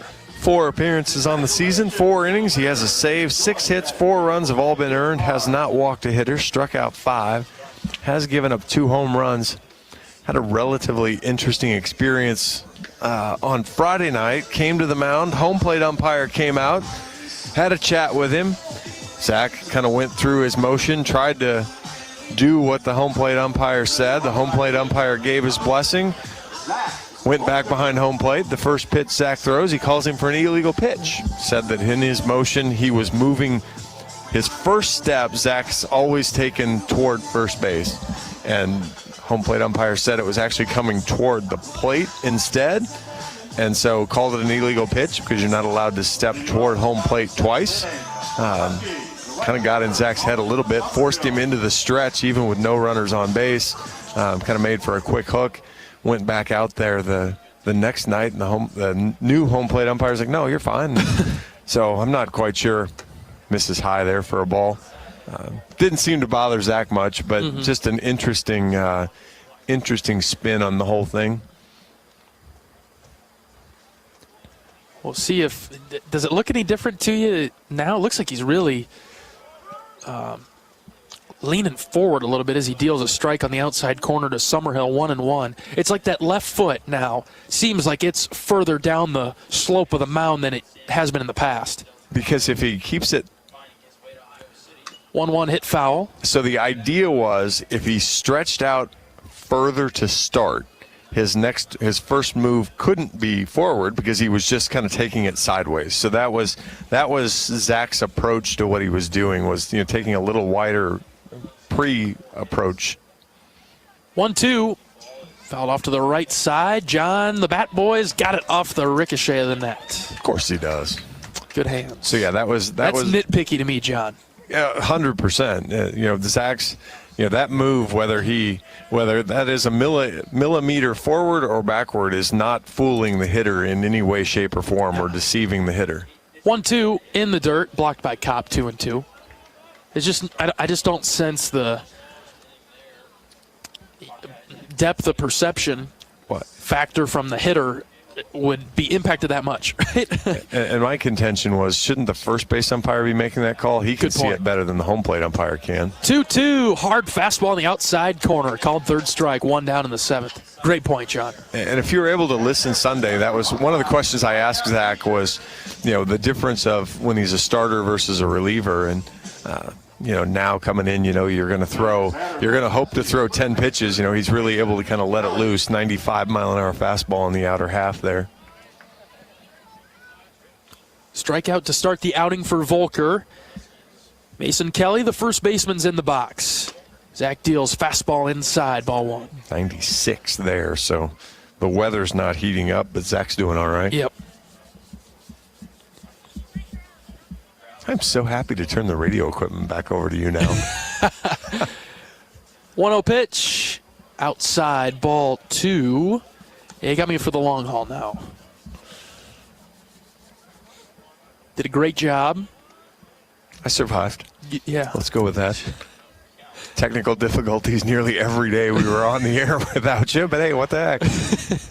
2-0 pitch from Volker. Ooh, hit well into left center. Getting hung up in the wind. Huckstorf tracked it down in the gap for the second out. Yeah, that's just judging by the exit speed, he didn't hit it as hard as maybe I thought he did at first either, and then going up into that wind, it's got no chance to carry through that. But yeah, my six adventures on my own all seem to have some weird thing happen to them, whether it was internet connection, game starting early, game starting late a couple times, rain delays. Well, thanks for taking it for the team. Yeah. I don't suspect we'll have any problems the rest of the way. I am fully happy to turn it over to you for a while and let you run the ship. Well, the quality thing about that is that you couldn't tell when you were listening. Well, as a listener, couldn't tell that maybe there were some things going up and down. Minus opening day of coming in on a 3-2 count for opening our broadcast. Which was not on you. Not on you. Not on you. Aaron Harper, pinch hitter. Pinch hitter into the game for Northern Illinois.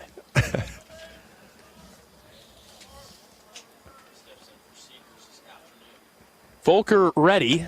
Fastball outside, and Zach will take a walk around the mound. Go regroup behind the rubber. 2-0. A couple of California guys facing each other. I figured I should look just because they have so many Iowa kids on the team. I should pay attention. But no, this is actually a California guy. 2-0 is up and in. Ball 3. I'm going to make a comparison for Volker right here, and I'll see how you feel about it. A little bit of Al Raboski. No, with his wandering around. Yes. Yeah. A little bit. As a compliment, Zach. 3-0 pitch from Volk. up and in, ball 4. The Mad Californian. Yeah, there you go. There we go. So Harper walks. And I did ask Zach that as well on Sunday. It was just, Lehigh kind of chirped him a little bit last Sunday after, because he got excited. Zach struck out key place in the game, struck out a guy, got out of an inning, showed some emotion coming off. I'm like, hey, how does it feel then when they chirp you back? He goes, it's great. He goes, that's what it is. Yeah. He goes, for Zach, he said that he feels better and pitches better, when the adrenaline is amped up, as opposed to somebody like Jack Whitlock, who kind of carries that super quiet, super calm demeanor nearly the whole time.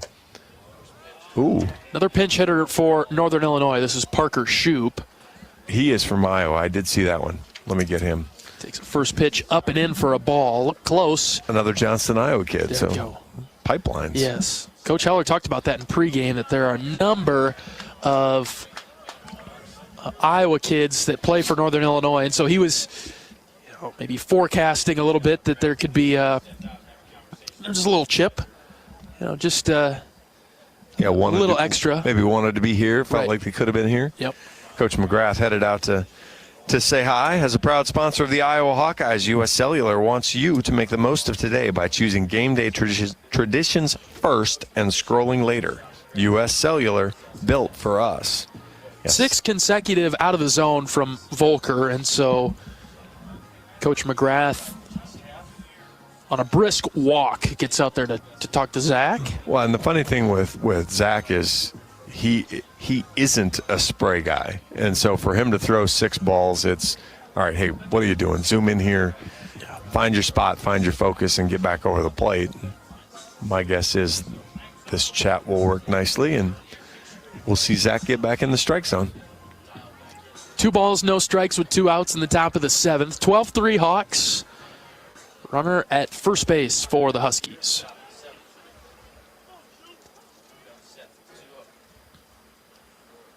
Here comes the 2-0 pitch. Swing and a miss. Dialed it right back in.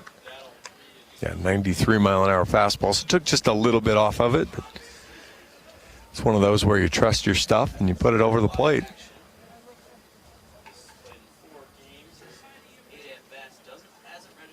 The 2-1 inside, ball 3. Back the left-handed hitting Shoup off the plate.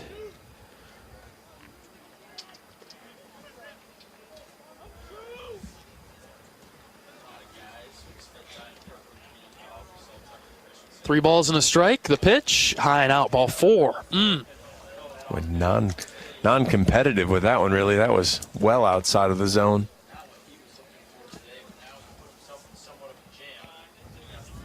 So now a couple of runners on for Northern Illinois. Cone will come in to the right-handed batter's box.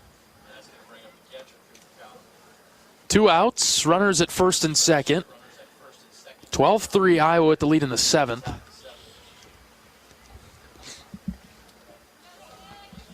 Don't believe there's a 10-run rule in effect tonight. I don't know the answer to that one. First pitch outside from Volker. He's missed on 9 of his last 10. And really hasn't even given the umpire or the hitter a decision to make. Takes his time on this next pitch, the 1-0. Outside, ball 2. He'll step off the backside of the ramp. Sam Hart in the bullpen for the Hawkeyes. Here's one pitch from ending this inning. 2-0. Swing and a miss, 2-1. Surprised that the green light was on there for Cone? 100%. Yeah. You're down 12-3, and guy's been throwing it all over the place, and that can't possibly be a fastball or a breaking ball you thought you were going to hit very hard. 2-1. The pitch from Volker, outside, ball 3. It's been a lot of breaking balls from Zach. Haven't seen too many fastballs the last maybe 2 batters. Well, his first couple pitches were fastballs here that he missed, and then he came back, threw the breaking ball for a strike, and then tried to throw another breaking ball there and just pulled it, missed well outside. The 3-1 inside ball 4. Not sure you're not going to see Sam Hart here, just because this doesn't look like the normal Zach Volker here, and not convinced you're going to all of a sudden find it here right away either. 3 consecutive walks for Zach. Don't see any movement out of the Iowa dugout quite yet. Bases loaded with 2 outs, and here comes Coach Haller. Coach out of the dugout, taking the look down the right field line. And after 3 straight walks, Volker will exit the game. We've got a pitching change in Iowa City. New Hawkeye pitcher coming into the game. Iowa 12, Northern Illinois 3 in the 7th. 2 outs, bases loaded for the Huskies. We're back right after this. This is Hawkeye Baseball from Learfield. At Mid-American Energy, our 1.6 million customers depend on our energy 24/7. That's why we work 24/7 to deliver the safe, reliable energy you need. To keep our 99.9% reliability record, we're enhancing our technology, improving resiliency, and investing in critical infrastructure. We're generating power from all available resources to cover any increases in demand. And we're innovating to ensure you always have the energy you need. Mid-American Energy, obsessively, relentlessly at your service. Our mission at Oak Knoll is to provide exceptional retirement living and health services through life care. I'm Steve Rowe, CEO. We are a not-for-profit life plan community and have served the Iowa City area for 57 years. Oak Knoll is located near University of Iowa hospitals and clinics, Kinnick Stadium, Carver Hawkeye Arena, Hancher Auditorium, and downtown Iowa City. Visit our website at oakknoll.com to learn more. We're a proud sponsor of Hawkeye Athletics. Go Hawks!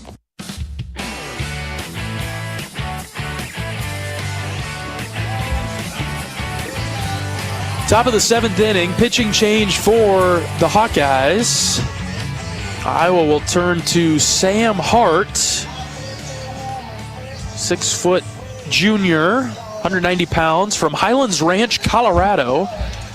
Competed at Thunder Ridge High School, Indian Hills Community College transfer. The right-hander in a closer role with Volker as one of the stoppers of the year, in the setup / closer role, trying to build some confidence and keep things going for the Hawkeyes out of the bullpen with Hart coming in the game. This will be his 4th appearance. He's thrown 2 1/3 innings, given up 3 hits, an earned run. He's walked 3, struck out 2, and Hart has an ERA of 3.86. So we'll see Sam Hart enter the game with the bases loaded and 2 outs. You're 1 pitch away from getting out of this thing, John. It is, but I just stepped out of the booth, and it is incredibly uncomfortable out really there. Cold, huh? It is cold, and it's just, I mean, the flags don't even necessarily do it justice. It is just a steady, hard, cold breeze. So the wind is worse than the cold, huh? The wind is making it colder? I'm putting my coat on right now. You sure are, as I'm here in short sleeves. One of these days I'll listen to my mom. You made a choice. You made a choice. That's all I'm going to say to that. All right, we'll have Anthony Fernero in the box for the Huskies.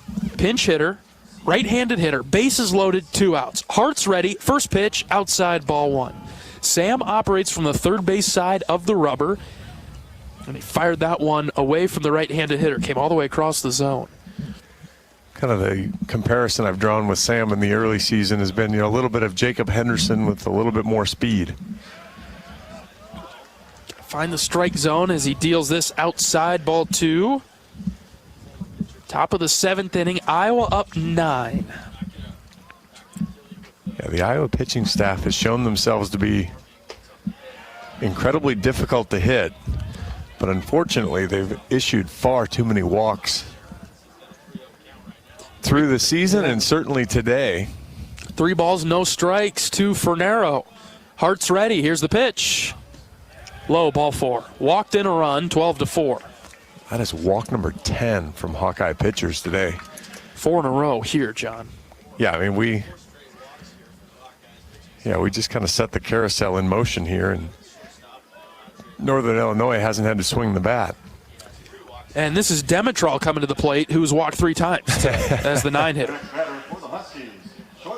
Yeah, I'm just, it's a 3-1 walk, a 3-1 walk, a 3-0 walk, and a 3-0 walk. Wow. Gets a strike there, though.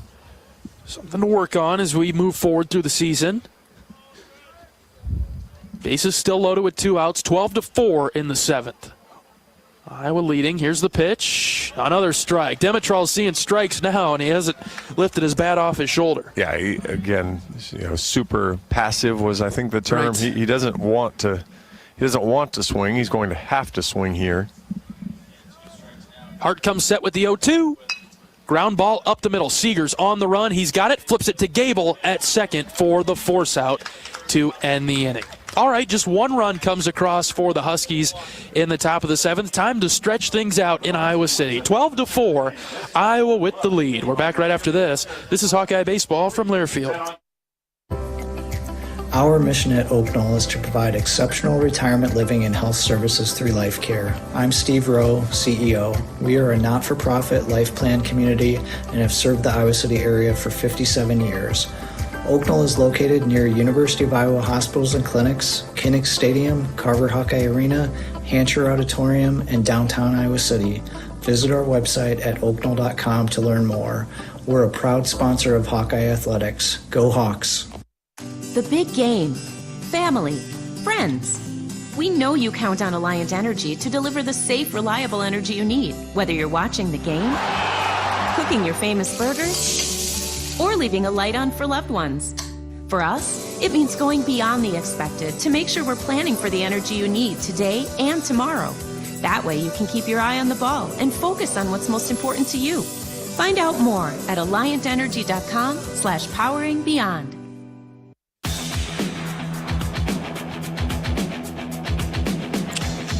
Bottom of the 7th inning in Iowa City, 12-4. Hawks with the lead over Northern Illinois. Big 3-game series coming up for Iowa at Ole Miss beginning on Friday. 3-game set against the Rebels. They were the 2022 national champions. Did not make their conference tournament last year, but national champs in 22, and they're rebuilding a bit down there in Oxford. Huge series for the Hawks this weekend. So Mississippi State won in 21 and Ole Miss won in 22? Yes. So yeah, Mississippi, the state ruled college baseball for a couple of years. Yeah, they are, anything then once you get to the SEC and that type of history, they're going to be, they'll be all set. I know their transfer class was highly regarded, so even though they're trying to rebuild off of a loss last year, a dip last year for them, they'll be back and ready to go. New pitcher into the game for Northern Illinois is Alex Day, a freshman right-hander, 6'2", 190. First batter into the box for Iowa this inning is Gable Mitchell, stands in from the left side. Day has an appearance, gave up 4 hits, 5 runs were all earned. He didn't get an out. 1-0 pitch to Gable. Chopper, right side. Second baseman's got it. He'll fire it over to first base for the first out of the inning. He's got one, though. There it is. So 4-3 on the ground out for Gable. At the top of the order we go, Ben Wilmus. Iowa was... Hess got Iowa 3 up, 3 down in the last inning. Kind of want to see the Iowa approach continue here, and it's 1-2, basically 6 straight outs with the double play thrown in there. Yep. Wilmus in the box, having a nice game for the Hawkeyes. 1 for 2, 2 runs scored, an RBI, a walk. I feel like I can hear my own. That one's inside, almost caught the jersey sleeve. I'm unwilling to get hit by a pitch at this point. Oh, absolutely. I mean, Wilmus is going up there with some courage. No batting gloves when it's this cold. You want to talk about a choice being made. That's one. 2-0. That's low, ball 3. Got no real sleeves on. Tough. Kellen Strohmeyer on deck.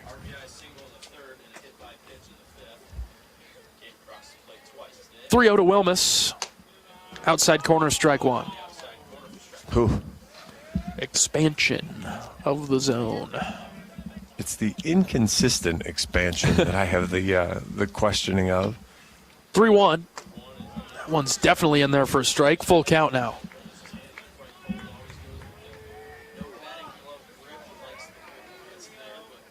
Yeah, even the Hawkeye contingent of parents now is down to less than 20 over here. 3-2. Ground ball right side. Diving stop by the first baseman. He'll flip it to the covering pitcher. And Day steps on the bag for the second out. That's a good play there for Northern Illinois. Yeah, that's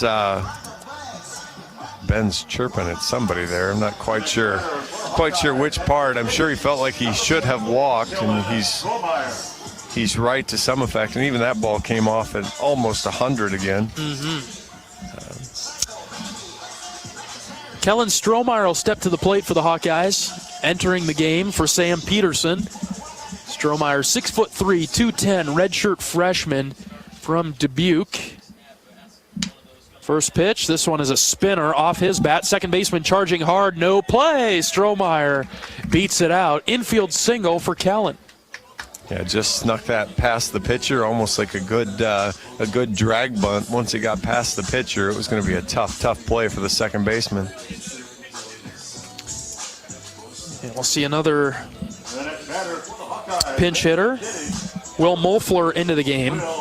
Okay, so here's my funny story about Will. I was talking to Will before the game, and I think it was last Tuesday night when I read that his mom was the head golf coach. Right. In Washington. I'm like, okay, Will, I'm not sure I like you anymore, but I really like your mom now. And we were talking about how this game and this day was going to be basically similar to kind of the day that put Will on the map, as that ball misses. I believe it was against Cornell. It turned into a night game, but the wind had shifted and the weather had turned, and Will hit a home run to left field into a breeze like this. 1-0 pitch. Will skies it into right field. Wind will play some tricks on it. Right fielder going back. He's still struggling with it. It's over his head, and it's a ground rule double. That'll cost Iowa a run. Moeffler has to stop at second. Strohmeyer's got to go to third. The ball bounced on the warning track up over the wall, and a ground rule double for Moeffler. And off the bat, what do you think? The right fielder on a normal day would have taken a few steps in to make that play? The center fielder catches it. That too. But again, to finish that story real quick, Will had then talked to Coach Sutherland and said, you might not even have traveled, but you hit that home run, and all of a sudden he turns it into 120 at-bats that season.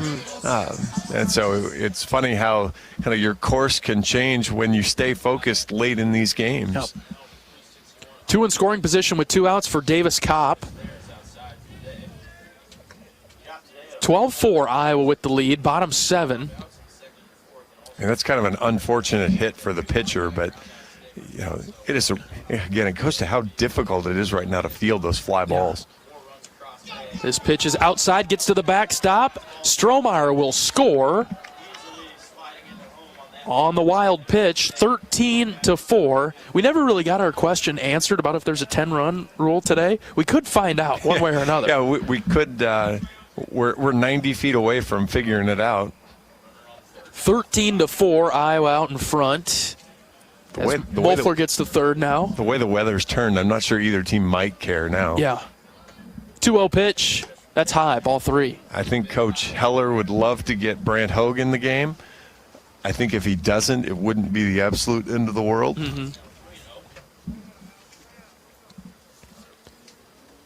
The pitch to Kopp. Hit in the air to left center field. That's going to hang up there.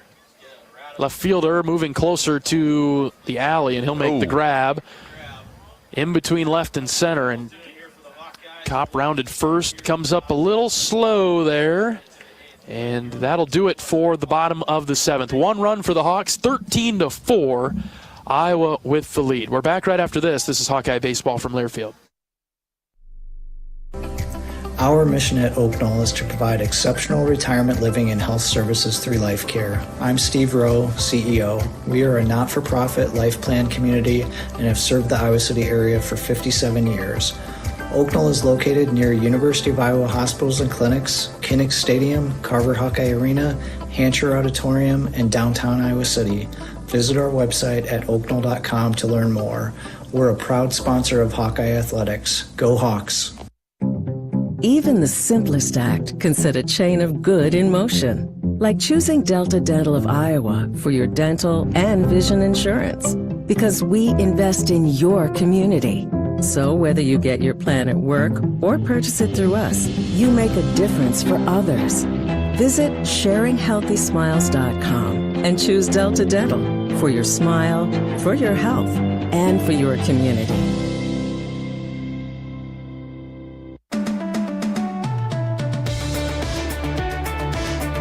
Sam Hart out for the 8th inning. Hawks out in front 13-4. A couple of changes for Iowa defensively. Merrick Matthews, the new first baseman. Reese Moore into catch. Third base is Ben Swales. Out in left field now is Kellen Strohmeyer. That'll do it for the changes for the Hawkeyes defensively. Yeah, I think we got them all. Left Huck in center. I wasn't sure. Connor Hennings was on deck, but since he didn't bat, I think they went ahead and let him wait one more time.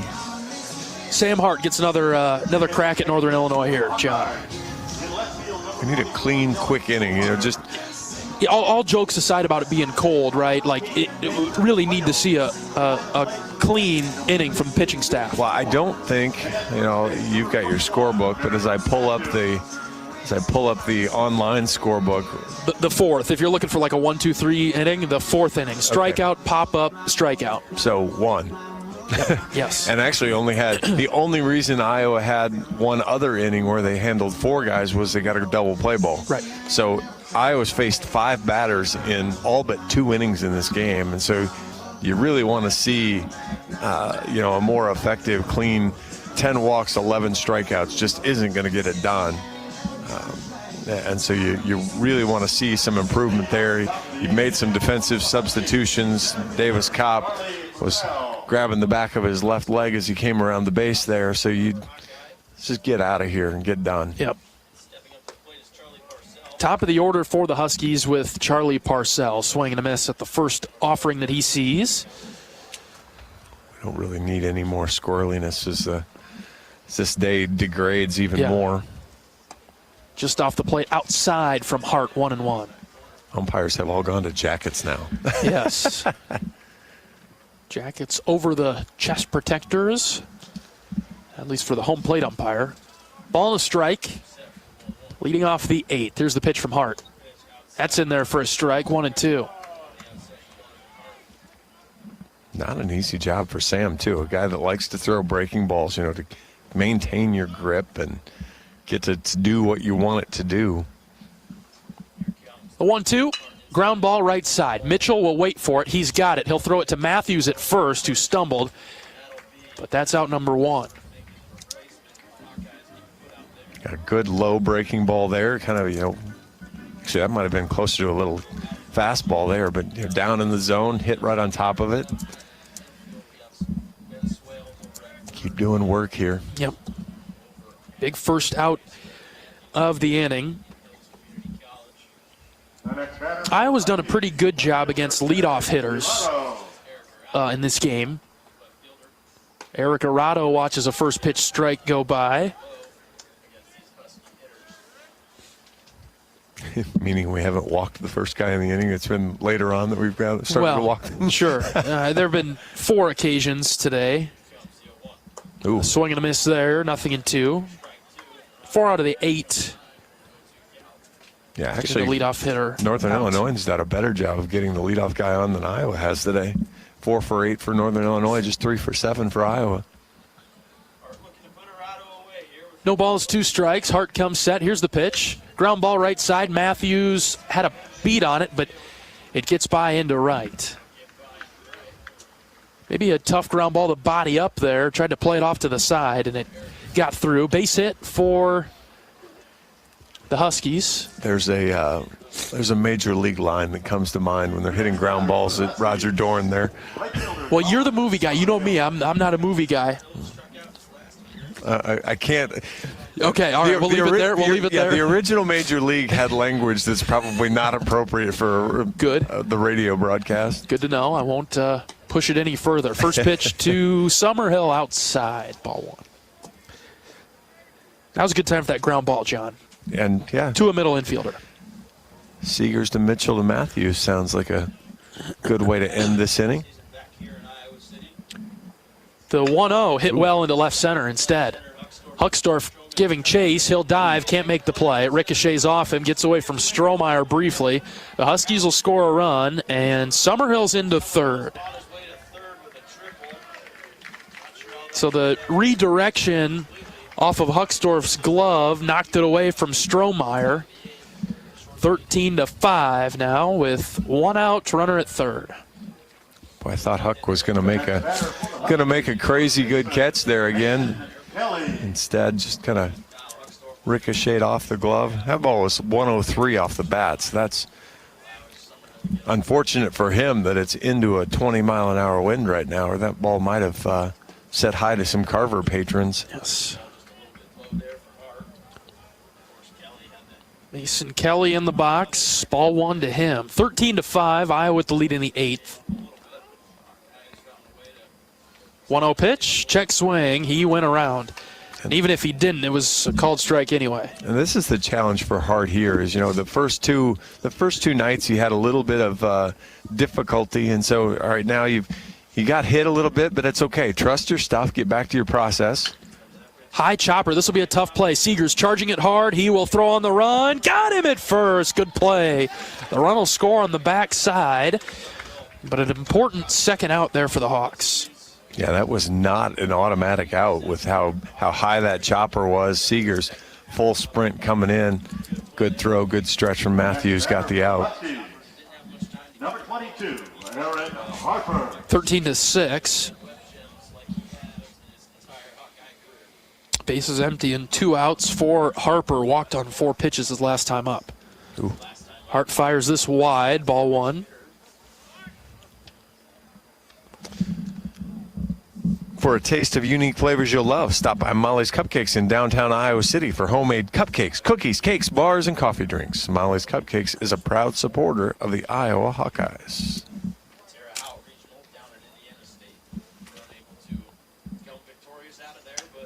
1-0 from Hart is down the middle for strike 1-1. Ben Dete in the bullpen getting loose. Yes. Do you see Dete? I can't see who's the other one. The other mound is behind the pole for me. Outside from Hart, 2-1. Got to imagine this will be it for Sam. Dete and another Hawkeye occupying. I still think that's Brant Hogue down there. 2-1 from Hart. Check swing. Doesn't matter if he win or not. Called strike, 2-2. Outstanding pitch there. Busted that one back inside.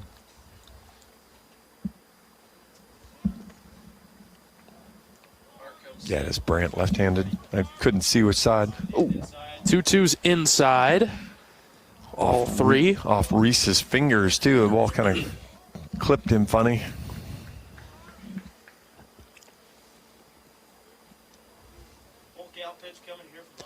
Let's go right after this guy. Full count pitch.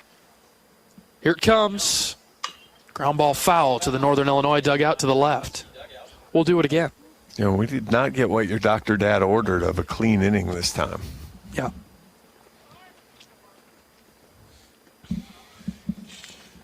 Iowa held Northern Illinois scoreless through the first 4. 3 in the 5th, 1 in the 7th, 2 in the 8th. There's a fastball right down the middle from Hart. Called third strike, and that'll do it for the top of the 8th. 2 come across for NIU. 13-6, Iowa with the lead. We're back with the bottom half right after this. This is Hawkeye Baseball from Learfield. Nestled on the rolling greens of the iconic Finkbine Golf Course, Bumps Restaurant is open to the public year-round. Whether you're swinging by after a round of golf or just in the neighborhood, Bumps is your go-to spot for scrumptious sandwiches, shareable appetizers, and mouth-watering pizzas. Quench your thirst with our selection of local craft beers, or let our full bar serve you a refreshing cocktail to toast to your game, or just because it's 5 o'clock somewhere. Our happy hour from 2 to 6 p.m. is the perfect 19th hole. Be sure to follow us on Facebook and Instagram to catch our latest daily specials. And here's a little insider secret just for our radio listeners. Thursdays are not to be missed at Bumps Restaurant. It's BOGO Happy Hour. Buy one, get one free on select beverages from our happy hour menu. Whether you're a diehard golfer or just love a great meal with a view, Bumps Restaurant at Finkbine Golf Course is your destination. We're currently open Wednesday through Saturday. Swing on by today. Bumps at Finkbine Golf Course. Great food, great drinks, and the best views in town. See you at Bumps.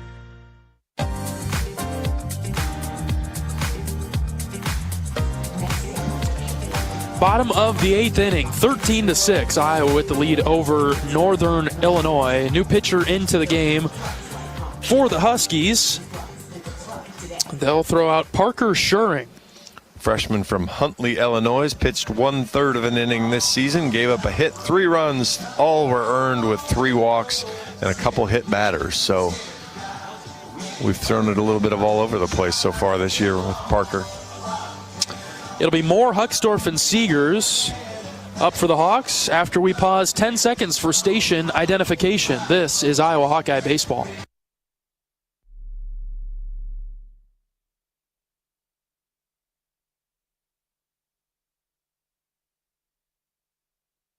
Designated hitters, Reese Moore into the box, 2 for 3 this afternoon. A couple of doubles, a run, an RBI, a walk. The catcher, Reese Moore. So here's the really interesting thing for you now with Davis Kopp leaving the game as the DH and Reese Moore having to plug in, or as Davis Kopp leaving as catcher and Reese Moore having to plug in as catcher. The Hawkeyes do not have a DH anymore. So Sam Hart is actually in the batting order as we speak. Here's a ground ball up the middle. Moore is on with a single, his 3rd hit of the game. Reese is on fire. Well, that's an interesting note there, John. My guess is we would pinch hit for him anyway. I think so. I don't know that Sam has any hitting stats. I was going to ask when the last time do you suppose that Sam Hart actually stepped in and swung a bat. Connor Henning's going to get a chance to step in and swing a bat, though. So Hennings takes the slow stroll into the right-handed batter's box. He's electing to go without batting gloves as well.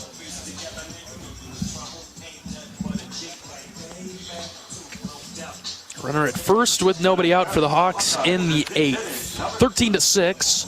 Number 7, Connor Henning.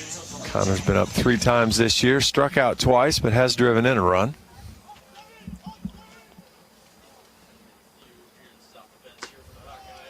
Ball low and out to start Hennings at bat. Had a really nice fall. Carry that into the spring. Fouls this back 1-1. He's got all kinds of look like an athlete. Yes. I mean, he really looks the part. You just got to kind of, when the lights flip on, you get the other team. You just got to find your way now. Counts 1-1. The pitch, ground ball up the middle, base hit. Congratulations, Connor. Right on cue, John.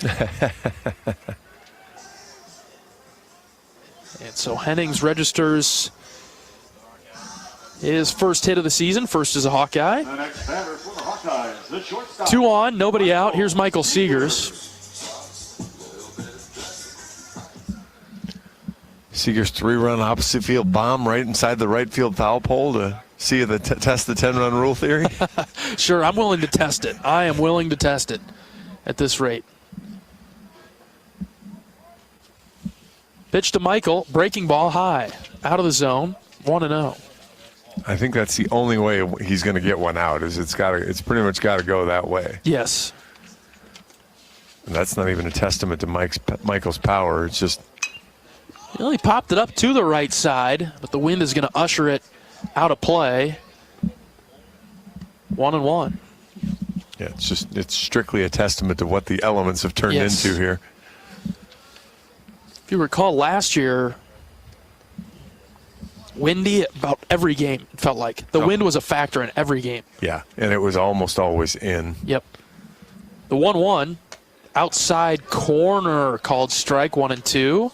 Except for the one that Matt Shaw hit and broke the top of Carver. Yes, except for that one. Yeah. That day the wind was blowing out, but he still hit it a quarter mile anyway. 1-2 to Seegers. Ground ball to short. Flip to second. Start the double play. Don't convert it, though, as Michael sprints down the line. Runners at the corners now for Iowa with 1 out. No, that was a slow turn from the shortstop and had no chance to get Michael when. Took him forever to get it out of his glove. Yeah, he just kind of gathered himself, and I don't know whether he was waiting on the second baseman to get there, but by the time all the stuff happened, he had no chance to turn 2 on Michael. So we'll see Merrick Matthews come to the plate now. He got his first Hawkeye hit last week against Loris. Drove in a run with a double.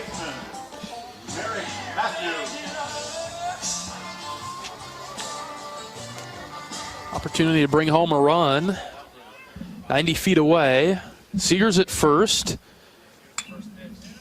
Swung on and fouled back to start the at-bat. There was my first experience with the wind blowing in here. You got the breeze hit you? That one got me. No balls and a strike. Matthews, right-handed hitter. Junior from Centerville, Iowa. Transfer in from Indian Hills. 0-1 in the dirt. We may have to negotiate our sitting spot so that when BTN Plus is here with the camera, we're actually can sit behind the glass, behind the garage door being down and save ourselves a little wear and tear. 1-1 has popped up right side. This could be tricky. Right fielder moving forward, now closer to the line. Still moving towards the line. He's got the catch for the second out. Moore will sprint down from third. And the Hawks add another to their total, 14-6. And just right fielder just kind of randomly threw the ball back in. It kind of rolls through the infield. I mean, the direction he has to throw it back into the wind, not an easy throw, but.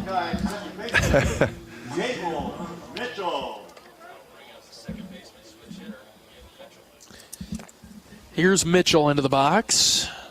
Seeger still at first base. Breaking ball in the dirt, ball 1. Inside the park, home run to the corner. You're still going for the 10 run. Huh? I just want to see at this point. I mean, I guess we're 4 outs away, or 5 outs away, but. I think they're 4. They're 1 behind there. They haven't clipped up the other out. Taking notes from the guy in Jacksonville. He was not good. I could sense that. Which brought up another interesting point to me with the pitch clock. Of, in Charleston we had 2-0 to Mitchell, outside ball 3. We had 12-year-old kids looking for service hours that were running the pitch clock. And I get that it generally comes from the home plate umpire, but there's just no real consistency to when the clock was starting. Cable's got the green light on 3-0, knocks it foul to the right side. And when Andy Nelson got punched out on one of the nights because the pitcher is talking to the first baseman, and every other time that had happened, the home plate umpire had twirled his finger and reset the pitch clock. I think that as this thing evolves, the clock should be controlled by one of the umpires. Yeah. Whether it's the home plate umpire, third base, whomever, but somebody on the field should be monitoring and starting the pitch clock so that it starts consistently and accurately every time, and they know when it starts because it's something that they initiated. Mitchell draws the walk. We'll flip it to the top of the order for Ben Wilmus. 14-6, Iowa with the lead in the 8th. 2 outs, runners at first and second. Pitch to Wilmus, ground ball left side. Shortstop welcomes it in. He'll throw it to second base for the force out. That'll do it for the Hawks in the 8th. 1 run comes across. 3 outs away from victory. We'll send it to the 9th right after this. This is Hawkeye Baseball from Learfield. American Equity salutes today's hero of the game. As a proud sponsor of the ongoing recognition of our military during Hawkeye games this season, please join American Equity in thanking all who have served our country. American Equity is more than just retirement savings and income products. They are committed to providing you best-in-class service and high-quality retirement income that helps deliver the independence to dream and reach your goals. To learn more about American Equity, please visit their website at american-equity.com. Are aches, pains, or injuries keeping you on the sidelines? At Athletico, our movement experts are here to help you turn your setbacks into comebacks and create a personalized game plan for your recovery. With no prescription or referral needed, Athletico Physical Therapy is where your comeback story begins. Get started today by scheduling a free assessment at athletico.com. Proud partner of the Iowa Hawkeyes.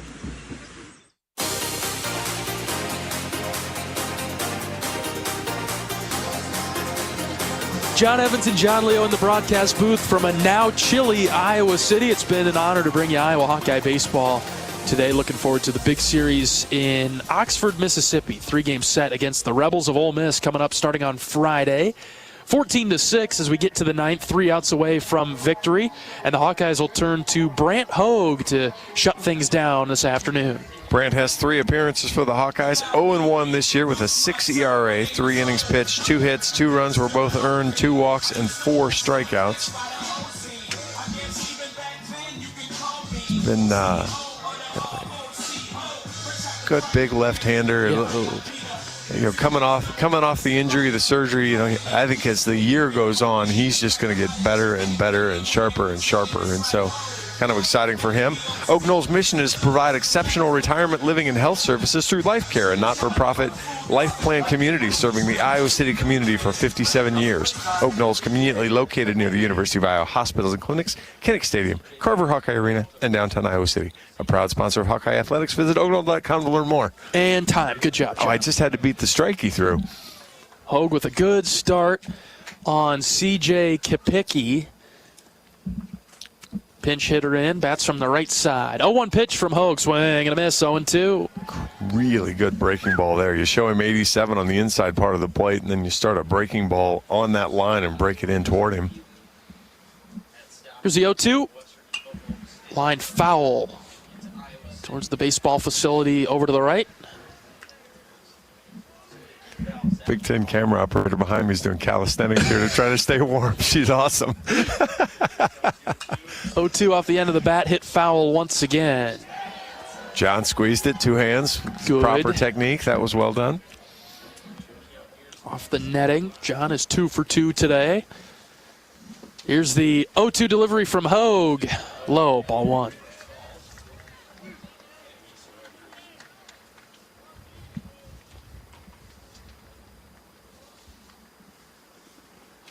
The windup and the pitch. Another foul ball. Kapicki's battling. Of course he is. He's done a heck of a job here, really. I mean, 1 for 8 on the season with 7 strikeouts. So it doesn't look like he's a guy that wants to strike out a lot. I mean, fouling off good pitches, staying alive. More to this at bat with a 2-2 delivery. On its way home from Hogue. Popped up, right side. Matthews, Mitchell.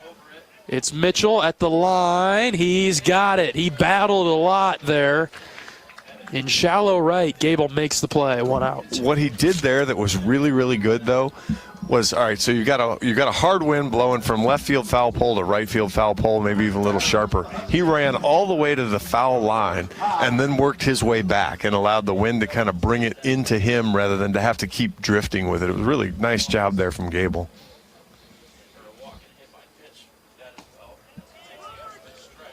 Cooper Cone is in the box. He's been hard to get out. He's been on base 3 times. Walk, a hit by pitch, a double. Hogue starts him with a strike. Here comes the 0-1, just off the plate outside, ball 1.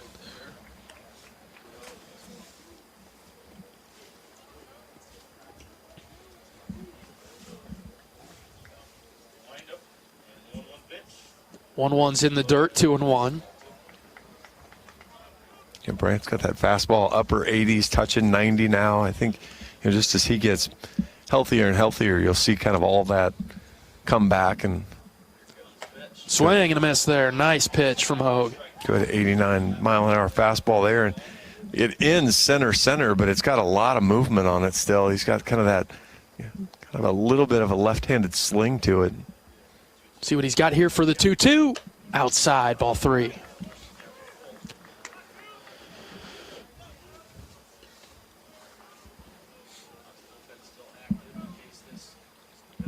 The wind up, the 3-2 pitch. Fouled back to the screen.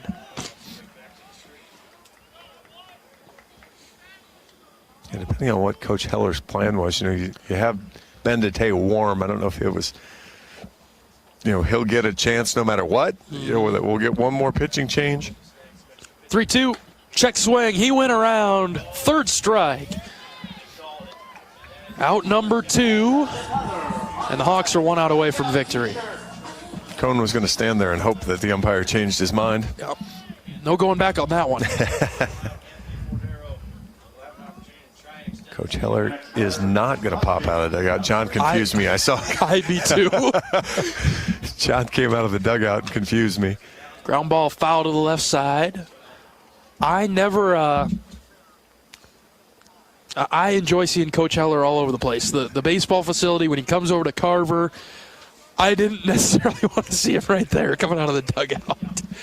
0-1 pitch, swing and a miss, 0-2. Northern Illinois down to their last strike. Yeah, that was going to extend the game 3-4 more minutes, and we didn't need that. I love Ben DeTay. Happy to see him in the game too, but just let's let Brant finish it up with curveball in the dirt there. 1 ball, 2 strikes, 2 outs in the 9th. Iowa up 14-6. Hogue looks down for the sign. He's got it. Now he'll toe the rubber. The 1-2. Hit into left field. Hennings moving back. Check that. Strohmeyer. It's Strohmeyer out there in left. He's got it for the final out. Hawks win 14-6. I was right initially, John. It was Hennings out there in left. It looked like him. He got it for the 3rd out. Nothing doing for Northern Illinois. 14-6. Iowa with the win. The Hawks improved now to 4-4 on the season. Your thoughts, John? A nice bounce back win. You saw the bats get hot early, really kind of do what you needed to do. You were able to take advantage, not just get hits, but hit balls hard. Take advantage of that. Still going to need to see the pitchers throw more strikes. That's the big piece of it. And now we get ready for the 3-game set at Ole Miss. Going to be a challenging series against the Rebels, but I sense that the Hawkeyes will be ready for that challenge. Oh, I think 100%. They're excited. They're ready to go. It'll just be an awesome environment. We'll have a blast, and we'll have a blast if we can bring home 2 or 3 wins as well. And you wonder if maybe bad taste in the mouth from Jacksonville and strong opponents down there will carry over and fuel the Hawks for the 3 games at Oxford. Yeah, good opportunity for that. But you just really want to. You really want to focus on taking care of your own business and current. You hear Coach Heller say, "Stay where your feet are" a lot, and their feet aren't in Jacksonville anymore. Right. So move on, learn a lesson, but move on. Iowa wins at 14-6 this afternoon. We'll take a break. We'll be right back with post-game coverage right after this. This is Hawkeye Baseball from Learfield. If you or someone you know is having thoughts of suicide, experiencing a mental health or substance use crisis, or just need someone to listen, 988 provides a direct connection to free, confidential, and compassionate support. When you call, text, or chat 988, you'll be quickly connected to trained crisis counselors who will listen to your concerns, provide support, and connect you to additional resources if needed. There is hope. You are not alone. For 24/7 support, call or text 988 or chat 988lifeline.org. Whether you're building a backyard fence for your family's new best friend or firing up the excavator for your next commercial project, a free and simple call can save you from expensive fines and even save your life. Call 811 at least 2 days before you start your next project to have underground utility lines located and marked. At Mid-American Energy, your safety is our #1 priority. So, make it your priority to call 811 before you dig. Paid for by the customers of Mid-American Energy.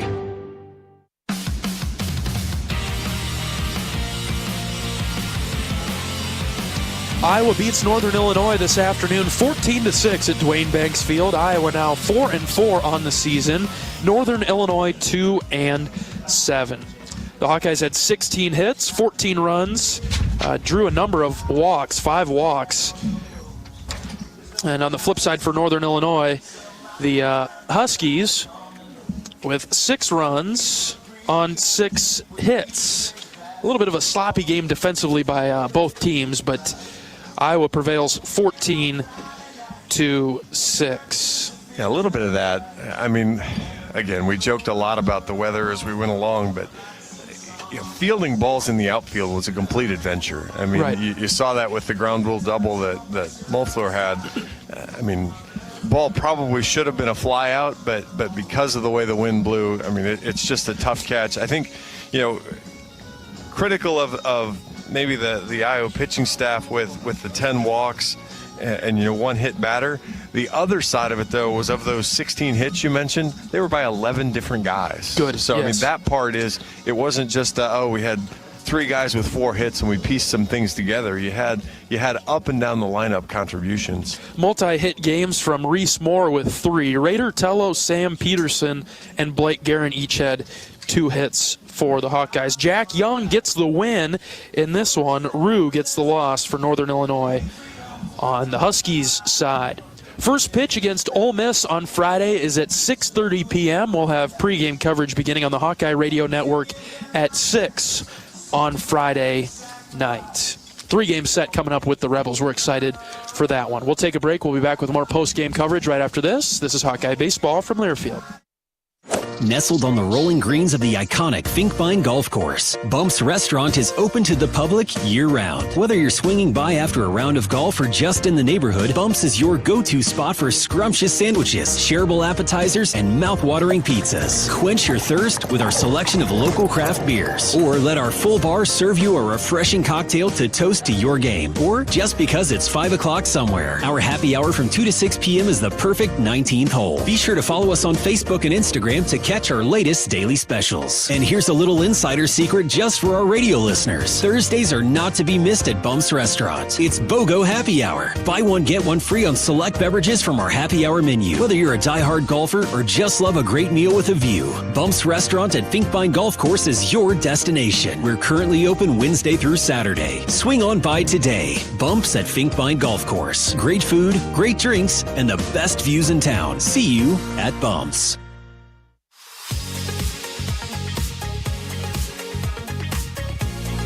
Iowa improves to 4-4 on the season after a 14-6 victory over Northern Illinois. Today, the Hawkeyes with 14 runs on 16 hits, 2 errors in the field. Northern Illinois, 6 runs, 6 hits, 2 errors defensively. Joined by Associate Head Coach Marty Sutherland. Coach, congratulations on the win this afternoon. Thanks, John. It's like 2 different games. Oh, my goodness. As you can see, I am ill-prepared. I'm in short sleeves, not my best planning, but it didn't seem to faze the guys out there today to start in the warm weather and then finish in the cold. Well, something we talked about. I mean, we knew this was coming. We knew it was going to be a really nice day early on in the game, and with the cold front coming through, we thought back half of the game was really going to obviously feel different when picked up. All of those things, but I thought the guys handled it, really well. It was a great day offensively. Just a lot of good things. If you look at just the amount of production just on down the line, it was just heavy production from everybody. And when we think back to this past weekend, we got off to really good starts. We, with Auburn and Virginia in Wichita, but we just didn't extend it. We didn't add on to that stuff as the game went on. It was something we talked about prior to the game is, where do we go wrong? That the starters were all out, before the 4th inning was over. We scored 15 runs off their starters. But then for whatever reason, we just didn't produce once the bullpen came in, and we talked through some of that stuff. Some guys spoke up, about just the mentality it takes and smelling the blood in the water when that starter gets out of there. And I thought you saw that today. So just really good response by them offensively. How about Reese Moore, Coach? Wow. Yeah, 3 hits Reese today. likes these midweek games. He's killing it. No, we've talked a lot about just his growth as a player and his confidence and all that stuff. And he, it's not surprising given how good he was in January and February leading up to that first weekend, and doing a really good job behind the plate. And he's being awful productive offensively. So great to see, and hits the ball hard. He's driving the ball. It's a bunch of extra base hits. And as a team, we had a bunch more today, which was good to see, and just really happy for him. Who are you most pleased with in terms of pitching today, Coach? Well, obviously, you think about Jack Young. The job he does comes in the game, early. Justin just couldn't find the strike zone there, so Jack has to come in and throw some water on it a little bit early. Does a great job there, and I thought you saw that a couple times. And really, what we wanted to do from a staff standpoint was match these guys up a little bit more, just try to figure out the right spot for Caleb and the right spot for Jack and, some of those guys. And I thought those guys did a good job. Caleb came in and got out of a jam. Jack came in, get out of that jam. Savory was really sharp. Aaron was really good, which was good to see. And, Arch, good for Gannon to get out there. Thought he did a good job. So Brandt was clean there in the ninth. So that was good. So, there's still some things there. I mean, 10 walks, hit by pitch, and we give up 3 runs, after the 7th inning, and those things we cannot continue to do that. And that's the issue there. And even, going back to Moore, I thought Dermer's stuff was really good. He just made the mistake, get a couple singles that find holes, and then he made a mistake. He has that guy with 2 strikes, and he just didn't execute the slider, and the kid made him pay. But I thought the stuff was pretty good. So, again, the free base stuff is a problem. 2 errors, that was a little sloppy defensively. Thought there was another couple plays we could make in there that we didn't. So, offensively, really, really good kind of across the board. Pitching uneven and defensively a little uneven. So those are things, if we want to be the type of team that we're capable of being, those things have to be better. Opportunity this weekend, Coach, at Ole Miss. Yeah, it's going to go. We're going into a great environment. They have great crowds. It's going to be a regional setting. They got off to a little bit of a slow start because they went over to Hawaii. We've done that trip before. I know the feeling coming back from that. So they lost a midweek game last week, lost the first game of that series to High Point, and then they put it on them. But a lot of new faces. Obviously, it's a staff we know really well. They're recruiting. Well, one of the assistants was my college roommate at Kirkwood. So one of my really good friends. So we know a lot about them just because we're always following Mike and those guys down there. So they got a lot of new guys offensively. And so I think they're probably starting to catch their footing a little bit, specifically coming back on that trip to Hawaii. So it's going to be a great challenge. Again, a great crowd and looks like good weather. So we'll be ready to go, and we just got to continue to improve. Really looking forward to it, Coach. We'll see you on the bus tomorrow. Thanks, John. Associate head coach Marty Sutherland on our post-game show from Banks. Iowa wins at 14-6. We'll take our final break. We're back with highlights right after this. This is Hawkeye Baseball from Learfield. To one of our award-winning entrees at the Machine Shed. Come get your hands around one of our famous pork tenderloins, our most popular sandwich, served either deep-fried golden brown or unbreaded and grilled. Or try our roasted, stuffed Iowa chop that is stuffed with a warm apple raisin dressing and glazed with an apple whiskey sauce. Trust me, you won't regret it. This is Jeff Grunder, and we can't wait to have you over for dinner at the Machine Shed. I-80 and Hickman Road, Urbandale, and I-80 and Northwest Boulevard, Davenport.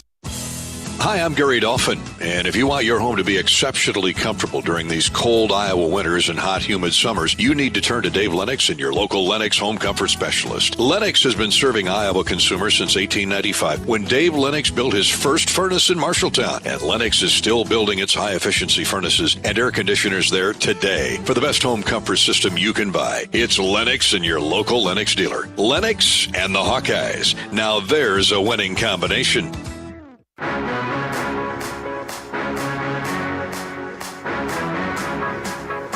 Iowa takes care of business in the midweek, knocking off Northern Illinois 14-6 this afternoon. Let's relive some of the highlights. Got to get to 2020, John. Fill me in on that. 2020. 20 home runs, 20 stolen bases. Right. He's already got 8 stolen bases, so he's got work to do in the home run category. Speaking of, he drives it deep to left center. Get going, baby! Sammy P!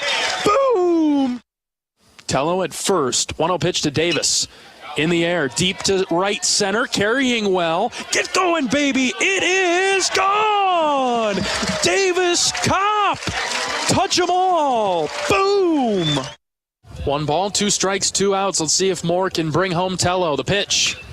Lined into left center. This is in the gap. It will get down and to the wall. Moore digging for 2. Will he stop there? Yes. Another double for Reese Moore. This one brings home a run. 7-0 Hawks.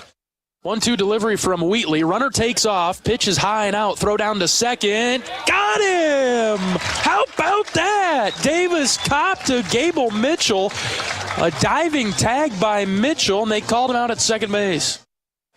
A 1 from Wheatley. Ground ball left side. Raiders got this one. He'll throw it on the run to second for 1. On to first. Double play.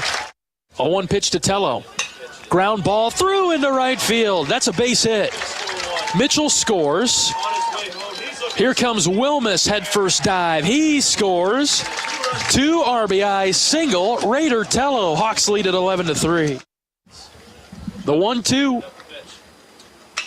Hit into left field. Hennings moving back. Check that. Strohmeyer. It's Strohmeyer out there in left. He's got it for the final out. Hawks win 14-6. Iowa improves to 4-4 on the early season. We'll get on the bus tomorrow, travel day, tomorrow and Thursday, and head down to Oxford, Mississippi. Big series coming with Ole Miss, and playing the Rebels, who won the NCAA tournament, won the College World Series in 2022. So a major opportunity for the Hawkeyes to go back down south and see what we can get done against Ole Miss. That game on Friday will start at 6:30 p.m. Pregame coverage starts in the Central Time Zone at 6 o'clock. 6 o'clock on the Hawkeye Radio Network. First pitch at 6:30. All right, it was an honor to bring you Iowa Hawkeye baseball today. That'll conclude our coverage for the 14-6 winner over Northern Illinois. Take care, everybody. Have a great rest of your night. Every day is a great day to be a Hawkeye. Some are just a little bit better than others. So long, everybody. Hawkeye Baseball has been brought to you by Hy-Vee. Score big savings with the new Hy-Vee Perks membership. University of Iowa Healthcare. Changing medicine, changing lives. Oak Knoll Retirement Community. Homewood Suites and Home 2. Hawk fans, experience your home away from home at Coralville's finest all-suite hotels. Iowa Corn. You might think Iowa just grows corn, but the truth is, corn grows Iowa. Brought to you by Iowa's corn farmers of the Iowa Corn Growers Association and the Iowa Corn Promotion Board. Also brought to you by Mediacom, home of extreme and 1 gig internet speeds. Wimmer's Meats, the official hot dog of the Hawkeyes. Travel Leaders, Destinations Unlimited, the official travel partner of the Hawkeyes. And by Bud & Mary's. There's no THC cap on Iowa medical cannabis, and getting a card is fast and easy online. Get your medical card today. Visit budmary.com. The preceding has been a Learfield presentation on the Hawkeye Sports Network.